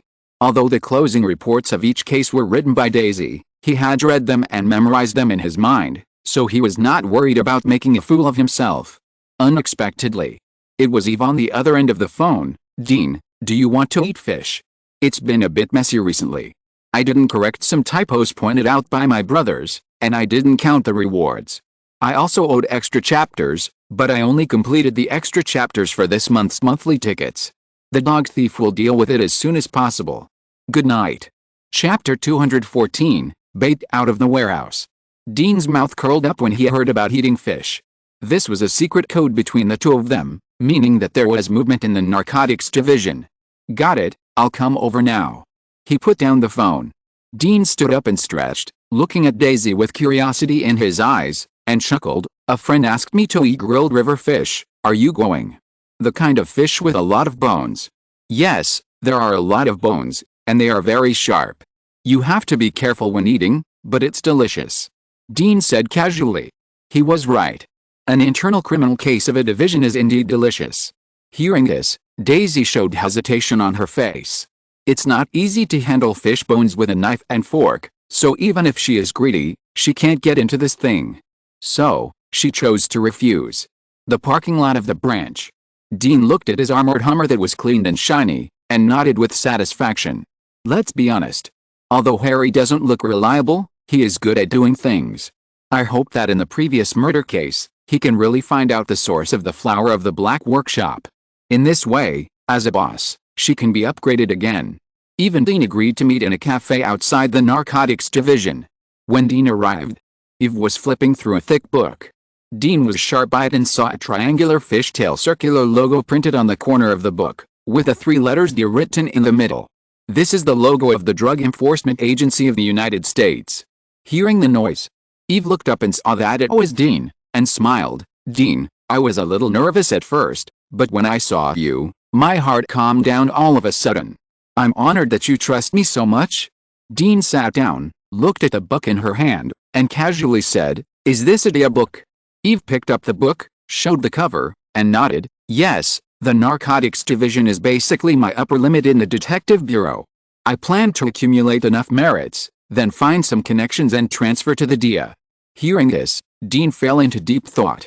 The DIA actually has similar functions to the anti-crime and narcotics division, but one is equivalent to the federal drug enforcement and the other is equivalent to a small unit set up by the local government. Their powers are completely different. It is almost equivalent to the difference between the murder division, where Dean is, and the FBI. The director of the U.S. Drug Enforcement Administration, DEA, needs to be appointed by the president and approved by the House of Representatives before he can take office. They have great authority. Not only do they have special offices in major cities in the United States, but they can also intervene in drug trafficking cases abroad. For example, in the early years, there was even an oolong incident in which the CIA participated in drug trafficking and was eventually overthrown by the DEA. The key is that the CIA, which is as fierce as a wolf to the outside world, dared not even fart. Therefore, there is a joke in the American police community: Mexican drug dealers dare to challenge the president, abuse and kill their own police, and deter them, but they dare not take action against members of the DEA organization. Because the DEA can really overthrow them. Moreover, the Narcotics Enforcement Department is essentially a department specially set up by some wealthy American cities to centralize power. In many cities, this department does not exist at all. Therefore, Eve's position is somewhat awkward. People tend to move up. It is not difficult to understand why Eve would consider the idea of joining the DEA in the future. Not a bad idea, but I am more interested in today's fish. Dean knocked on the table. Tell me more about it. Eve picked up the coffee cup and glanced around. After confirming that no one was approaching, she lowered her voice and said, "Today, from 12 o'clock to 12:30 noon, an armed delivery truck will leave the warehouse of the Narcotics Enforcement Department and go to the contraband destruction factory in the suburbs. This is the only chance this year. I have a hunch that the black hands within the Narcotics Enforcement Department will take action, otherwise they will completely lose the opportunity when I gradually gain power here. What do you want to do?" Dean clamped his feet that were rubbing against a place where his musket was stored, and said seriously, "This woman is really not afraid of death. If it weren't for the temptation of experience points." Dean's performance made her realize what it meant to be without meat for half a month, and the impact of a sow was as strong as Diao-chan. Seeing him being serious, Eve covered her mouth and chuckled, her face serious. "I can't participate in the escort, and I can't support this kind of risky behavior with force, so I hope, Dean, you can send someone to follow by chance, and if there is an accident, just take them down." "What if they are in collusion with the destruction factory?" Dean asked back. "The transport vehicle was hijacked, which is the worst option. Before, those black hands did it. Only collusion between the upper and lower levels can be done without the gods and ghosts knowing." It was not until Eve took office that she relied on the captain's authority to check the files and found something wrong. "Not this time." Eve shook the book in her hand. "This time I applied for the DEA's organization members to intervene in the destruction of the factory. Once they do this, I can save a lot of trouble." Just then, the sound of high heels hitting the ground came. A woman with baby fat on her face, wearing big sunglasses and holding a baby, appeared at the table next to the two of them. She first saw Dean's appearance, paused for a moment, reached out and pulled down the ink stain, revealing a pair of charming eyes that were shining with water after the rain. The woman ignored Eve, who was sitting opposite Dean. Her eyes were full of joy, and she looked at Dean without blinking, as if she was a little surprised to see such a handsome man in an inconspicuous coffee shop. Eve's dishonest feet paused under the table. She narrowed her almond-shaped eyes, turned her head as if she knew something, and just met the greedy eyes of the woman. Her expression suddenly became gloomy. "Madam, the little baby in your arms is so cute. How many months old is he?" "This stinky bitch, she came to seduce men with a child." "How shameless." Unexpectedly, the woman with baby fat on her face raised her eyebrows provocatively. She reported the baby in her hand to the other side, and at the same time showed her big coconut ball that crushed Eve's chest, and said delicately, "This is my sister's son. I like children very much, but unfortunately I have not found a suitable partner to cooperate in the birth. By the way, Auntie, you look so old, the child should have started to study." Eve looked at the other party's proud place, and touched the fine lines at the corners of her eyes that were hidden under her makeup and had begun to emerge. She snorted, took the book, and prepared to call Dean to leave. It turned out that Dean was looking at the woman with the baby with interest. Eve felt even more wronged and sad. No mistake, one song, one post, one content, 1-6, one book, one bar. Take a look. Hey, no matter how good a woman is, the age of 30 is a floor after all. In the hearts of these dog men, they can't match the endless young women every year. She blocked Dean's view with a bit of jealousy, and said sarcastically, "Dean, don't look at it. This is a buy one get one free item. It's not suitable for you." The child is indeed not hers. Dean withdrew his gaze meaningfully, smiled and stood up. But I prefer mature women like you. It's still some time before noon. Let's go to another place and have a good chat? Hearing this, Eve's heart immediately turned from gloomy to sunny. She clenched her fists, ready to perform well this time, so that Dean can understand what the precipitation and charm of a mature woman are. Around 12 noon. Outside the Narcotics Enforcement Department, in a shabby second-hand car, Carlo lowered his head and concentrated on disassembling the Beretta M9 in his hand. This is an Italian-made military pistol with good performance and 15 rounds of ammunition. However, because of its slightly weak kinetic energy and 9mm bullets, it is not very popular among the soldiers in the United States. But this gun is very accurate and the feel is also ergonomic. For the new generation, it is a good handheld pistol, suitable for close-range shooting and long-term combat. Dean likes the calm temperament of this young man. As the saying goes, a biting dog doesn't bark. In their team, Daisy handles logistics, Harry is responsible for intelligence collection and informants, and he is responsible for case detection, which lacks additional support in terms of force. This is also the reason why he chose to absorb Carlo into his team. Today, I will take him to kill a few people to test his quality. At 12 o'clock noon, an inconspicuous box truck drove out of the side gate of the Narcotics Control Bureau. There is no logo on it. It looks like some ordinary trucks used by supermarkets to transport frozen goods or help second-hand grocery stores to transport goods. Because there have been no problems for many years. Therefore, the number of participants in this escort mission is not exaggerated. According to the information provided by Eve, the deputy team of the Narcotics Control Bureau arranged the personnel on the truck. The driver and the co-pilot are both members of the team. There are also fully armed people in the car. In addition, 2 other plainclothes will be arranged to follow secretly, just in case. In other words, there were 5 people from the narcotics division involved in this escort. Their armed forces were neither weak nor exaggerated. It was a reasonable personnel arrangement. Seeing the target, Carlo put away his pistol and looked at Dean, who was playing with bullets. Boss, are you following? Wait. Before the truck left downtown Los Angeles, Dean was not worried about losing the other party's trace. He now needed to make sure that the plainclothes officers were following the vehicle to prevent them from discovering them and causing some unnecessary misunderstandings. As for the technical intelligence support, it was given to little Mike, who was far away in the suburbs. The other party could easily help Dean lock the delivery route of the truck through the police surveillance on the highway, and help find the plainclothes vehicles in the dark. Make the best use of things and people. After asking for tools last time, Dean has realized that it is a crime to leave such a useful helper idle. Time passed by. Carlo, who was ready for a gunfight, couldn't help but feel annoyed. It is not an easy thing to keep your nerves tense for a long time. An excellent soldier must learn to adjust to his own rhythm, otherwise it is easy to suffer from post-war syndrome. Carlo pulled open the collar of the heavy bulletproof vest on his chest, lit a cigarette, took a few deep puffs, and relaxed himself a little. Seeing Dean playing with the bullets in his hand calmly, he couldn't help but admire. Boss, aren't you nervous? Dean flicked the steel core bullet and chuckled. Not bad. Nervousness comes from lack of confidence. The city is not a battlefield. There are not so many stray bullets, nor so many bunkers. It takes an average of thousands of bullets to end a life. Dean's current marksmanship, physical fitness, and nerve reaction. As long as he has 2 guns in his hands, he is the god of death within 50 meters. In a sense, he is infinitely close to the peak state of mankind in modern history. The level of frontal use of firearms in fighting is far beyond any so-called king of killers.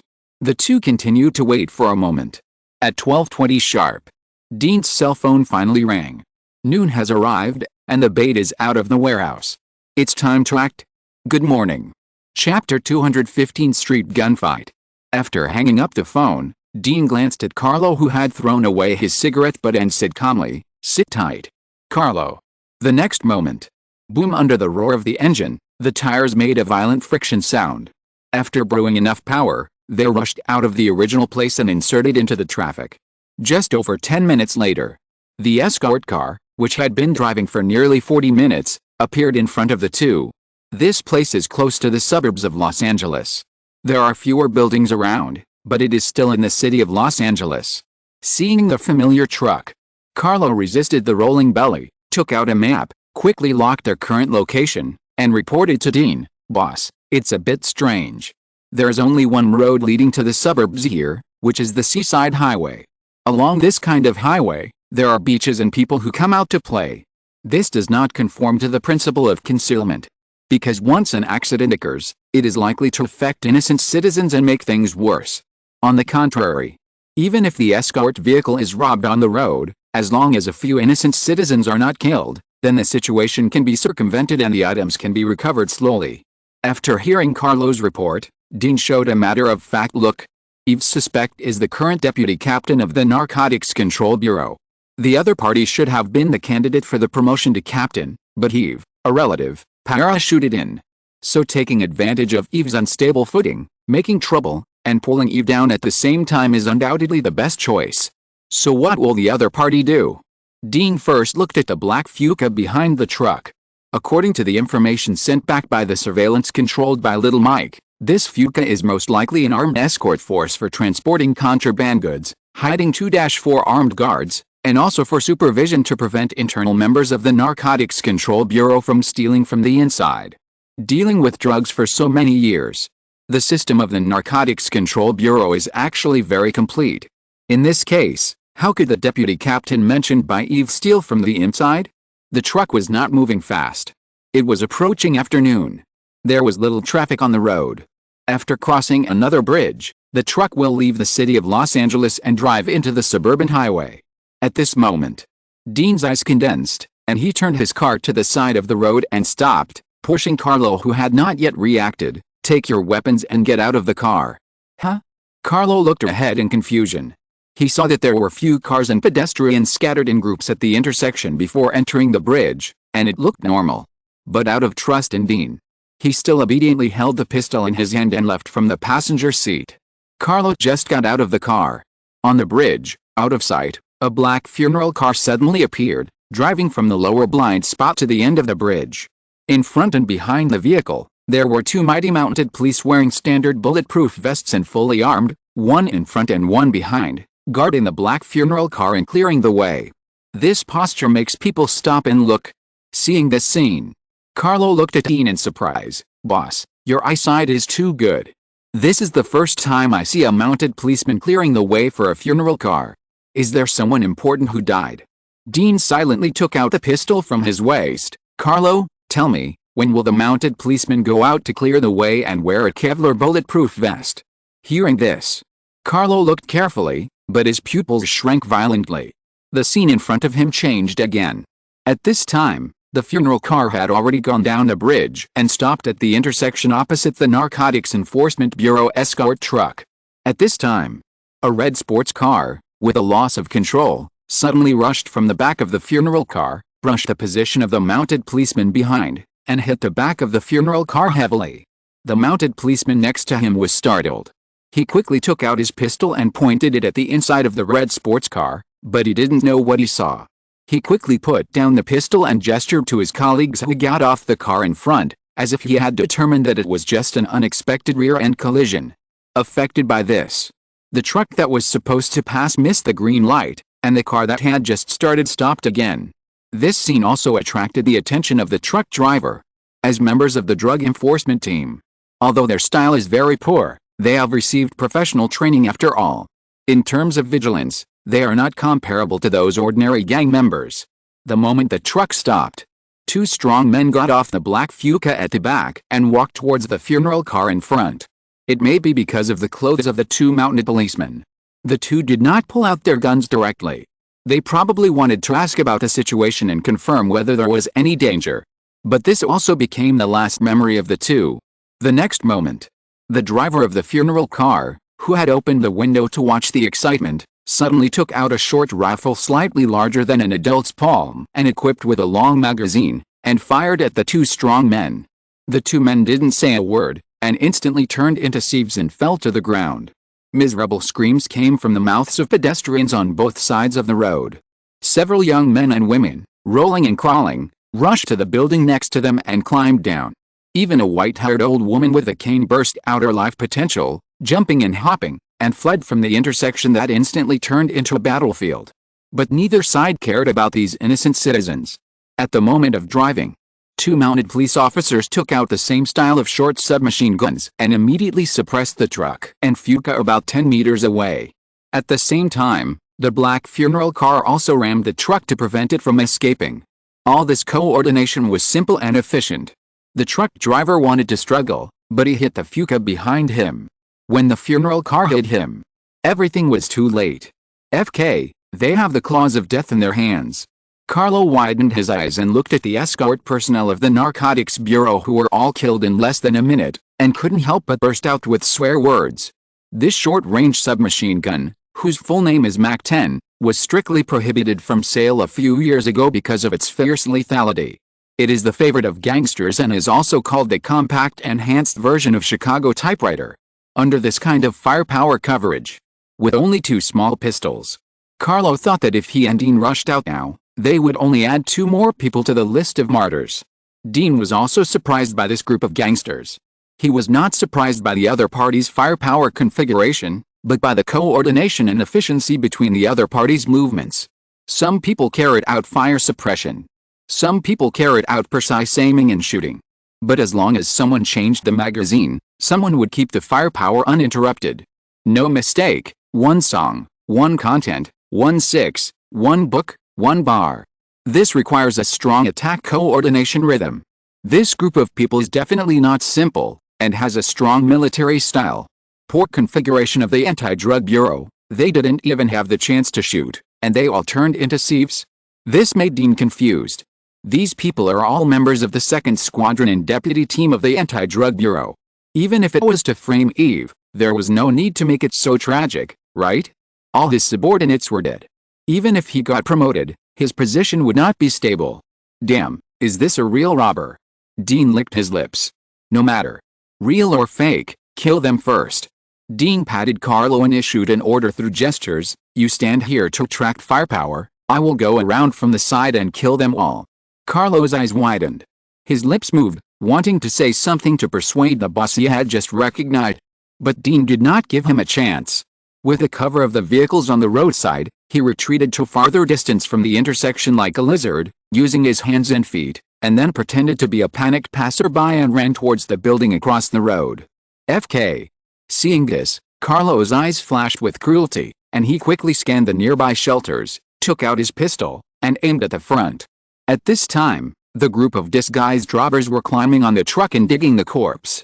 One of the mounted police saw a frightened passerby running across the street about 50 or 60 meters away. He grinned, turned his gun around, and was about to pull the trigger. The next moment, bang, a bullet hit the back of a truck not far from him, leaving a bullet mark. At 11 o'clock, someone is shooting. The mounted police roared, and the gun that was originally aimed at Dean immediately fired accurately at the bunker where Carlo was. Poor Carlo was directly suppressed by the powerful firepower and dared not stick his head out. The other mounted police had already quickly run to the side of the road. The blind spot at that position was very small. As long as two people double-teamed, it would be easy to get rid of the opponent. At this time, on the roof in the distance, a gloomy man saw the scene below through the camera. Just as he was about to urge his companions to speed up, his pupils suddenly shrank, and he said quickly, at 4 o'clock, there is another person, who is already close to 10 meters away. While speaking, he turned the gun around and pulled the trigger directly. Sniping is not about aiming randomly. If there is a slight mistake, the bullet will have a large deviation after flying hundreds of meters. The man did not expect to hit the man with a frighteningly fast sprinting speed with a hasty shot. He only hoped that his bullet could scare the other party and buy reaction time for his companions. The next moment, something even more horrifying happened under the sniper's locked vision. The man who was running like a cheetah seemed to have sensed something and actually jumped into the air. While shooting with both hands, he just brushed against a bullet that blew up the window behind him and landed steadily. In other words, if he had not changed speed just now, his shot could have hit the other party. Before the sniper recovered from his shock, he discovered an even more horrifying scene. As the gunman landed, his two battle-hardened companions, under full protection, fell to the ground without a word, motionless. They died. Dean easily dealt with the two gunmen. He glanced fiercely at the building in the distance, firing his pistol non-stop, breaking the limbs of the robber who wanted to start the truck. After confirming that there was no one in the funeral car in front, he rushed towards the building in the distance without hesitation. 4 people, 2 assaulters, a sniper, and a driver. This is a standard action unit. For such a professional team, Dean adheres to one principle: kill them all. P.S. That one is still 200 votes away from breaking through 6,000 monthly votes, shamelessly begging. I guarantee 10,000 today. There are 1 or 2 more chapters today. Chapter 216. Are you a super soldier? At present, the effective range of some powerful sniper rifles is about 3,000 meters. But this is the effectiveness of the gun. Even for ordinary elite snipers, the precise hit distance range is mostly concentrated within 800 to 1,200 meters. Only some talented and experienced ace snipers can break this limit and break through the distance of 2,000 meters. Even so, hitting also requires luck, weather and long-term aiming. The sniper Dean faced was naturally not at this level, otherwise he would not have joined such a risky action. The building he was in was only 700 to 800 meters away from the intersection. Dean burst out, and his long legs ran rapidly on the ground, even leaving after images in the vision, as if he was galloping, and moving on flat ground. In just over a minute, he arrived under the building and blocked the sniper who was rappelling along the rope. A mouthful of hot white air spewed out. Dean looked at the black-clad man sliding down from the rooftop in a standard rappelling posture, grinned, panted slightly, took out a cigarette from his pocket, lit it, took a deep breath, and walked slowly towards the opponent's landing point. The opponent could never have imagined that someone could rush out a distance of 700 or 800 meters in more than a minute, and accurately lock his position based on his shooting angle, and directly go downstairs to block him. He was preparing to escape with a face full of grief and anger. The gunman who suddenly rushed out was too terrifying, even more terrifying than the sharpshooters he had seen in the army. He had been exposed. Once he was blocked on the roof by the opponent, he would definitely die. With resentment for the death of his companions. While the sniper was descending rapidly, he swore in his heart that after escaping, he would definitely find out the identity of the opponent, and then kill him to avenge his brothers. Click. Hard leather shoes stepped on the concrete floor. The sniper breathed a sigh of relief, carrying the box on his back, turned around, and prepared to rush to the motorcycle that had been prepared long ago, and fled to the safe house. The next moment, he seemed to be cursed by Medusa's petrification. He remained in a turned position like a sculpture, motionless, except for his strong legs that trembled uncontrollably. A puff of smoke sprayed on the sniper's dull face. Dean flicked the ash off his cigarette, and in the desperate eyes of the other party, he said lightly, "Your brother has invited you to a party. Do you want to go to the prison to take care of the brother who is not dead yet, or go to hell to join the other two?" After all, the sniper has been in the army for many years. After a few seconds of shock, he finally came to his senses and slowly raised his hands. "Don't be impulsive, I surrender." Although Dean in front of him did not have a gun in his hand. But under the gaze of the other party, this sniper who had performed more than a dozen dangerous missions realized for the first time what the gaze of death was. Under Dean's gaze, he almost forgot to breathe, only felt a heavy object pressing on his chest. Breathing was not smooth, blood was slightly coagulated, hands and feet were cold, and his brain was slow to work, which aroused the most primitive fear of humans for wild beasts. Instincts kept reminding the sniper, "Don't act rashly. Absolutely don't act rashly. As long as you dare to move, the opponent will open his bloody mouth and tear you apart in an instant." Until Dean's bright eyes like broken diamonds, gently blinked. The force field or murderous intent that enveloped the sniper, which could not be described in words, slowly dissipated. Looking at the sniper who raised his hands and made a gesture of surrender, Dean flicked the cigarette in his hand. "How did you get the accurate information of the escort vehicle of the Narcotics Control Bureau?" The escort vehicle that transported the drugs obtained by the Narcotics Control Bureau last year, the departure time, distance, configuration, are all secrets. Only the deputy captain of the 2nd Squadron of the Narcotics Control Bureau, who is responsible for security escort, and the Captain Eve know. How did this combat team know? The sniper's eyes rolled. "We bribed an employee of the incineration plant. Although the route of the Narcotics Bureau's transport vehicles is confidential, in order to destroy those things, the incineration plant needs to prepare in advance. If we calculate the time, we can basically determine the route they will take. Logically speaking, there is nothing wrong with what this person said. Just think about the raw materials of the previous counterfeit case. Many things are difficult to keep secret in the United States. For money, many people's mouths are not tight. But Dean saw at a glance that although the other party's words were true, they also hid more critical things, or in other words, the other party cooperated so well just to hide a deeper goal. After thinking about it, Dean did not expose the other party. He reached out and took out the handcuffs from his waist and threw them over. "Congratulations, you survived. Put them on yourself. Be honest. Don't give me a reason to kill you. No one wants to die."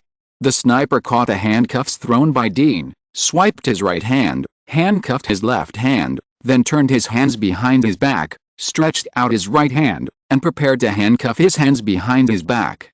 After seeing Dean's inhuman shooting and athletic ability, he cooperated beyond Dean's expectation. After doing all this, the sniper turned around and let Dean check, saying, "Since I am so cooperative, can you tell me, are you a super soldier secretly cultivated by the military? I have been in the army for more than 10 years, and I have never seen anyone as terrifying as you. Even those special forces are like the difference between a husky and the king of gray wolves in front of you. I don't believe there are such people in the world, unless you are a super soldier developed by the military. America likes to use soldiers to participate in experiments under various names. This is no secret. Dean doesn't know what those experiments are, but he has heard Carlos say that there has always been a legend of super soldiers in the military. However, compared to the legend of super soldiers, Dean believes that this is just a statement deliberately spread by the military leaders to fool these big-headed soldiers. After all, with the current technology, even the genes of human beings themselves have not been thoroughly studied. Where do super soldiers come from? Perhaps when he uses the panel to break through the human limit of 15 for all attribute points, he may have a chance to see the power of non-human beings. Dean is looking forward to it, but not too much. After all, it is a flesh and blood body. No mistake, one song, one post, one content, 1-6, 1-9, one book, one bar. He can withstand bullets, but he can't withstand the RPG. He never thought that he could rely on force to become a big boss who can call the wind and rain. You can do things in a tricky way. As a person, you must be low-key. Force can be the foundation of life, but if you want to achieve something, the key is to rely on brains and luck. However, the physical fitness exposed by the camera at the intersection today is still a bit scary. Thinking of this, Dean flashed a murderous intention in his heart. This sniper cannot be kept. You don't say anything, do you agree? The sniper's breathing became slightly rapid. Is there really a super soldier plan? Absolutely. A distance of 700 or 800 meters. The handsome man in front of him took less than a minute to cross over. The key is that he didn't even consume a lot of energy. He still had the energy to smoke and wait for himself to descend quickly. Humans can't do this. Seeing this sniper, he firmly believed that he was a super soldier. Dean raised his head slightly. A layer of golden light sprinkled on his fair face, his eyes narrowed, and his voice was full of temptation. "Tell me the secret you want to cover up, and I will tell you what you want to know, and even let you see a new world you have never seen before." Really? The sniper's nose twitched, and his chest rose and fell violently. Almost any man who has served in the army has a kind of power worship and obsession with violence in his heart. He is no exception.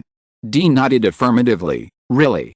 The sniper's hands, which were tied behind his back, loosened the fingers that were holding the inconspicuous thin line of his clothes, clenched his fists and then loosened them.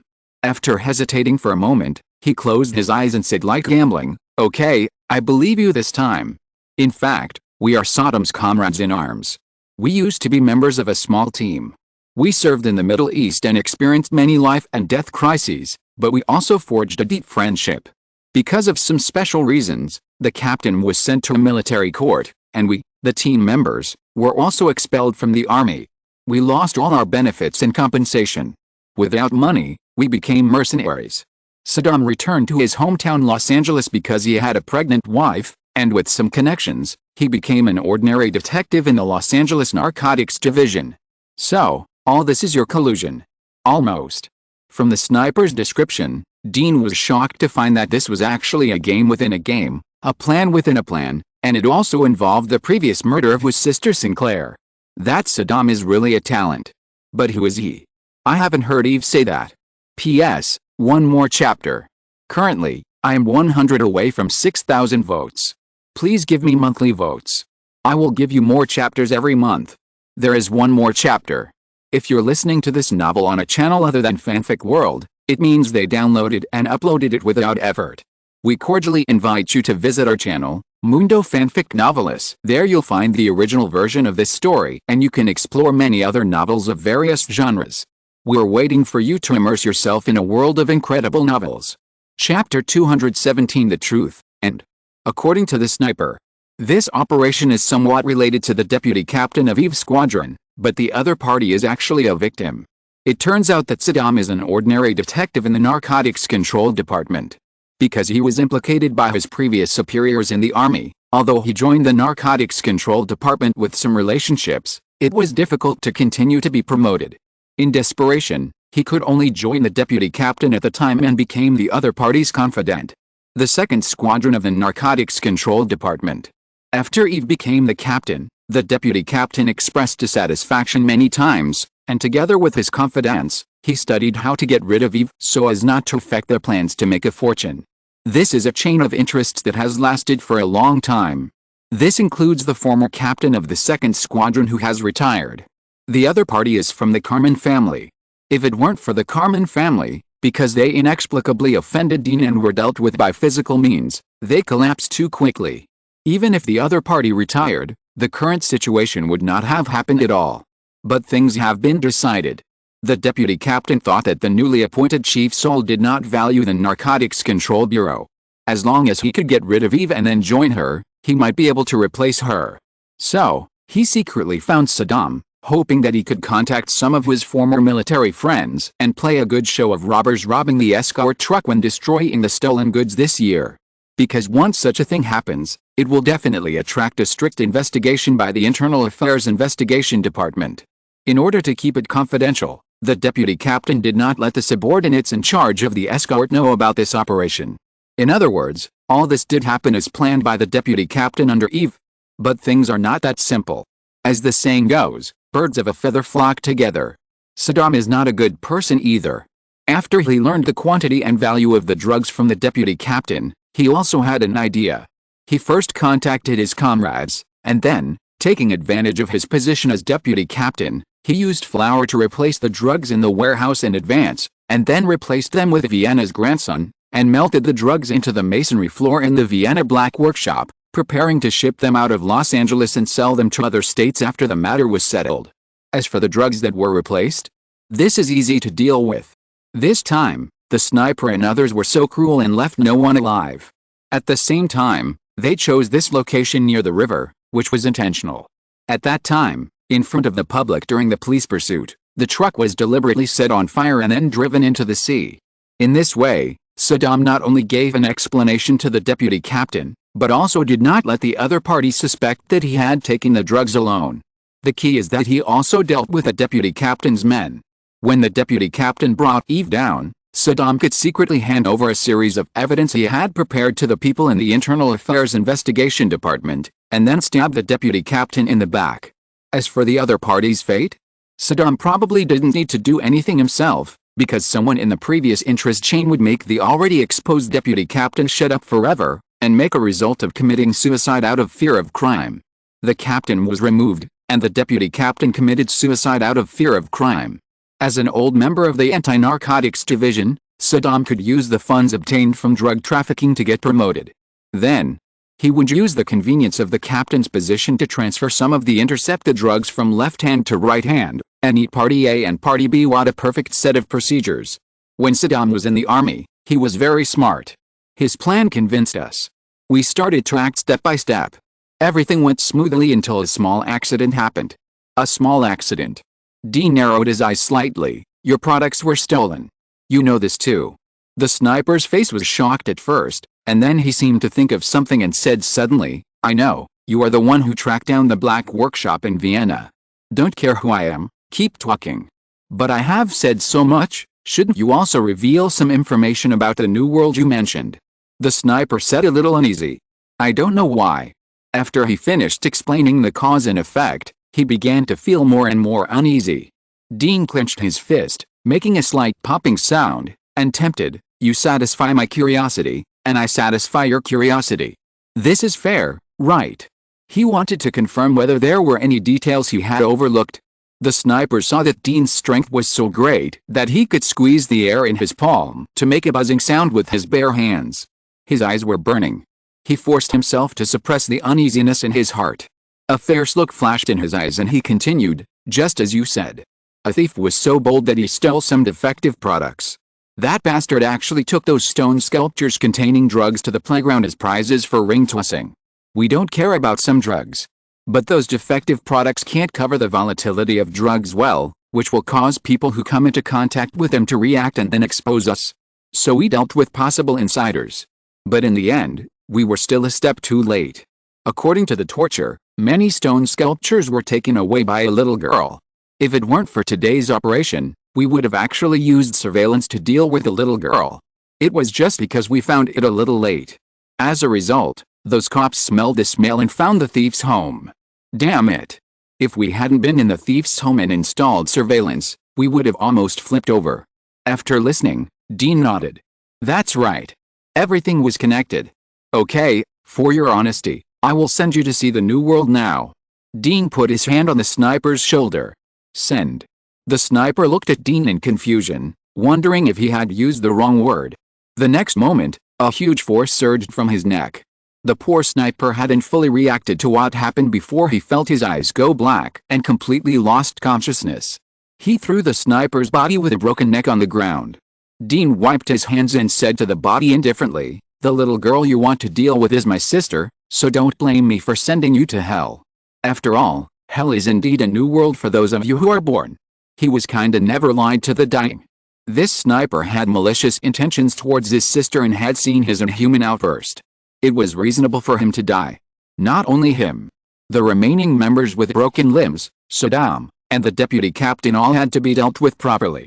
Even though the possibility of retaliation was small, Dean didn't like to leave hidden dangers.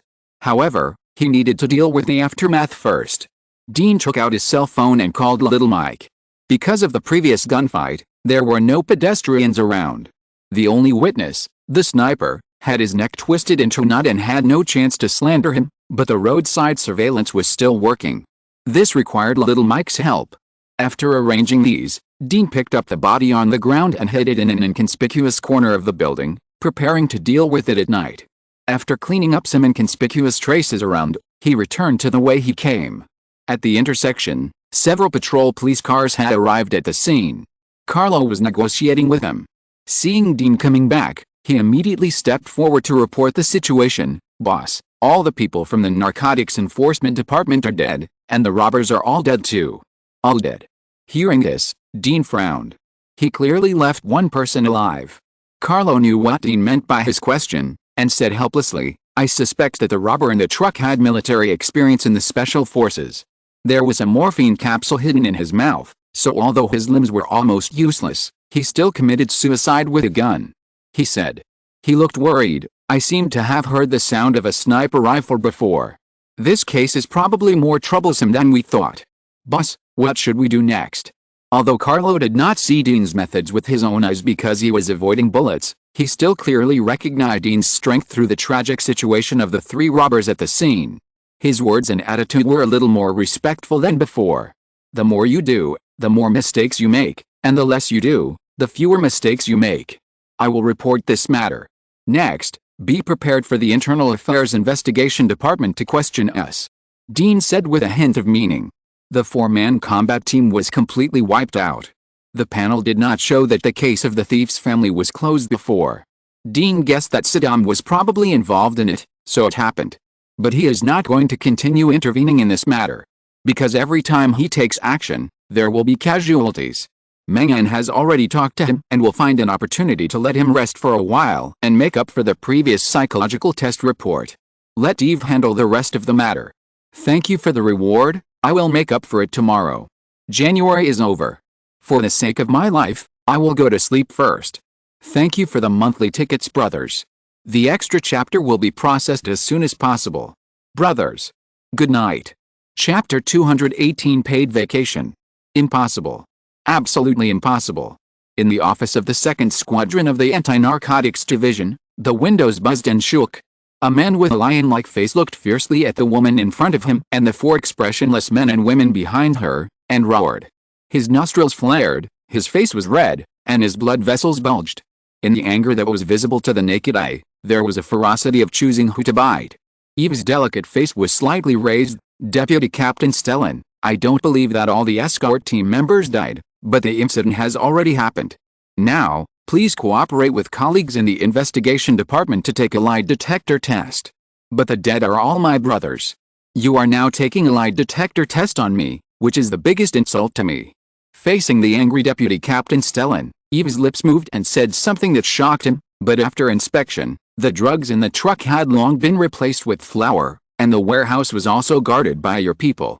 Stellan heard that the contraband in the truck had been replaced with real flour before the robbery. He was unbelievable at first, and then he seemed to think of something, and his fierce eyes turned and stared at an inconspicuous middle-aged man in the corner who was looking at everything in front of him in astonishment. Saddam, it's you. The honest middle-aged man was confused. Deputy Captain, what? What happened? Why didn't Tucker and the others come to work today?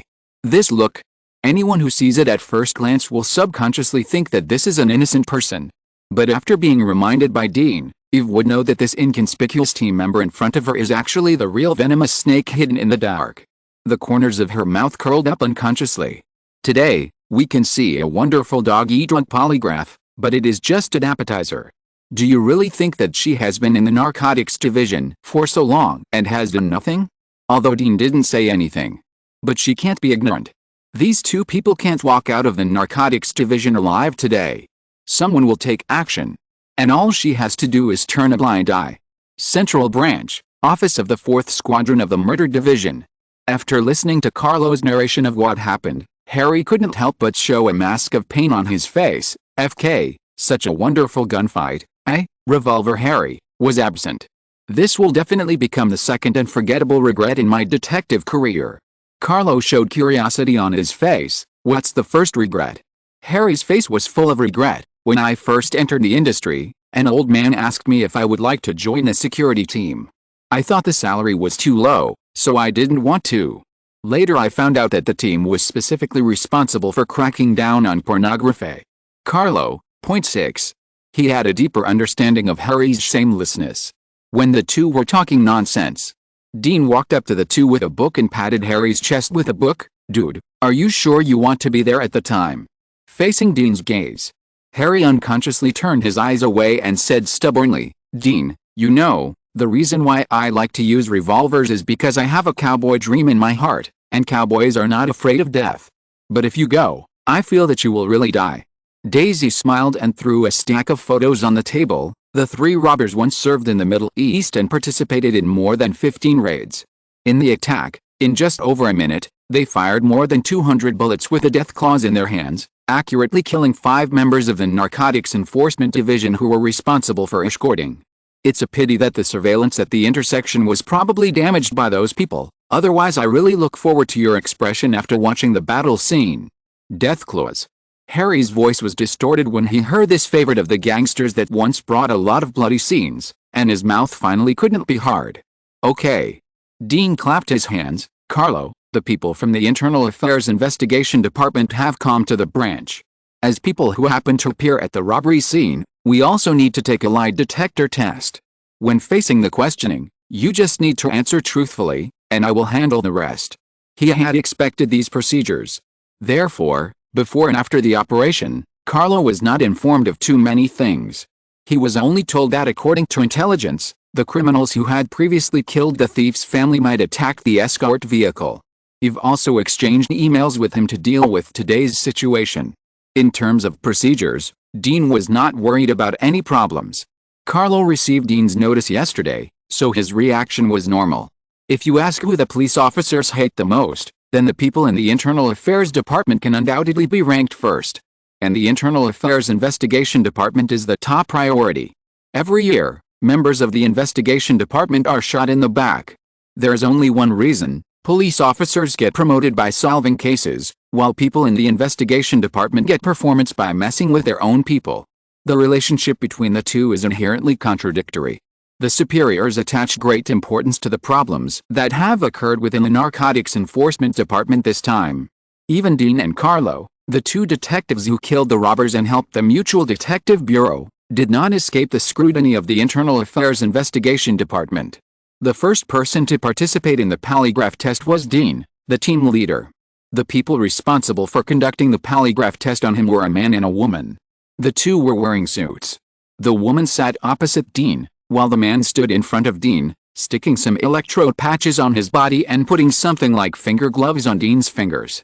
It was a bit like doing an electrocardiogram in a hospital, but the polygraph machine looked much more complicated.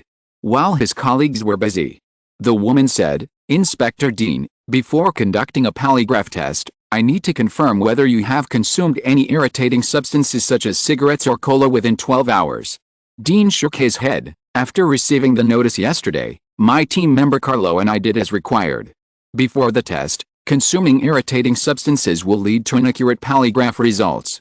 The principle of modern polygraph equipment is to determine whether someone is lying by measuring changes in pulse, breathing and skin resistance.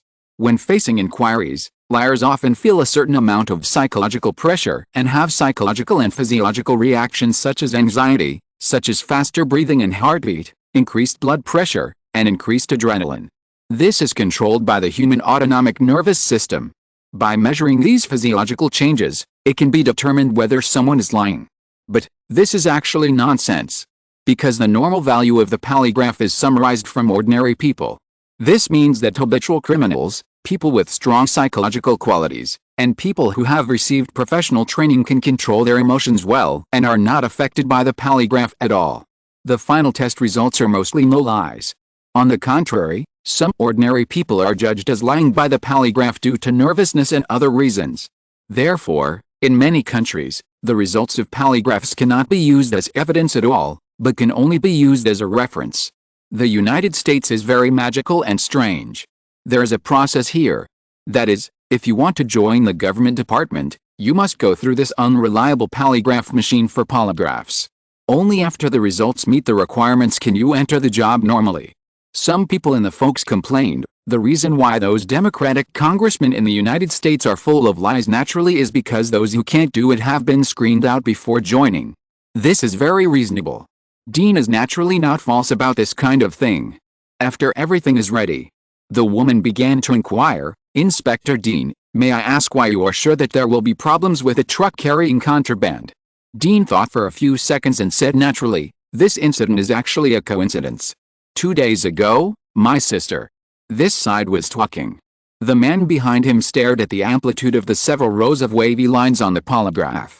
As professionals, they also know that the polygraph can play a minimal role for people with strong psychological qualities. But people have emotional feedback. No mistakes, one post, one content, 1-6, 1-9, one book, one bar, look. Even some people who have received professional training can only keep their emotions stable during the polygraph at most, and it is difficult to make some normal reactions to the questions asked. After all, lying to yourself is the most difficult. So if the amplitude of the waves on the polygraph is too stable, they will also be judged as abnormal. But who is Dean? A man with a third-level mind-reading skill. If he continues to improve, he will be in danger of split personality.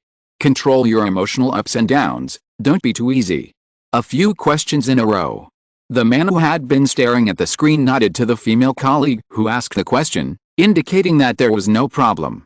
Seeing the prompt, the woman's expressionless face also showed a smile. "Thank you for your cooperation, Inspector Dean. Director Mengen, let us say hello to you on his behalf." "Thank you." Dean stretched out his fingers with the gloves on. "Can I take these things off now? I feel a little uncomfortable." "Of course, and this document needs your signature." While talking, the man helped Dean take off the patches and gloves, and the woman handed a black and white document to Dean. Dean looked down and found that these were actually psychological assessment forms. The contents on the form have been filled in. The date and the name of the psychologist who reviewed it are all written. The only missing ones are the signature of the person who made the assessment and the seal of the Internal Affairs Department. The woman handed over a fountain pen. "Inspector Dean, we are still busy dealing with the cases of the Narcotics Division. If possible, I hope you can sign these documents now. After about 3 to 5 working days, There will be a result, which will be sent to the captain of the 4th Squadron, and a copy will be sent to your email. Hearing the woman say it so directly, Dean understood that this was because Meng En had established a firm foothold in the Internal Affairs Department and was now helping his younger brother to improve the process that had not been handled before. This is the benefit of having someone above. Dean took the fountain pen and signed on those psychological assessments while casually asking, according to my frequency, what treatment will I usually receive? Under normal circumstances, it is usually a paid suspension for 1 to 2 weeks, followed by a review and psychological counseling at a fixed time. After confirming that there is no problem, the police officer can be reinstated after the signature of the psychological expert. As for you. The woman smiled and said nothing. Meng En, the director of the Internal Affairs Investigation Department, is the old leader of the handsome inspector in front of him. Isn't this just a father beating his son for outsiders to see? Carlo's test was smoother and faster than Dean's. Farewell to the 2 agents from the Internal Affairs Investigation Division. Dean lazily lay on his detective chair, reading a book while quietly waiting for the message from the panel. It was 4 o'clock in the afternoon, and it was almost time to get off work. A message flashed through Dean's mind. In the case of the Narcotics Division, the insider switched a case and killed the whole family. All the people involved in the case died.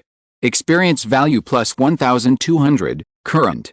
18, 2,100, 3,400. After reading the message, Dean put down the big book in his hand and muttered to himself, all dead. I didn't expect Eve to be so cruel.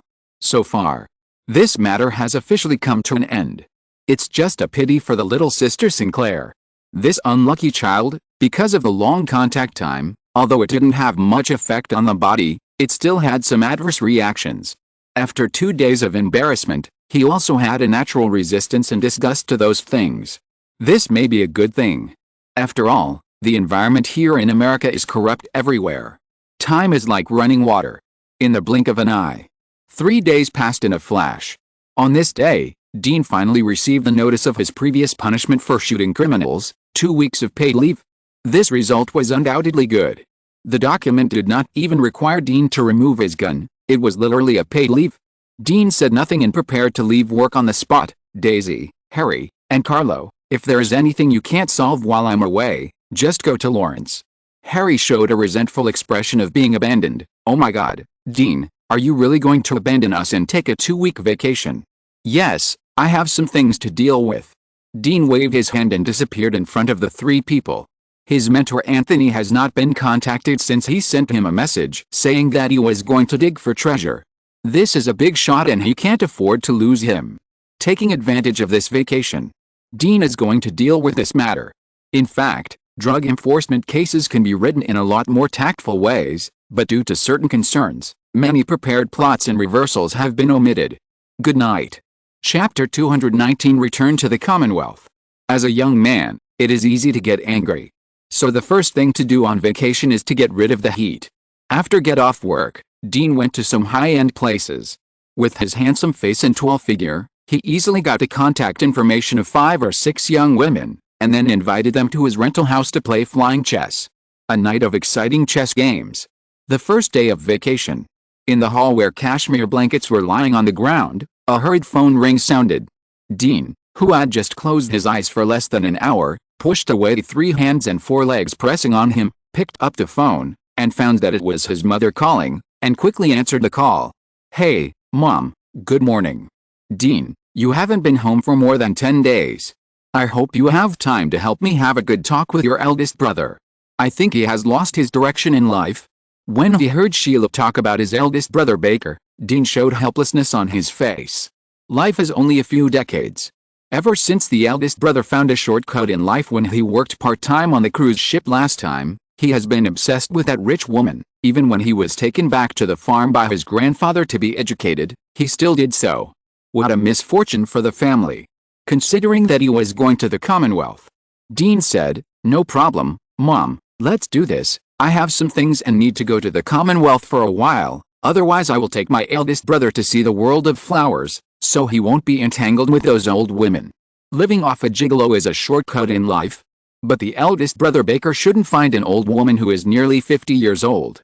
Sheila is worried that her eldest son will have no offspring in the future, so she is so entangled, Otherwise she will not interfere too much in the self-selection of her adult children.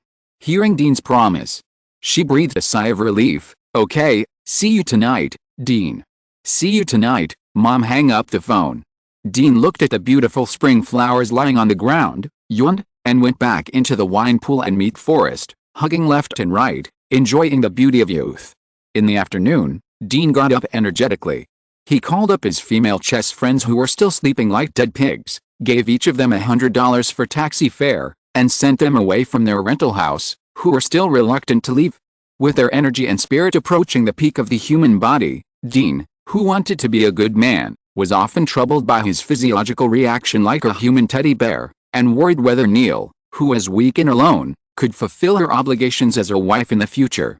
If he married Neil in the future, for her safety and health, wouldn't he be forced to eat takeout frequently in the future? Dean shook his head helplessly. Since ancient times, it has been difficult to be both loyal and righteous. If you are worthy of your wife, you will be sorry for your big brother. This is a philosophical question worth pondering. Simply clean up the mess left yesterday. Dean checked the time, picked up his phone, and contacted Cap, who he hadn't contacted for a while. Cap was the Krav Maga teacher introduced to him by Anthony. Of course, after spending some time together, Cap and Dean both thought that Krav Maga, which was more technical, was not suitable for Dean, who was powerful and influential, and recommended Muay Thai to him. But the two got along well before. Cap's identity was not as simple as it seemed. So when Dean wanted to ask about his teacher, he thought of Cap first. As for why he didn't go to find Amin, who had cooperated with him many times and had become the director of the NSA, it was because Dean subconsciously didn't want to get involved too much with Amin, who had changed his identity. People's hearts are fickle. Dean prefers to get along with middle-aged men like Cap who have wives and children. Such people have weaknesses, are easier to control, and will not easily do things that cause misunderstandings. The phone was connected. Cap seemed to have just finished training and was out of breath. Wow, isn't this our Los Angeles rising star, Detective Dean? Good afternoon, man. You haven't been to the fighting gym for a few days. Cap, I'm leading a team recently and my schedule is very tight, but if you have time now, we can go for a drink and have a small gathering. Cap should be very optimistic about Dean's future. So he readily accepted the appointment. Quiet. Amid the soothing rhythm of the country ballad, Dean put down his wine glass, wiped his mouth, and pretended to say casually, Cap, I need a 2-week vacation recently. I plan to visit the Commonwealth. Is there anything I need to pay attention to? That place is nice. As for what to pay attention to? Cap glanced at Dean's handsome appearance and grinned. Do you know which industrial chain is the most developed in Europe? Man, the way you look at me makes me uncomfortable, and I'm going to travel, not to make money. If you look at me like a duck again, I will crush your balls. Dean knew the answer, but in order to guide Cap's topic, he still pretended to be angry. Cap watched Dean clench his fist as big as a sandbag and quickly raised his hands in surrender. Okay, it's human trafficking. Every year in places like the Commonwealth and Gallican, many foreign tourists disappear, including young and beautiful girls and handsome men. These are recognized industrial chains in the underground world, and many big names are involved in them, so they are very bold, and even the children of some wealthy people dare to take action. If you don't want to cause trouble, don't mess around outside. I guess Anthony will never want to use his connections and find you tied up with a dog chain in the doghouse of some rich women. This is too cheap. So troublesome. That's it. Cap took a sip of wine and chuckled. Do you know, before I retired, I had a colleague who was a veteran agent with SS level authority. As a result, his daughter went there to play with her classmates. As soon as she got on the plane, her information appeared on the online auction list. The funny thing is that because my colleague's public identity is a priest, instead, his daughter became a high-priced prey and target. That group of people had a very complete source of information and identity identification. The nationality, age, gender, occupation, and even family composition of the goods would lead to different auction prices. What happened to your colleague's daughter in the end? We, a group of old friends, cleaned up the small gang responsible for the action, but also alarmed the people behind them. We could only take our colleague's daughter and escape through special channels. In fact, the reason why I retired early was also because of that action. As for my colleague's daughter, Cap drank the wine in the glass with complicated eyes. That group of people planned to let her play as a pure nun and give her to those big shots to enjoy. In order to train and control her, those bastards injected her with an overdose of drugs and did many unbearable things. When we found our colleague's daughter, although the person was saved, she had already suffered irreversible sequelae both physically and mentally. Reality is not a movie. As elite staff of the Special Unit of the United States Federation, Cap and his team could only rely on the power of a small group to barely retaliate in the face of darkness, but they also ruined their future and had no way to seek justice for their colleague's daughter. If only ordinary people encountered all this. This life is basically waiting to be restarted. There will definitely be no other result. Dean snapped his fingers at the bartender, took the bottle, and refilled the amber wine for Rap, smiling. Well, hearing what you said, I must protect myself well when I go out. No mistakes, one post, one content, 1619, one book, one bar. Cap punched Dean on the shoulder. Those people are not stupid. They will not easily touch public officials, otherwise the world would have been in chaos long ago. In fact, if you really get into trouble, you can contact the HS school where Anthony is. He glanced at Dean and said seriously, as long as you can get the recognition of this school, then in the Commonwealth, as long as you don't provoke those powerful people, you can basically walk sideways. Dean was shocked to hear the information he wanted to hear. He asked curiously, actually, Mentor Anthony told me about this school, but he is busy with a personal matter now, so he didn't tell me the contact information of this school. Cap, you know, I just want to build some connections this time. It's not a secret. The headquarters of the HS school is located in London. On the surface, they are a private academy, but they only recruit recommended students. You just need to go to the door and report Anthony's name. Cap told Dean the location of the academy. As a former agent, this guy really knew the information Dean wanted. Remember the address. Dean accompanied Cap, drank a few more glasses, and talked about some secret and vague missions that Cap had experienced before sending him back to the fighting gym. In the evening, Dean drove to his mother's house. The atmosphere at home was a little weird. Little sister Sinclair, wrapped in a small blanket, curled up on the sofa, watching a gay cartoon about a mouse and a blue cat on TV, without the spirit of the past. Thompson, the younger brother, had a bitter face. Under the supervision of his older brother Baker, he was doing some basic bodyweight training. Baker, the older brother, seemed to be staring at Thompson, but in fact, he would glance at his phone from time to time, as if waiting for someone to call or text him. The only normal person was perhaps his mother Sheila. She was busy in the kitchen, humming an Italian folk song, preparing a sumptuous dinner for the family. As a strong woman who raised 4 children alone, Sinclair and Baker's experiences did not have much impact on her, and she was very calm. Dean, you're back. When Thompson saw Dean, he rushed up as if he had seen a savior, and wanted to give Dean a hug, wanting to take the opportunity to get rid of Baker's real man training. Dean pushed him away with one hand in disgust. Thompson, get out of here, you smell like sweat. Baker disagreed. Dean, this is manliness. If you say that, it will undermine Thompson's confidence in getting stronger. After getting stronger, will I learn from you to find a 50-year-old rich woman? Dean said with disdain. Brother, you are so nervous about your phone. Do you still want to contact that woman? Give up. You are just a fleshy real doll to her. In this world, for rich people, beautiful women and handsome men are the most indispensable resources, and you have no competitiveness. Baker moved his lips twice, sat down on the carpet dejectedly, and said nothing. It depends on the situation. He seems to have feelings. This is very bloody. Dean was speechless about this. This is actually a disadvantage of children growing up in single-parent families.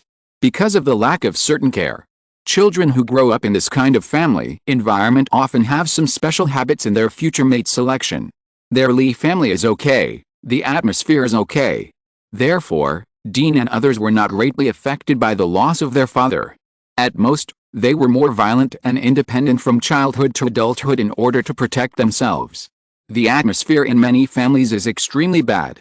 This also makes many new generations in the United States have various defects in character, which in turn leads to many problems at the social level, resulting in the fact that the public security has always been very bad. After the confrontation with these two unreliable people, Dean took a small cake and walked to Sinclair, pinched her listless little face, and said softly, "Are you feeling better?" "I'm not dying," But my mom won't let me eat this or do that now, and I'm almost bored to death. Sinclair snatched the cake from Dean's hand, opened the lid, and bit it hard without a knife and fork, making himself look like a little clown. Seeing this, Dean breathed a sigh of relief. He was actually more worried that Sinclair would have psychological problems because of the previous incident. Now it seems that he was completely overthinking. After dinner, Dean found his eldest brother and said that he was going to take him to the Commonwealth to relax.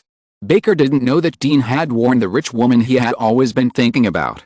He made more than a dozen calls in a row, and finally gave up after being scolded and humiliated by the rich woman. He rejected Dean's request, packed his bags overnight, and prepared to go to his second uncle to become the rag-picking duo in the warehouse industry again. The next day, after Dean contacted Neil, whom he hadn't seen for a few days, he took his mother's car to the airport and boarded a plane to the Commonwealth. At the moment when Dean boarded the plane, in a seemingly inconspicuous house in the Commonwealth, the sound of keyboards was noisy. One by one, the selected photos appeared on the printer next to it, and then were taken away from the room. Suddenly, a man wearing thick glasses stopped typing on the keyboard. He hovered the mouse over a photo of a handsome man and the personal information page, looking at a special sign in the upper left corner of the other party's identity information, and his pupils shrank slightly. "Is this a student from Match's Academy?" The man quickly sent the information of the man named Dean to a special mailbox. He didn't breathe a sigh of relief until he received an okay reply from the other end, and then he buried his head in work again. Dean didn't know that he had been targeted. As soon as he got off the plane, Neil, who came to pick him up, rushed up to him regardless of the people around him. "God, I'm so glad that I went back to mommy in advance." Dean chuckled. "Missed me so much?" "Yes." Neil hung on Dean, looked into Dean's eyes, and said seriously, "Every minute, every second, I miss you."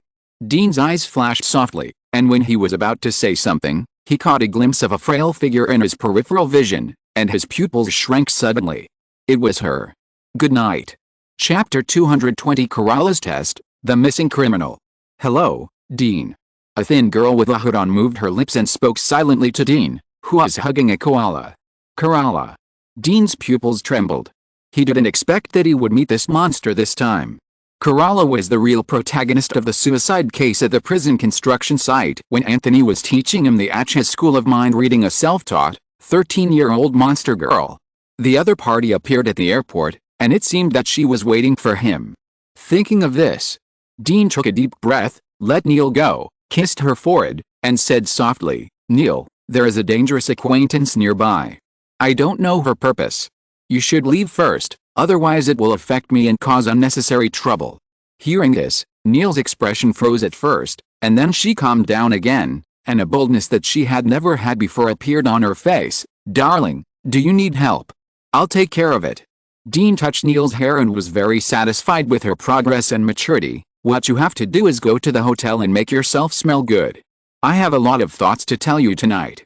Okay, I hope to watch the sunrise with you tomorrow morning. Don't let me down," Neil said, without dragging her feet, turned around and left.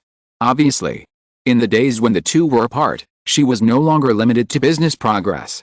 In other aspects, she also made unknown efforts to change her previous fragility and remain calm when encountering emergencies. This is undoubtedly something that Dean admires very much. Of course, if the Corolla in front of him didn't appear in front of him, tonight would be even better.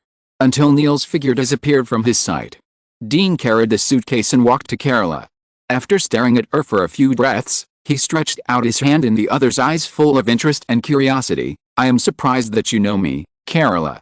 Carola also stretched out her skinny palm and put it completely into Dean's warm and broad palm, and then a very unnatural smile appeared on her face, "Because I have always been curious about who made Anthony give up the victory that was within his grasp, and was unwilling to accept me and fulfill his long-cherished wish after leaving the school." Long-cherished wish, Dean muttered in his heart, but he remained calm on the surface. Carola in front of him seemed weak and powerless, and he could crush her to death with one hand. But this guy is very dangerous. This is not Dean scaring himself, but the perception sent back to him by his keen five senses. The Atchis School was originally born out of the assassin organization. People are actually very fragile animals. Firearms can easily allow a 6 or 7-year-old child to kill a strong adult who has practiced martial arts for many years, not to mention the various poisonous killing methods that are becoming more and more mysterious with the development of technology.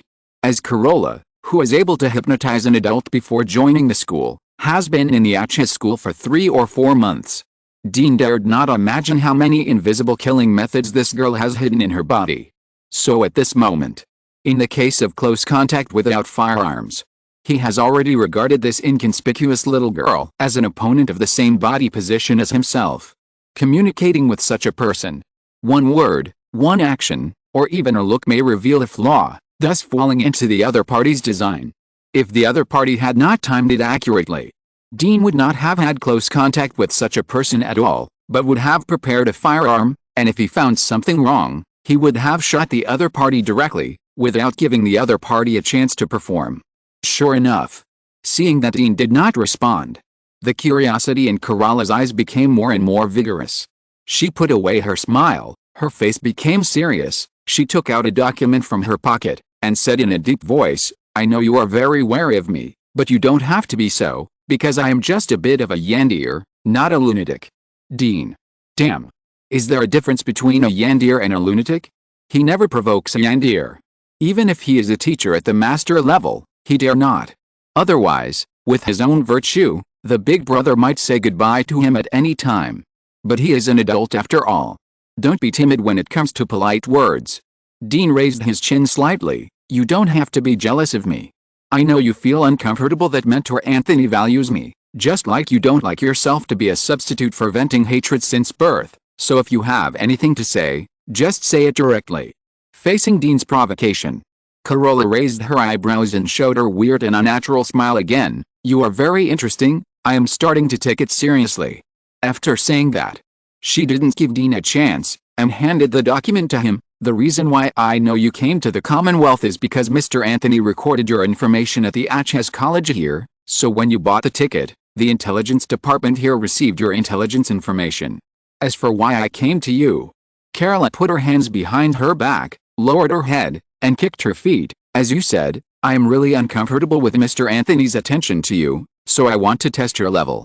What will you do if my level is not good? Dean tilted his head slightly, and the corners of his mouth began to curl up uncontrollably. A woman passing by was attracted by his appearance and couldn't help but look at him, but accidentally swept across his light blue eyes, and felt a chill in her heart, as if she was looking at a corpse. She stood still and lost her mind. Carola, who lowered her head, didn't know why, and felt that the temperature in the originally warm airport suddenly dropped, causing her body, which had not yet fully recovered, to shrink subconsciously. At this moment, a heavy coat covered her body.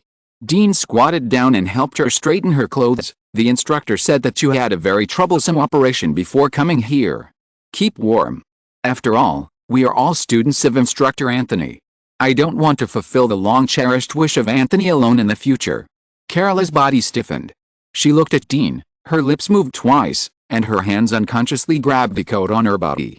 The fingertips that were pulling the clothes with thin threads that could not be seen by the naked eye loosened, and lowered her head again, saying in a weak voice, "Then help Mr. Anthony to teach you well, otherwise I will feel very embarrassed."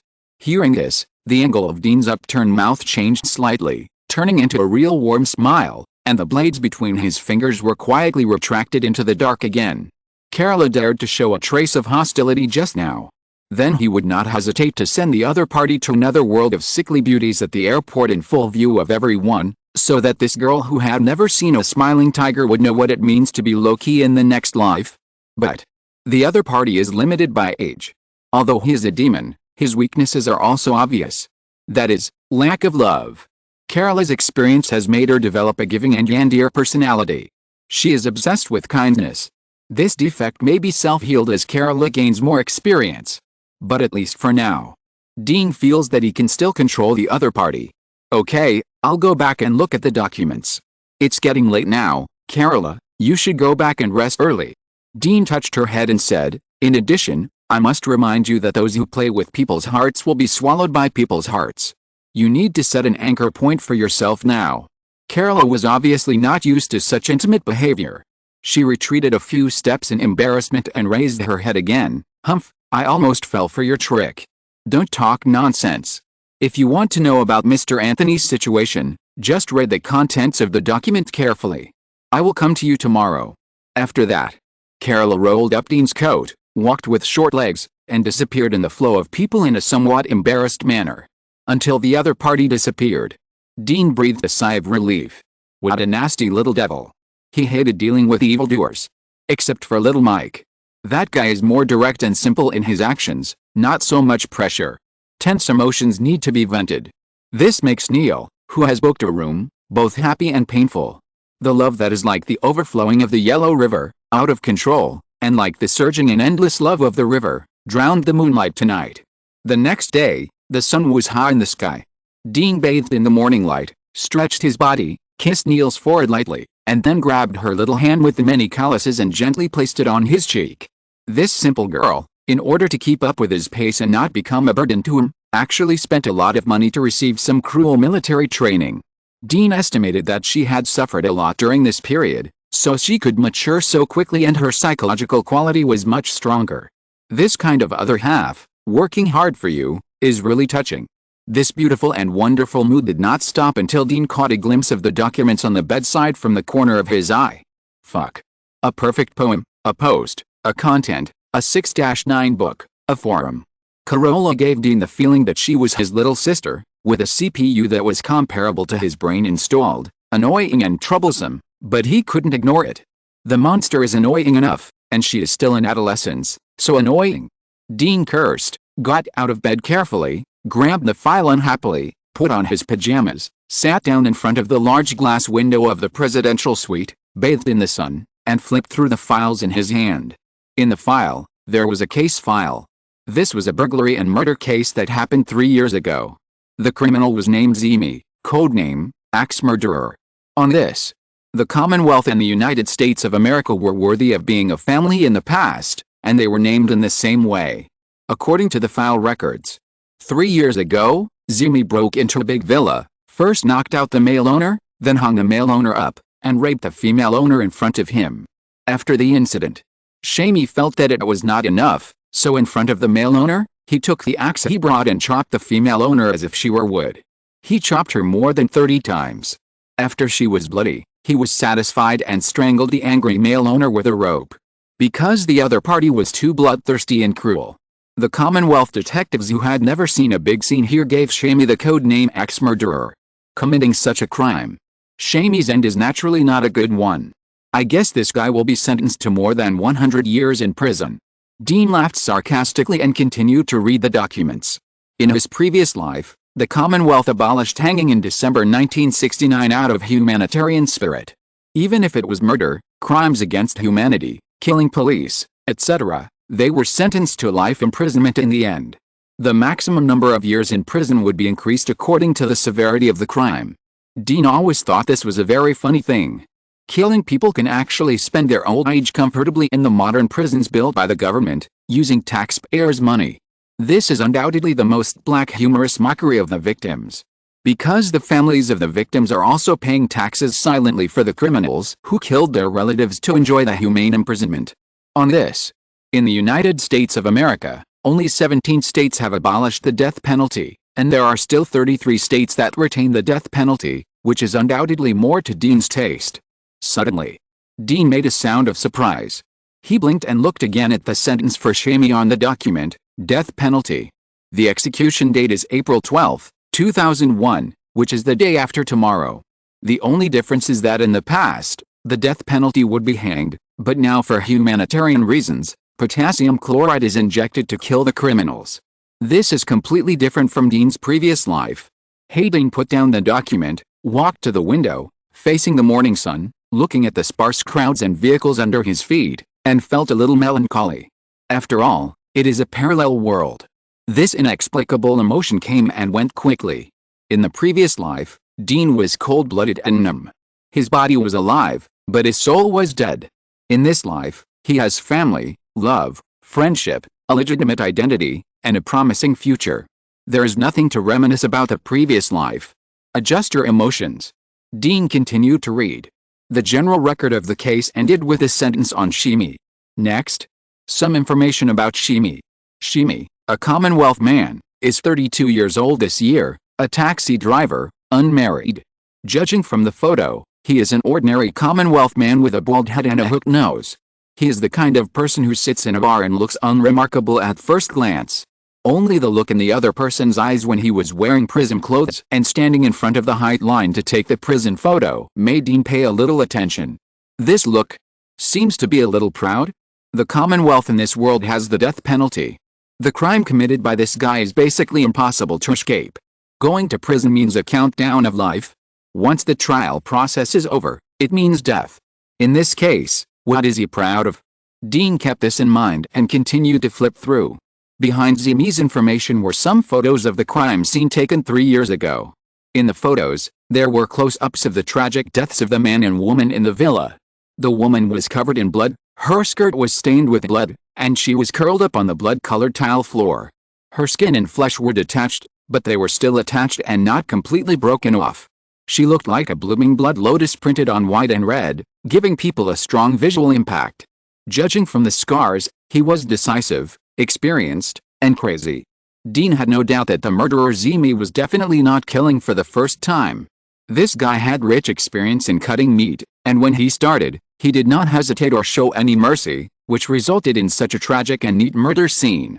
In comparison, the man's death was much calmer. His eyes were wide open, his eyeballs were bulging, his tongue was slightly sticking out, and there was a linen rope hanging around his neck, a typical appearance of being strangled. Suddenly, Dean's eyes focused on the 2 bloodstains on the left chest of the male host. The shape of the bloodstains was not large, like the oval peel of an orange. This kind of scar is usually caused by a blunt weapon due to lack of strength, such as an axe. Dean looked at the death of the hostess, and then looked at the 2 scars on the male host's chest, and a faint smile appeared on his face. He knew what Carola meant by handing this document to him. The local detectives are just lame. There are obviously 2 criminals in this case, not just Zimi who participated in the crime. So, Carola wants him to dig out another criminal? Interesting. Dean became interested, picked up the last piece of white paper and started reading.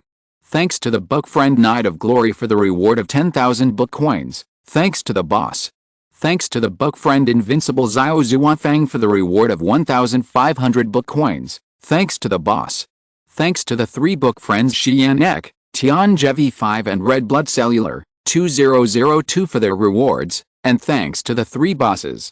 Chapter 221 Reason. Dean took out the last piece of white paper from the file bag. On it, written in a sharp pen, were 2 short lines. Nice to meet you, I'm Carola. This is a very interesting case. It was originally intended as my regular assessment, but I saw you came to the Commonwealth, so I wanted to test your quality. Of course, you can choose to refuse. At the end of the 2 paragraphs, there was a smiley face. Judging from the documents alone, Carola didn't seem to have much hostility towards him. In 3 or 4 months, this wild monster with no sense of right and wrong seems to have been trained quite well. Dean muttered in his heart. He became more and more curious and interested in the Acha school, which he had only heard of. His purpose of coming here was to use the Acha school to find out the current situation of teacher Anthony. Since Carola was not in a hurry, it meant that the situation might not be as troublesome as he imagined. So, it's okay to play with this little girl. Dean clenched his fists, ready to suppress this young monster and let her know what respect is. Neil was tossed around a lot last night. When Carola came to the door of the hotel, she was still sleeping soundly. Dean left a note on the bedside, took the file bag that Carola gave him yesterday, and left the hotel suite. Hotel lobby. Carola brought a sketchbook, watching the travelers coming in and out, and occasionally lowered her head to sketch on the sketchbook, leaving a simplified sketch of animal images and clothes that others could not understand. But looking at the characteristics of the clothes on those animals, it is easy to correspond each painting to a certain traveler who is still in the lobby. She was very fascinated by the painting. It was not until Dean patted her shoulder that Carola turned back calmly. Seeing that it was Dean, she lowered her head again, turned to a blank album, and quickly sketched on it. Carola's level is very high. It only took a few breaths of time, and a strange style portrait with a bare body and a wolf head, spitting out a snake, appeared on the blank paper. The portrait has no eyes. Carola placed the sketch pen at the position of his eyes, but was unable to write. After hesitating for a moment, he simply inserted the sketch pen back into the buckle outside the sketchbook, tore off the sketch paper, and handed it to Dean. A gift for you. Dean took the paper and smiled. Is this me? Kerala nodded. This is the training method of Achaz's mind reading. I can now easily see through most people's personalities, but in you. What did you see? Dean shook the sketch in his hand. Let me guess. The bear body means you think I have a domineering personality. The wolf head, you think I am cruel and vengeful. The snake apricot, are you saying that I am insidious? What about the eyes? Why don't I have eyes? Don't look at him acting so lightly. In fact, Dean's heart at this moment is shocked. Because these close-ups are basically correct. Although this is also because he did not deliberately disguise himself, Kerala's mind reading, if converted into a skill level, is at least L2, and has even touched the level of L3. I can only say, in some aspects, diligence is worthless in front of talent. Kerala shook her finger. Dean, I must correct two of your mistakes. First, the bear body not only means domineering, but also represents rogue. Between face and interests, you will definitely choose interests. Dean. Damn. This girl is really good at judging people. Second. Kerala smiled. In addition to being tough and holding grudges, wolves also represent responsibility and loyalty. You must love your family and take good care of your friends. Although when it comes to making a decision, you will not compromise, but will choose the most correct and ruthless choice. Dean. At this moment, he really had a fear and shock of being seen through everything without any cover. He was wrong. Kerala's observation and research on psychology, if converted into skills, are definitely at the L3 level. Why don't you have eyes? Kerala spread her hands. Because I feel like you're suppressing something in your heart. These things are very heavy, but I can't tell what they are. Great. Dean gave Kerala a thumbs up, convinced, and at the same time made a decision in his heart. If one day he becomes an enemy of this girl, don't hesitate, just shoot her and eliminate her physically. Kerala was praised, but she felt a little embarrassed. She lowered her head slightly. Actually, these are the speculations I made after observing the video for a whole night. If it were Mr. Anthony, he would probably be able to analyze these easily, so he should have seen something hidden in you, so he thinks you have great potential. The case was solved. Dean smiled and said nothing. He had similar thoughts when his mind-reading ability reached L3. When he first met Anthony, he was too immature. Fortunately, the time they had been in contact was not long. Otherwise, Dean would not have the confidence to do so many things under Anthony's nose. After a special exchange between two highly intelligent people, they finally got down to business. Dean took out the white paper that Kerala left for him and shook it. Let's not talk about that. I read the outline of the case you gave me yesterday.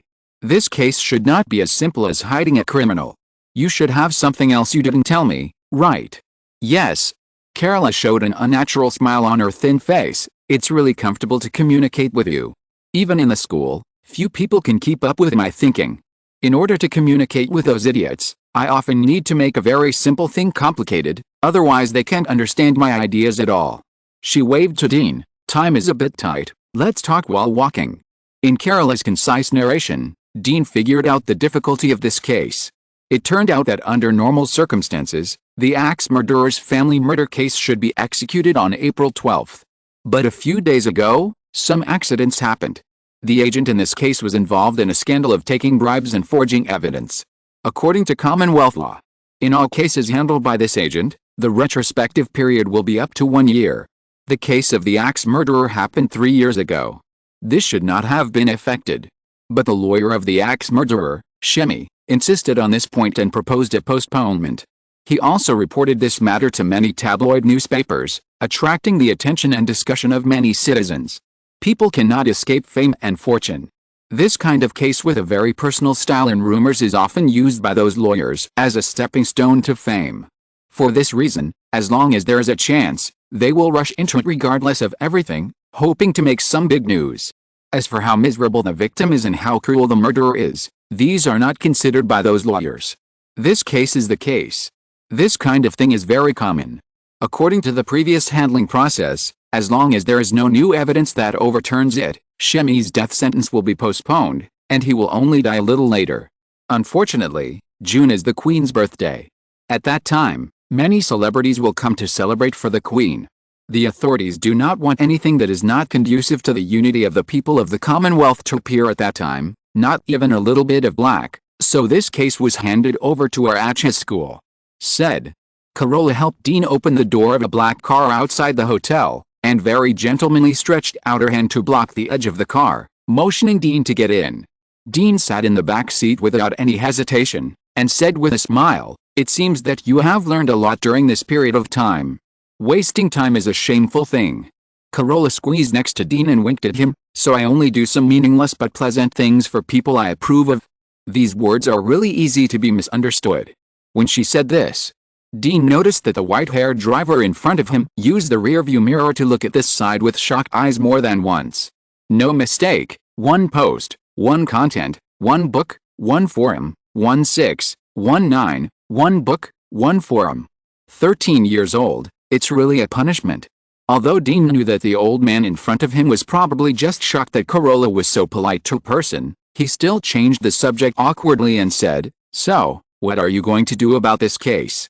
Carola snapped her fingers and said confidently, "Before you came, I was going to send that axe killer back to the injection table when he was most proud, and by the way, send that blind lawyer to the prison to pick up soap. Now, it depends on what you want to do." She leaned back comfortably on the leather backrest. "This case will be handled by you. I am only responsible for following you and ensuring the legality and authority of your work."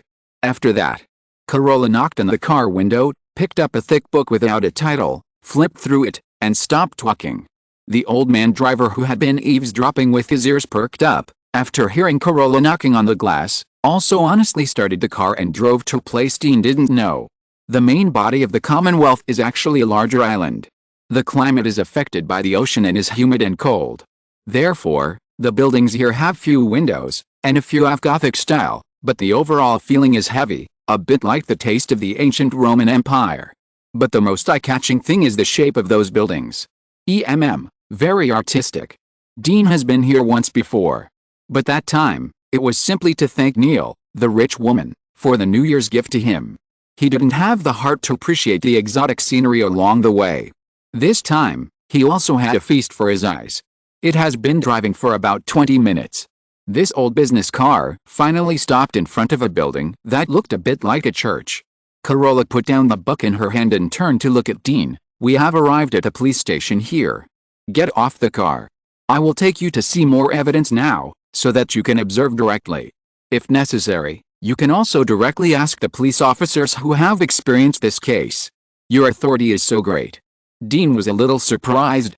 After all, Carola is just a 13-year-old child, no matter how evil she is. He can't believe that the name of the HS school can give her such great power. Faced with his surprise, Carola didn't say anything yet. The old man driving the car laughed and pointed to the inconspicuous I logo in front of his car. "The HS school only serves the royal family, so you can regard us as the royal envoys. It seems that Anthony hasn't given you any introductory teachings yet. This is not qualified. Ignore him." Carola curled her lips. "The old man in the school likes to talk to newcomers. Let's go. I'm looking forward to your performance." After that, she took the lead and walked towards the building in front. Seeing this, Dean could only smile apologetically at the old man and chased after him. After entering, Carola was a man of few words. He showed a certificate with the same I logo to the front desk, and immediately asked the amorous British girl who winked at Dean to stand up respectfully and lead the two of them inside. Not long after, a bald middle-aged agent with a hooked nose, with a strong smell of tobacco, received the two. He extended his hand to Dean respectfully. "Hello, I'm Agent Melvin. Can you show me your ID?" This is treating Dean as the leader. Well, anyone who sees a tall man and a girl will subconsciously think that the man is the leader. Dean could only shrug. "Agent, you asked the wrong person." Agent Melvin thought he had heard wrong. He looked at Carola, who was thin and estimated to be no more than 11 or 12 years old, and showed an unnatural smile on his face. "Man, you are really humorous." Oh, the voice stopped abruptly, because Carola had an extra ID in his hand. On the surface of the ID, there was a strange-shaped eye. A triangular eyeball was engraved in the oval. This pattern, Agent Melvin was deeply impressed, because this is the logo of the most mysterious Royal Secret Service team in the Commonwealth. So, he looked at the yellow-haired girl Carola stiffly, and said in an unnatural tone, "This is really surprising. I mean, I didn't expect that the Special Service team would have a member as young as you. Can I see your ID?" "Please hurry up, because we are in a tight time for what we have to deal with. Carola handed the ID to Agent Melvin with a stern face. After a careful inspection and a phone call to confirm, Agent Melvin finally accepted the fact that this little girl was really a member of the special service team. He handed the ID back to Carola respectfully, and squeezed out a friendly smile on his face that should have been cold and serious. Praised the Queen. "Ms. Carola, how can we help you?" Carola took the ID and said bluntly, "I hope to meet the members who handle the case 76,789 case file as soon as possible, and reopen all the physical evidence of the case." "No problem." Agent Melvin nodded seriously and left the reception room. After he left, Dean crossed his legs and said with a smile, "Your imitation is too obvious. Is this your first time on a field mission?" Carola turned her head away, unwilling to pay attention to Dean. The other party's words made her feel that the strength she had worked hard to maintain before had some cracks. Seeing this, Dean smiled and lit a cigarette. Tisk still a little arrogant. More than 10 minutes later, Agent Melvin, who had received the two people before, returned to the reception room and said that everything was arranged. It was Dean's turn. Thanks to the Buck Friend black hole squeezed tight for the reward of 1,500 book coins. Thank you, boss. Chapter 222. This man in front of me understands me. Under the guidance of Agent Melvin, Dean and Carola took the elevator to a somewhat gloomy underground area with granite on both sides. This place was a religious punishment place a long time ago. After the renovation, we store some evidence of murder cases and temporarily park corpses for autopsies. Agent Melvin introduced while leading the two. After walking for about 7 or 8 minutes, passing through several gates blocked by access control, the three finally came to a brightly lit hall. The hall is not big. At the edge, there are some tables, chairs, and snack cabinets, which looks like a temporary rest area for employees. A man and a woman were sitting on the sofa, talking and laughing. The man had a handsome face and elegant temperament, a bit like a scholar. The woman looked ordinary, but she had a mature temperament unique to young women. She crossed her legs, revealing her eye-catching black stockings. When she smiled, she trembled, adding a lot of color to her appearance, which was not outstanding. Seeing Dean and the others coming over, the two stood up quickly. Agent Melvin. Melvin waved his hand and introduced the two parties. "Nico, Fanny, these two are members of the Special Task Force. This one is called Carola, the person in charge, and the other one is their companion. Next, if they have any requests, you should try your best to cooperate." "Okay, Agent Melvin." Melvin is a veteran. Completed his mission. He nodded to Dean and the others, turned around and left. As for the purpose of Dean and the others coming here? Sorry. As long as the weekly salary is in place, he never meddles in other people's business. After Agent Melvin left, Dean stepped forward and took over the initiative at the scene. "Hello, you can call me Dean. The purpose of our coming here is about a homicide case 3 years ago. This is the situation of that case." Melvin should have talked to this man and woman before. So after the two took the file bag handed by Dean, they did not open it. The man named Nico glanced suspiciously at Carola, who looked only 11 or 12 years old, and said in an unfamiliar polite tone, "Mr. Dean, you are talking about the case of the axe murderer, right? In this case, Fanny and I were responsible for the autopsy of the deceased, but the on-site investigation was done by others." Hearing this, Dean frowned slightly. "Where are they?" "One died of illness, and the other, who is the person in charge, is now under investigation by the Ministry of Internal Affairs and has not appeared outside for a few days." "Okay." Dean remembered that the reason why this case was refocused was because the person in charge of the case had problems, which gave the murderer's lawyer the opportunity to apply for a postponement of the execution of the murderer, Shemi. In this case, Dean leaned forward slightly, looking down at Nico in front of him. "Got it, please take us to see this case, all the evidence and case reports you sealed." Nico's face showed embarrassment. "This is very troublesome, Dean took his index finger and put it to his mouth, interrupting the pretty boy's words. "I am not very patient, so please put away the hostility that you think is well hidden, hold your tail between your legs, and be obedient. As for the unprofessionalism and perfunctory performance in this case, I don't care. They are obviously here to restart and investigate this case. So Nico and Fanny, who has been silent, will instinctively have a kind of hostility towards the arrival of Dean and Carola, thinking that they come here to find fault with them. This is human nature. But Dean is unwilling to waste time on such things. Nico was told his true feelings by Dean. His elegant face flushed, his chest rose and fell violently, and he was a little angry. After his companion Fanny pulled his sleeve, he took a deep breath and nodded, "Got it." After that, he shook off his companion's sleeve and walked into the deep passage. "Sorry, staying underground for a long time and dealing with corpses have made people in our department have a bit of a weird temper." Fanny, who had not spoken a word, gently rolled up her hair and smiled at Dean. "It's okay, just don't waste my patience." Dean's eyes swept over the charming Fanny in front of him, and his habitual smile appeared on his face. "While your companion is going to get the evidence, can you tell me about the situation of the case at that time?" "No problem." Fanny chuckled. "I have a deep impression of the axe murderer case. It turned out that 3 years ago, Fanny was still a rookie who had just entered the industry. The person who led her at that time was the pretty boy Nico. So Fanny had a deep impression of this case. She took out a cigarette from her pocket, lit it, took a deep breath, and began to tell what she remembered. 3 years ago, the victim's neighbor went to the victim's house to return the tools, and happened to see Zimi cleaning the female victim's private parts through the window of the villa. He was terrified and called the police immediately. Although Zimi was startled by the noise of the police's arrival, he was still caught red-handed.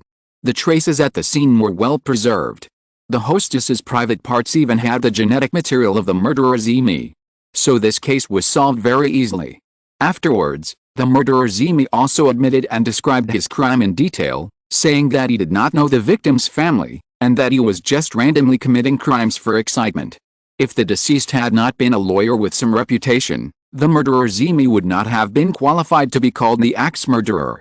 This was just a means for the police to appease those rich people. You see, the murderer is so cruel, he is called the axe murderer, but we caught him immediately. So you don't have to think that we wasted taxpayers' money. All of this is worth it." At this point, Fanny couldn't help laughing. The police's publicity was quite effective at the time, and they even received verbal praise from the Queen. We who participated also gained a lot of benefits, so Nico was unhappy with your arrival.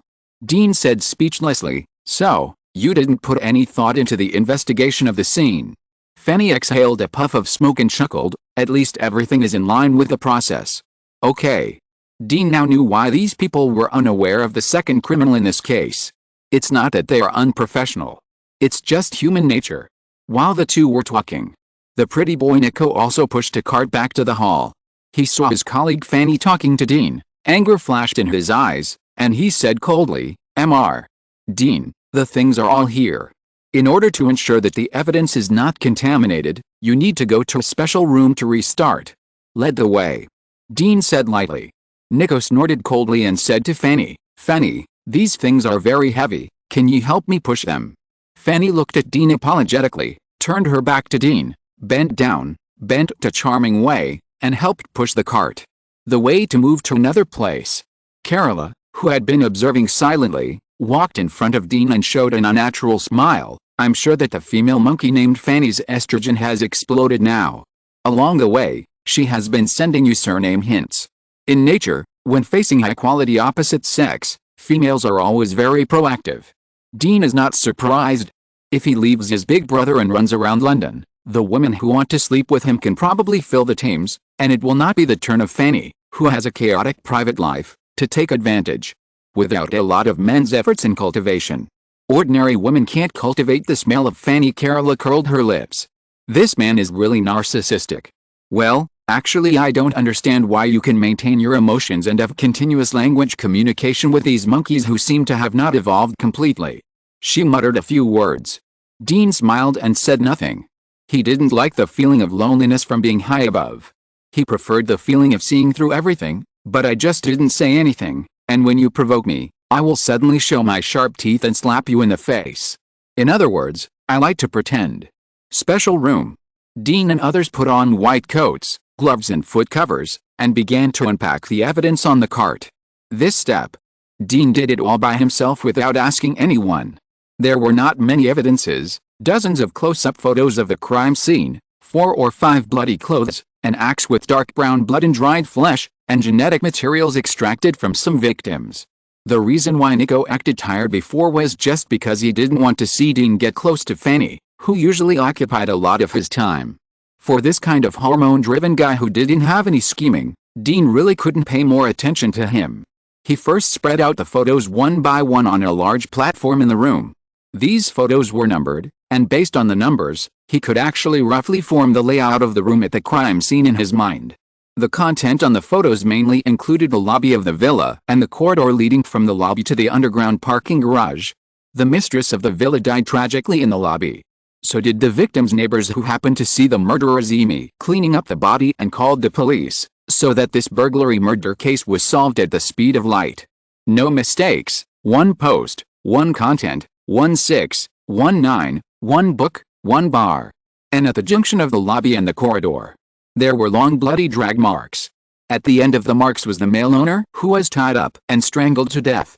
There were many blood marks on his body. His eyes were wide open, helpless and angry, leaning against the wall, his eyes, which had already been turbid, staring at the camera, shocking the heart of the person who saw the photo. Dean's mind had quickly formed the crime scene at that time based on the photos. The murderer's first crime should be in the living room. After tying up the couple, the other party raped the mistress in front of the husband, then brutally killed her with an axe, and then dragged the male owner to the corridor, first tied him twice with an axe, and then switched to a rope to strangle him to death. The reason why Dean speculated that the other party hit the male owner twice with an axe and then killed him was that the traces of blood on the male owner's chest were similar to the smudges caused by the gushing of spring water. This situation is often caused by violent blood flow and sudden rushing out of the body surface. If it were not for the cover of clothing at that time, the blood from these two scars might even splash directly onto the opposite wall. After looking at the photos, Dean knocked on the table and looked at Nico, who was standing aside and watching coldly. When you saw these photos, didn't you have any doubts at the time? After all, this is someone else's territory. In order to facilitate future actions, Dean is ready to train this immature pretty boy. When Nico heard what Dean said, he raised his eyes and snorted coldly. Although no fingerprints were found on the axe, the female victim had the genetic material of the murderer Zimi in her body, and there were also eyewitnesses. This case is simple and clear. What do you want us to be confused about? First, Dean stretched out a finger. The basic criminal psychology of criminals is that they usually choose to kill the more threatening targets first and then deal with others. But this case is the opposite. After killing the hostess, the murderer dragged the host to the corridor and killed him. It was very unnecessary. Perverted minds are different from those of ordinary people. Nico immediately fought back with words. Second, Dean didn't care and raised two fingers. The murderer had an axe in his hand, and he was neat and timid when dealing with a female victim. But when the axe fell on the male owner, it was soft, like a child timidly chopping down. Later, he gave up using the axe and chose to use a more troublesome rope. This is also not in line with common sense. Nico's eyes were even more disdainful. Killing people with an axe and strangling people with a rope will give the murderer different stimulations. What's not in line with common sense? Then you will get used to the strong stimulation of Ferrari and switch to child's tricycle. Dean asked back. The miserable state of the female victim shows that the murderer is extremely violent in his heart, eager for the stimulation of blood and flesh splashing, and enjoys the pleasure of splitting flesh with an axe. It is impossible for him to like to strangle others with a rope. Because in this case, he can only stand behind or to the side of the victim and exert force, and there is no way to directly see the victim's desperate and helpless eyes. This, Nico said stubbornly, you are not a criminal, how do you know what he is thinking? Because of the third point. Dean raised three fingers, looked at the stubborn Nico, and said lightly, all crimes will not be so intense at the beginning. There will definitely be a process from shallow to deep in the middle, and this process depends on their inner desire for excitement. I have seen the information of the murderer Zimi. He had no criminal record before. This situation is impossible to happen to a person who kills so decisively and brutally. It can only be explained. You just caught the other party this time. When you caught the murderer was cleaning up the traces at the scene, and no fingerprints of the murderer or anyone else were found on the axe. This is actually a very difficult thing. Because swinging an axe requires a lot of effort, and in the blood splatter, even if the murderer wears gloves, it will definitely leave a bloody mark on the wooden handle of the axe. Unless. Dean looked at Nico, whose face turned pale little by little under his words, and stopped talking. Don't say it. This guy's reaction meant that he understood what he said. Seeing Dean suddenly keep the secret, Fanny on the side couldn't help but ask, Mr. Dean, unless what? Unless the murderer held the front end when committing the crime. Although it would be more laborious to use, it would not leave an indentation on the axe due to the pressure of the lever. This is a very troublesome thing.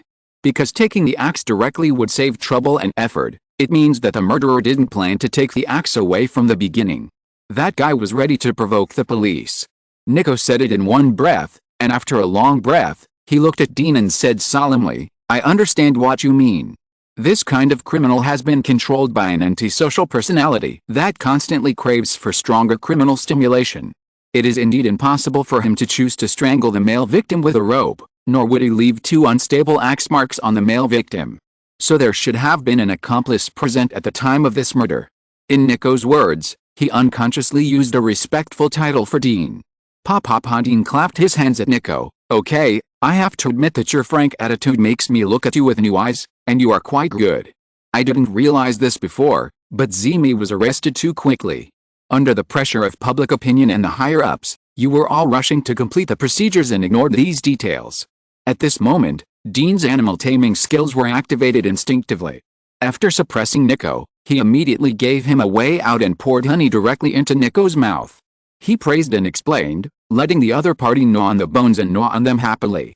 Sure enough, after hearing Dean's words, Nico, who was originally hostile to Dean's arrival, flashed with emotion and guilt in his eyes and was about to say something.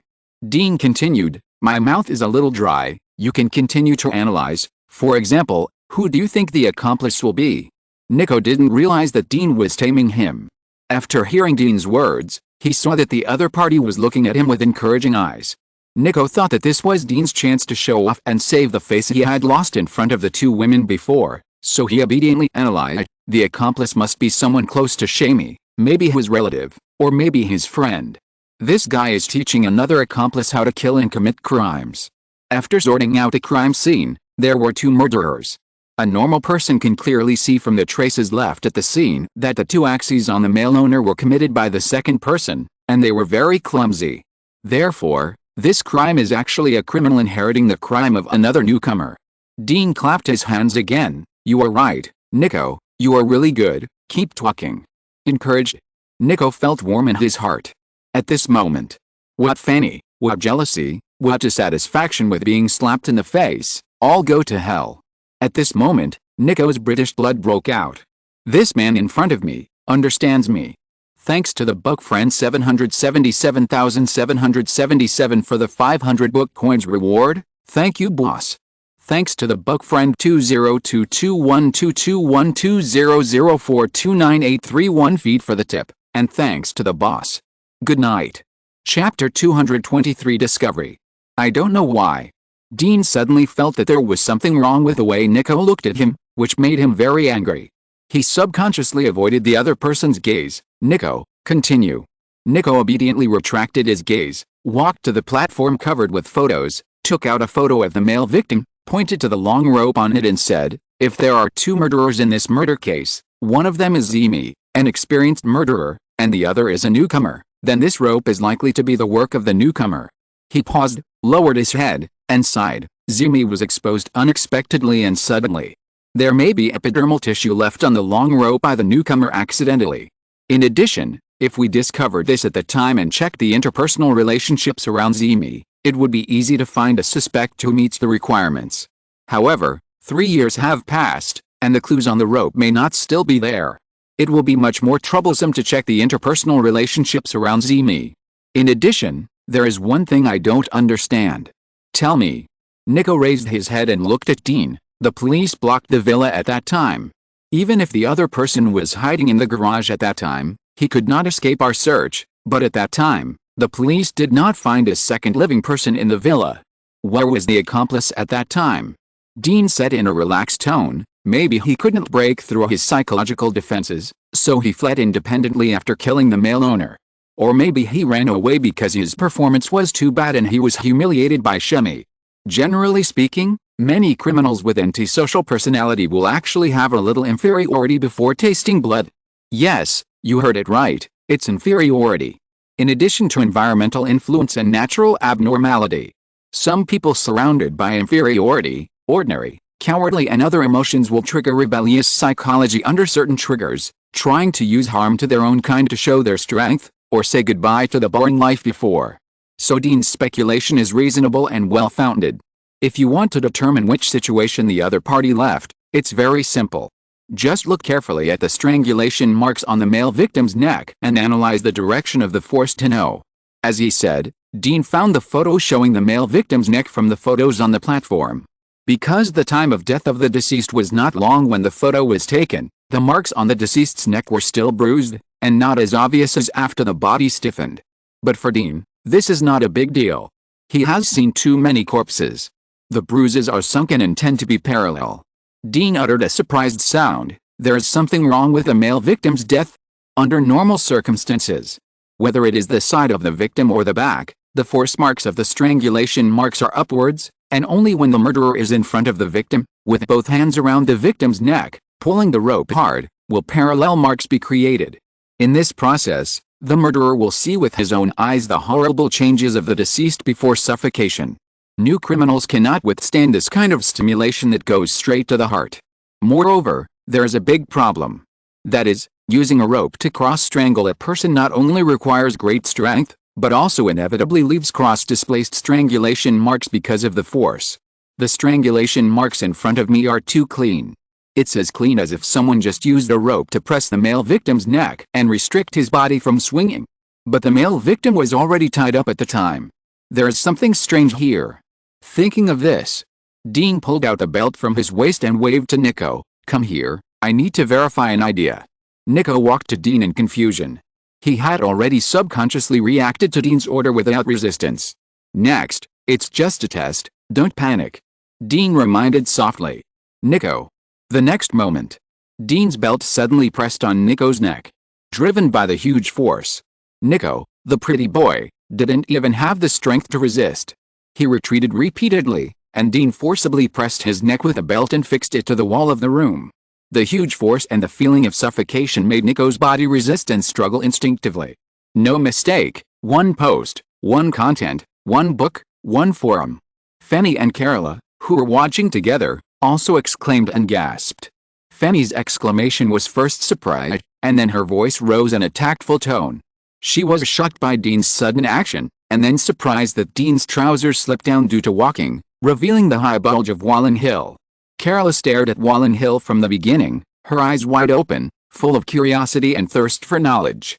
Why were the male corpses she dissected small pieces, and Dean, at such a young age, already had the heavy capital of the Dancing Elephant Rebellion? Dean ignored the two ignorant women. He maintained his posture for more than 30 seconds. Nico's face turned red and purple, and then he put down the belt in his hand, calmly pulled up his trousers, tied his belt, walked back to the platform, and picked up the close-up photo of the neck marks of the male victim. Behind him, Nico knelt limply on the ground, gasping for breath, with snot and tears on his face, looking very embarrassed. Dean's inhuman strength was like a mountain, pressing down on him, making it impossible for a tiny ant like him to resist. He almost thought that he was really going to be strangled to death. This near-death experience also made Nico, a man who just felt a sense of intimacy with Dean, feel more respect for Dean in his heart, and he had no intention of going against him anymore. Dean glanced at Nico, who was kneeling on the ground in shock, and turned to look at Fanny, whose eyes were full of ripples. "Fanny, is there any equipment here to enlarge photos?" "Yes," Fanny responded in a strange voice, and then seemed to feel something was wrong and covered her mouth. She walked quickly to the innermost part of the room, opened a metal cabinet, and revealed a playback device that looked like the Parliament's own media. She pointed to a camera and said, "This is the amplifier we usually use to discuss some detailed clues. Just put the photo on it, and the computer can magnify the focus position 5 to 10 times. However, the effect of doing so is definitely not as good as directly magnifying the photo on the computer. It only magnifies the outline of the photo pixels." "It's okay, I just want to see the outline." Dean handed the photo to Fanny. A moment later, the outline of the strangulation mark on the male victim's neck was magnified to the size of half the computer screen and appeared in front of Dean. Dean looked carefully while moving the camera, hoping to find what he wanted to find. After a few breaths, two rays of shadows that were so blurred that they were almost invisible appeared outside the strangulation mark. Seeing these two symmetrically separated shadows, Dean's mouth curled up. He knew how to find the other criminal. If you're listening to this novel on a channel other than Fanfic World, it means they downloaded and uploaded it without effort. We cordially invite you to visit our channel, Mundo Fanfic Novelis. There you'll find the original version of this story, and you can explore many other novels of various genres. We're waiting for you to immerse yourself in a world of incredible novels. Chapter 224 Investigation.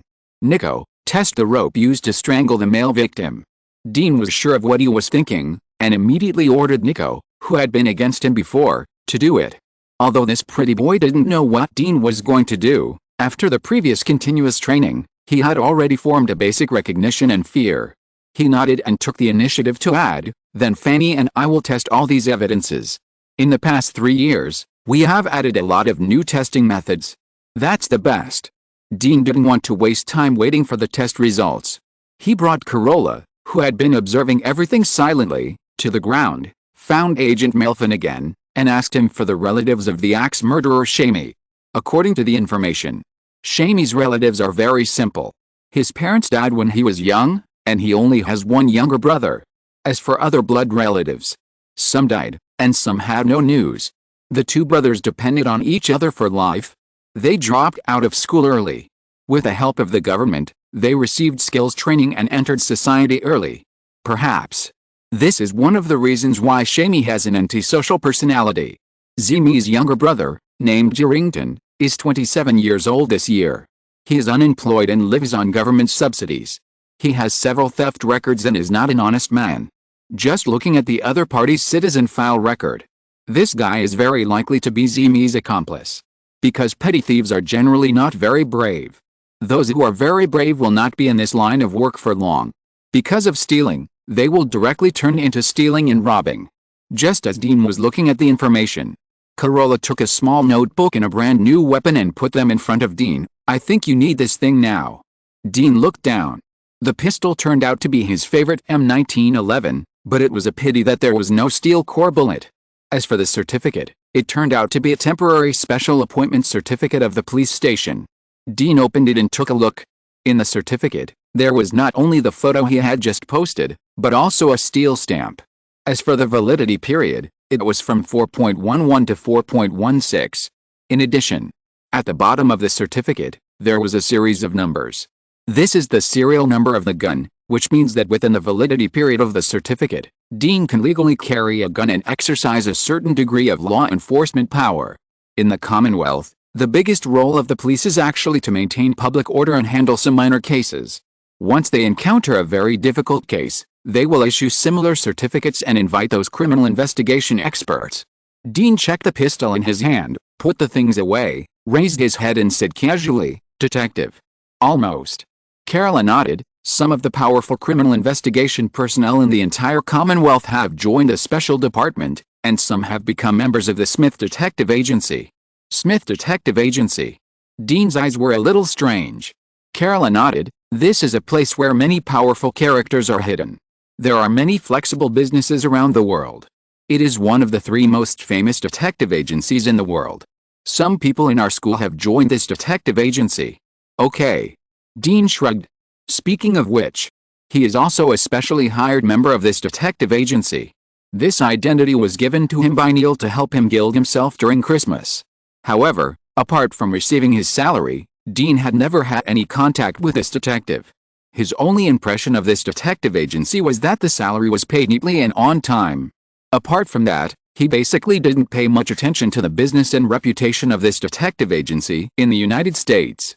Carola looked at the information in Dean's hand. "I know you suspect that Shamey's accomplice is his relative, but I can't understand why you used a belt to strangle Nico before. Was it to make him afraid of you?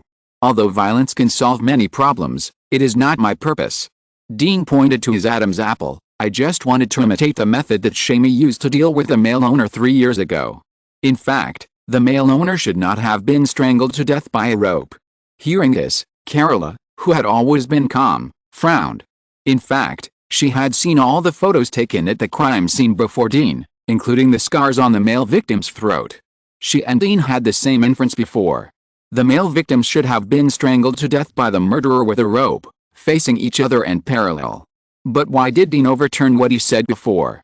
Seeing her silent, Dean grinned. "Carola, although you are very smart, you lack certain common sense.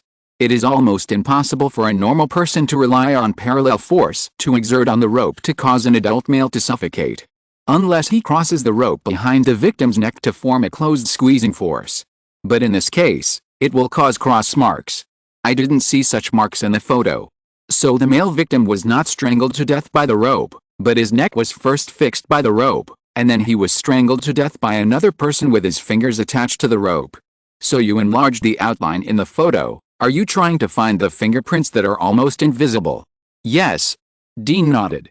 Carla was still a little skeptical, although what you said makes sense. I feel that if you had let go a little later in the room, Nico would have been strangled to death with your belt. Have you forgotten the sketch you drew for me? Dean made a classic bodybuilding pose towards Carla and raised his eyebrows. I have the strength of a bear. Carla rolled her eyes in return. After knowing Dean for a while, Carla felt more and more that this man seemed to have a special charm and advantages, which made her unable to help but change from hostility at the beginning to appreciation. It's hard to meet the same kind. Carla suddenly had an idea that she had never had before, and her cheeks couldn't help but blush, and her heartbeat also accelerated uncontrollably, making her feel a little uncomfortable breathing. Dean saw Carla's state and was shocked. It's bad. Foreign women mature early. This little girl wouldn't think that her genes are excellent and want to have a baby with her.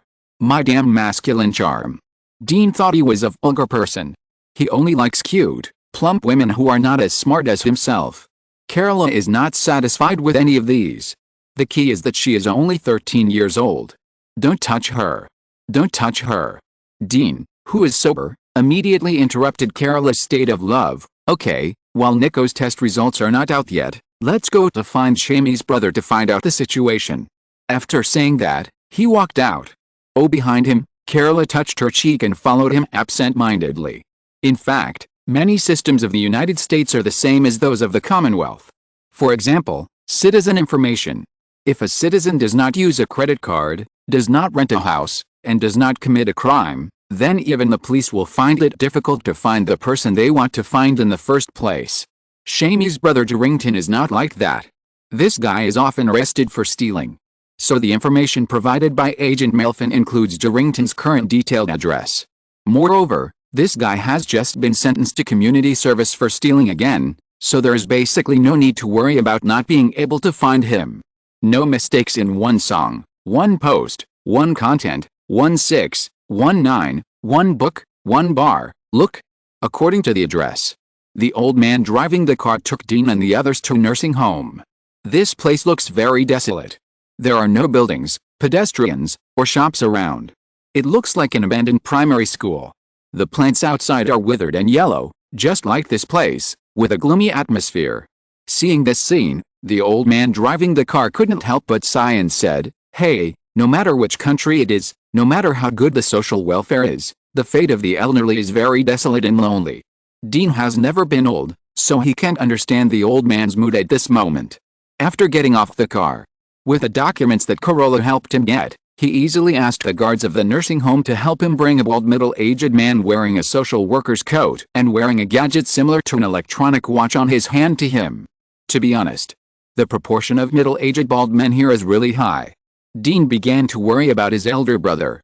With that body type and baldness, it is estimated that Baker will be questioned by the police when he goes out in the future. Take back the strange thoughts in your mind. Dean looked at the bald man in front of him, Darrington. Darrington glared at Dean with some dissatisfaction. "Yes, it's me. I'm already atonement for my mistakes. You don't need to bother me every day." He thought Dean was a staff member who came to check on his serving sentence status.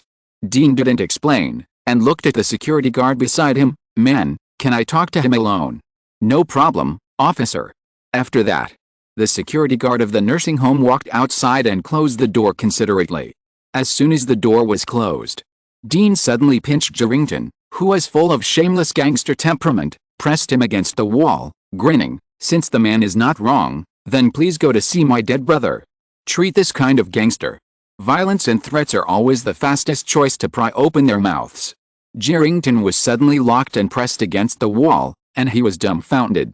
"What dead big brother? What the hell?"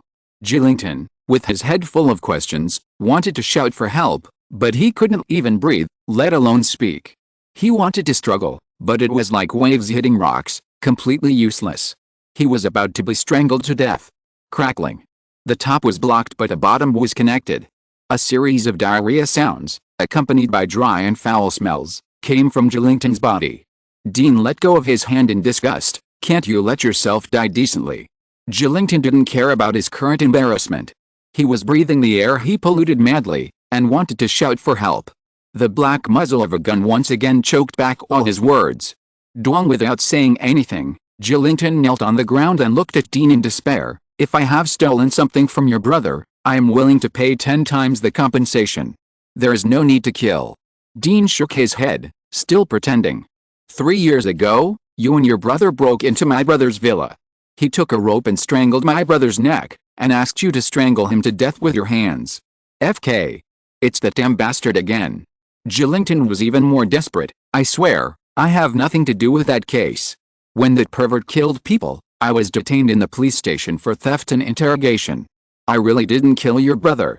Dean looked at Gillington kneeling on the ground for a few seconds, retracted his gun, turned around and left. There was no sign of lying. The detention record was also easy to check. The accomplice should not be this guy.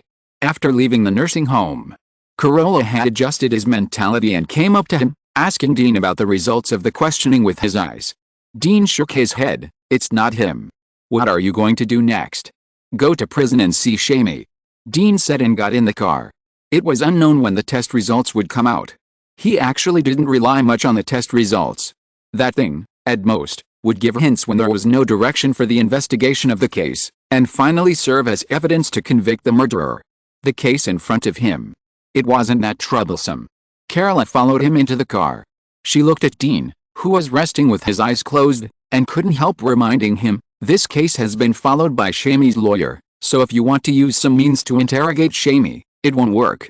Then I'll teach you a lesson. Dean smiled and said, you've learned mind reading well, but you're too rigid in using it. Otherwise, you'll know that even if the target you want to inquire doesn't say a word, he will take the initiative to tell you the answer. Reading the mind. The core is to know the result from the target's reaction. So it doesn't matter whether the other party speaks or not. Carola looked at the confident Dean, blinked her eyes, and said sincerely, you're really amazing. Dean. Damn. Habitually pretending, forgetting to restrain. Good night. Chapter 225 I Choose UX. The prisons in the Commonwealth are obviously not as comfortable as the private prisons in the United States. The buildings are old and damp. Both the activity area and the living area are very narrow and depressing. The dim lights cast orange shadows, making people feel like they have come to the religious inquisition in the Middle Ages. As a death row prisoner, Shamey has his own independent single room, a single room of about 3 square meters. There are iron bars outside, and the bed is against the iron bars. At the end of the bed is a 20-centimeter wide wooden fence, which covers the sitting flush toilet inside, so that the criminals inside can use it to cover their ears and steal the bell when they pee or hum. When the prison guard took Dean over, this guy was standing at the toilet, aiming at several newspaper portraits pasted on the wall, doing an ancient sport. Dean looked at the man who was applying glue inside through the railing. It was different from what he imagined. The first impression of Shamey was that he was elegant and thin. He was only about 1.6 meters tall, a head shorter than his brother, and probably because he had been in prison for 3 years, he was abnormally pale. It was hard to imagine. It's this thing that can be used to swing an axe and kill its own kind so cruelly. Dang dang dang, the prison guard knocked on the iron railing with a baton in his hand, interrupting Shamey's release inside, and said unkindly, Shamey, you bastard, don't use your disgusting glue on the toilet. Because of his height, the baffle around the outside of the toilet only covered Shamey's upper buttocks and waist area, revealing his dark buttocks and his open ping-pong balls. Facing the prison guard's warning, Shamey not only did not stop, but twisted his body. His hands were like the wind, speeding up the drainage. Seeing this, the prison guard looked at Dean awkwardly. Man, it's probably because Shamey's friends outside sent him new newspapers again, so he made this glue like crazy. Dean puzzled. Newspaper. What does beating Fergie have to do with newspapers? Newspapers are not posters of beautiful women. They are black and white. Even if they have portraits printed on them, they look like portraits of the deceased. They are probably not as attractive as the other inmates in the bathroom with their backs to him. The prison guard shrugged and explained, These prisoners have the right to receive letters from outside, but we will not provide them with glue or other things so that they can stick the letters on the wall, so if they want to do that, they have to make glue themselves. Dean. So, this guy is actually applying glue? Maybe there are outsiders around, which is more stimulating. Zimi's gluing behavior did not last long. A moment. Zimi inside suddenly increased his speed, grabbed the newspaper beside him, and put it down, accompanied by the shaking of 2 eggs. Zimi let out a long sigh. He took a few deep breaths. He picked up the previous newspaper again, walked to the shadowed area of the room, pressed it upwards, and then used both hands to carefully spread the newspaper on the wall over and over again. If you look closely, there were 7 or 8 such newspapers on the wall, which were torn into small pieces, so the area they occupied was not very large. Until this newspaper was completely stuck to the tile. Shami pulled up his pants, wiped his hands that were covered with the glue on his body casually, turned his head, and said in a bad tone, "Man, you invaded my privacy, if..." Suddenly, his words stopped abruptly. Shami looked at Dean next to the prison guard in surprise, and his vision immediately passed Dean and locked onto Carola, who was curiously observing him. 2 streams of hot air spurted out of his nose, and the whole person suddenly rushed from the innermost part of the room to the railing, stretched out his remaining mucus to Carola, and screamed nervously with a face full of nervousness, "Woman, a woman with the smell of milk on her body. God, did you hear my prayers day and night? Let her in, I want to tear her apart." Carola was frightened by Shami's crazy reaction and subconsciously hid behind Dean. FK. The prison guard was irritated by this guy's behavior. He picked up the baton and hit Shami's hands that were stretched out over the railing. Shami screamed and turned his eyes to Dean. This pretty boy looked very attractive. Dean didn't want to waste too much time here. He stopped the prison guard and said politely, "Can we be alone with him for a while?" The prison guard looked at Shami fiercely, nodded, turned around and walked to the side to ensure that both parties would stay in his field of vision. "Little baby, you look unfamiliar." Shami pressed his face tightly against the railing, his tongue swirling on it, his bloodshot eyes blinking greedily, and he was very eye-catching. Dean. This guy, what on earth did he go through in the 3 years in prison? Dean resisted the urge to shoot Shami directly, and said expressionlessly, "I am the police officer in charge of your case now, and I have good news for you." Good news. Hearing that it involved his case, crazy Shami calmed down. He took a step back and looked at Dean formally before he said with interest, "It's actually a police officer, a pretty boy police officer. Is there a turning point in my case?" "Almost." Dean nodded. "We reinvestigated all the evidence and found that you have an accomplice at the crime scene, so if you can give him up, you don't have to die." Hearing Dean's words, Zimi didn't show any surprise. He sneered, "What if you good-for-nothings find out? You will never know who he is, but..." Zimi paused and licked his lips. "If you can stay with me for one night, I don't mind giving you some clues." Dean. Damn. This is really disgusting. He really wants to shoot this disgusting thing now. Seeing Dean didn't speak, Shami stretched out his finger, wiped it on the railing, pointed at some remaining glue and said, "Don't you, the Queen's dogs, often promote chivalry in the media? I can tell you that the Queen's birthday, my good friend, will make a big news. If you can lick these things off, I can also give you a hint." He tilted his head and looked at Dean. "On one side is the Queen's honor, and on the other side is your own dignity. Ho ha, I'm curious about what you will choose." Bang, the sound of bullets hitting steel responded. Dean had a gloomy face, put away his gun, opened the prison door with a damaged keyhole, and walked in front of Shami under Shami's confused gaze, grinning, "I choose Nima." Oh, the punch was fierce. Outside the Corolla, Dean's right hand flashed, and Shami's whole body seemed to be hit by a car. His right cheek was sunken, and the whole person flew into the air and hit the toilet behind him heavily. Bang, a loud noise. The whole cell was shaken. Dean was still not satisfied when he saw Shami hanging on the wooden board covering the toilet and twitching. He grabbed the iron bed, pulled off a hollow steel pipe, and started beating him inhumanely. When the prison guard came to his senses and rushed into the cell, Shami was like a donut that had been beaten up. He no longer had a human form, and he could only breathe out but not in. Especially his mouth. The bloody teeth all over the place proved how much Dean hated his stinky mouth. "Man, you're in big trouble." The prison guard wanted to act fierce, but when he saw Dean holding a steel pipe that was still dripping with blood, the words he uttered turned into a low complaint. When Dean dropped the steel pipe that was still dripping with blood and shrugged, "Don't worry, we will take care of it, right, Carola?" Carola glanced at Shemmy's meatball hanging on the toilet partition with some disgust and shook her head. "Dean, your methods are too rough, and the other party's lawyer has been watching. Unless you can solve this case today, even I can't get the prison to cooperate with us. If there is no responsibility, the prison will naturally not offend the special service team because of a criminal. But when there is a problem of responsibility, no one will take the initiative to help others take the blame." One day, Dean stepped on the blood splattered all over the ground and walked to the wall where Shemmy posted newspapers. He smiled. "If nothing unexpected happens, we can get it done before get off work. No mistake, one song, one post, one content, 1-6, one book, one bar, one look." Carola walked in front of Dean, followed his gaze, looked at the newspaper on the wall, and looked at it. The contents of these newspapers are all fragmentary reports, and even because of cutting, the contents are incomplete. It is impossible to see the meaning of Zimi putting them on the wall. "Is there information on it?" "Yes." Dean nodded, "but not on the front, but on the back. If I am not mistaken, the contents on the back, each newspaper, corresponds to a crime." Hearing this, Carola, who has a demonic IQ, understood it immediately.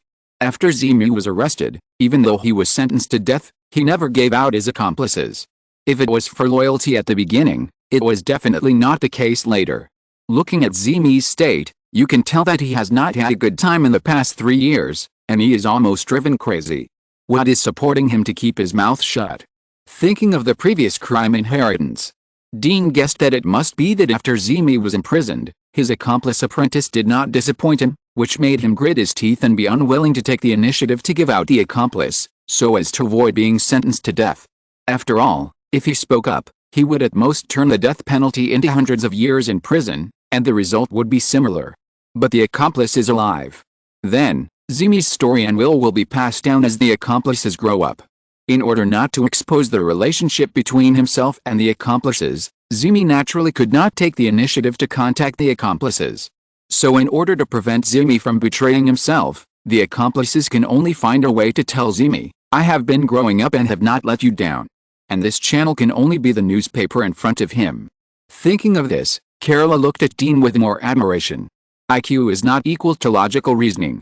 The man in front of him is so strong. How? Dean saw the change in the expression on Carola's face and interrupted her thinking. Carola did not speak, but directly answered Dean with action. She rolled up her sleeves, revealing her slender pale arms, bent down, picked up the steel pipe that Dean threw on the ground, held it with both hands, let the blood on the steel pipe drip on her shoes, walked to Zimi who was still groaning in pain, and held it high. Pa 1, 2, 3 times. The blood that was thrown out left a series of blood lines on the wall, forming a strange virtual and real line figure similar to a mathematical geometric body. It can be seen. Carola has little strength, but the strength he uses each time is almost the same, and his control is very strong. The prison guard has never seen such a scene. He trembled and touched his waist, fearing that these two crazy people would kill him in a rage and kill him later. No, too tired. After hitting more than 10 times, Zimi still didn't die. Carola gave up. She silently threw the steel pipe aside, panting and pulling off a button on her clothes, and threw it accurately into the mouth of Zimi who was still breathing and spitting blood. As soon as the button met the liquid, dazzling sparks splashed out, gushing out of Zimi's mouth, forming a mouth fireworks about half a meter high. A few breaths of time. A strange smell of meat filled the entire cell. As for Zimi, even his head had melted into a black and red mass. Carola seemed to have smelled this smell for the first time and started to dry heave. The prison guard seemed to have seen the world. He stared at the white flame tree that was still reacting where Zimi's head used to be, motionless. Dean was just about to praise him. Plop! The prison guard rolled his eyes and fell to the ground. He was actually frightened and fainted. Dean could only carry them out one by one. Carola's buttons were amazing. Although a combustion reaction similar to flames was formed and extremely high temperatures were released, it did not trigger the smoke alarm above his head. This also saved them from face-to-face with the senior officials of the prison. Anyway, the person has died in prison. No matter what, the prison will bear a certain responsibility. So whether they are willing or not, They can only hope that Dean and his partner can handle the case against Shamie as soon as possible and divert the attention of the other defense lawyer so that they can arrange Shamie's suicide. The newspapers that Shamie posted on the wall were all from the past 3 years. Leave the prison. Dean and Carola quickly figured out Shamie's hidden secrets through newspaper correspondence. Everything is as Dean guessed. Each newspaper, corresponding to the area, is a crime report. On April 15, 1998, an innocent old man was attacked with a stone and died tragically in a corner of the park. On June 7, 1998, an innocent teenager was attacked with a baseball bat by a masked man when he was about to go to school, causing him to fall into a coma and become a vegetable. One case after another. From the beginning of attacking the elderly and children, to the adult women and strong men later. The weapons were connected from the stones at the beginning to the dinner knives at the end.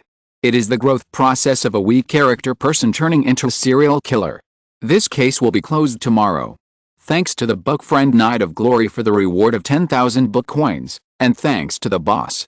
Thanks to the book friend Pumpkinhead Benbin for the reward of 1,500 book coins, and thanks to the boss. End of this chapter. Thank you very much for reaching the end. Don't forget to like. Looking for more exclusive content and immediate access? Subscribe to our Patreon. Remember, every like, subscription, or donation encourages us to continue. Thanks to everyone. See you in the next video.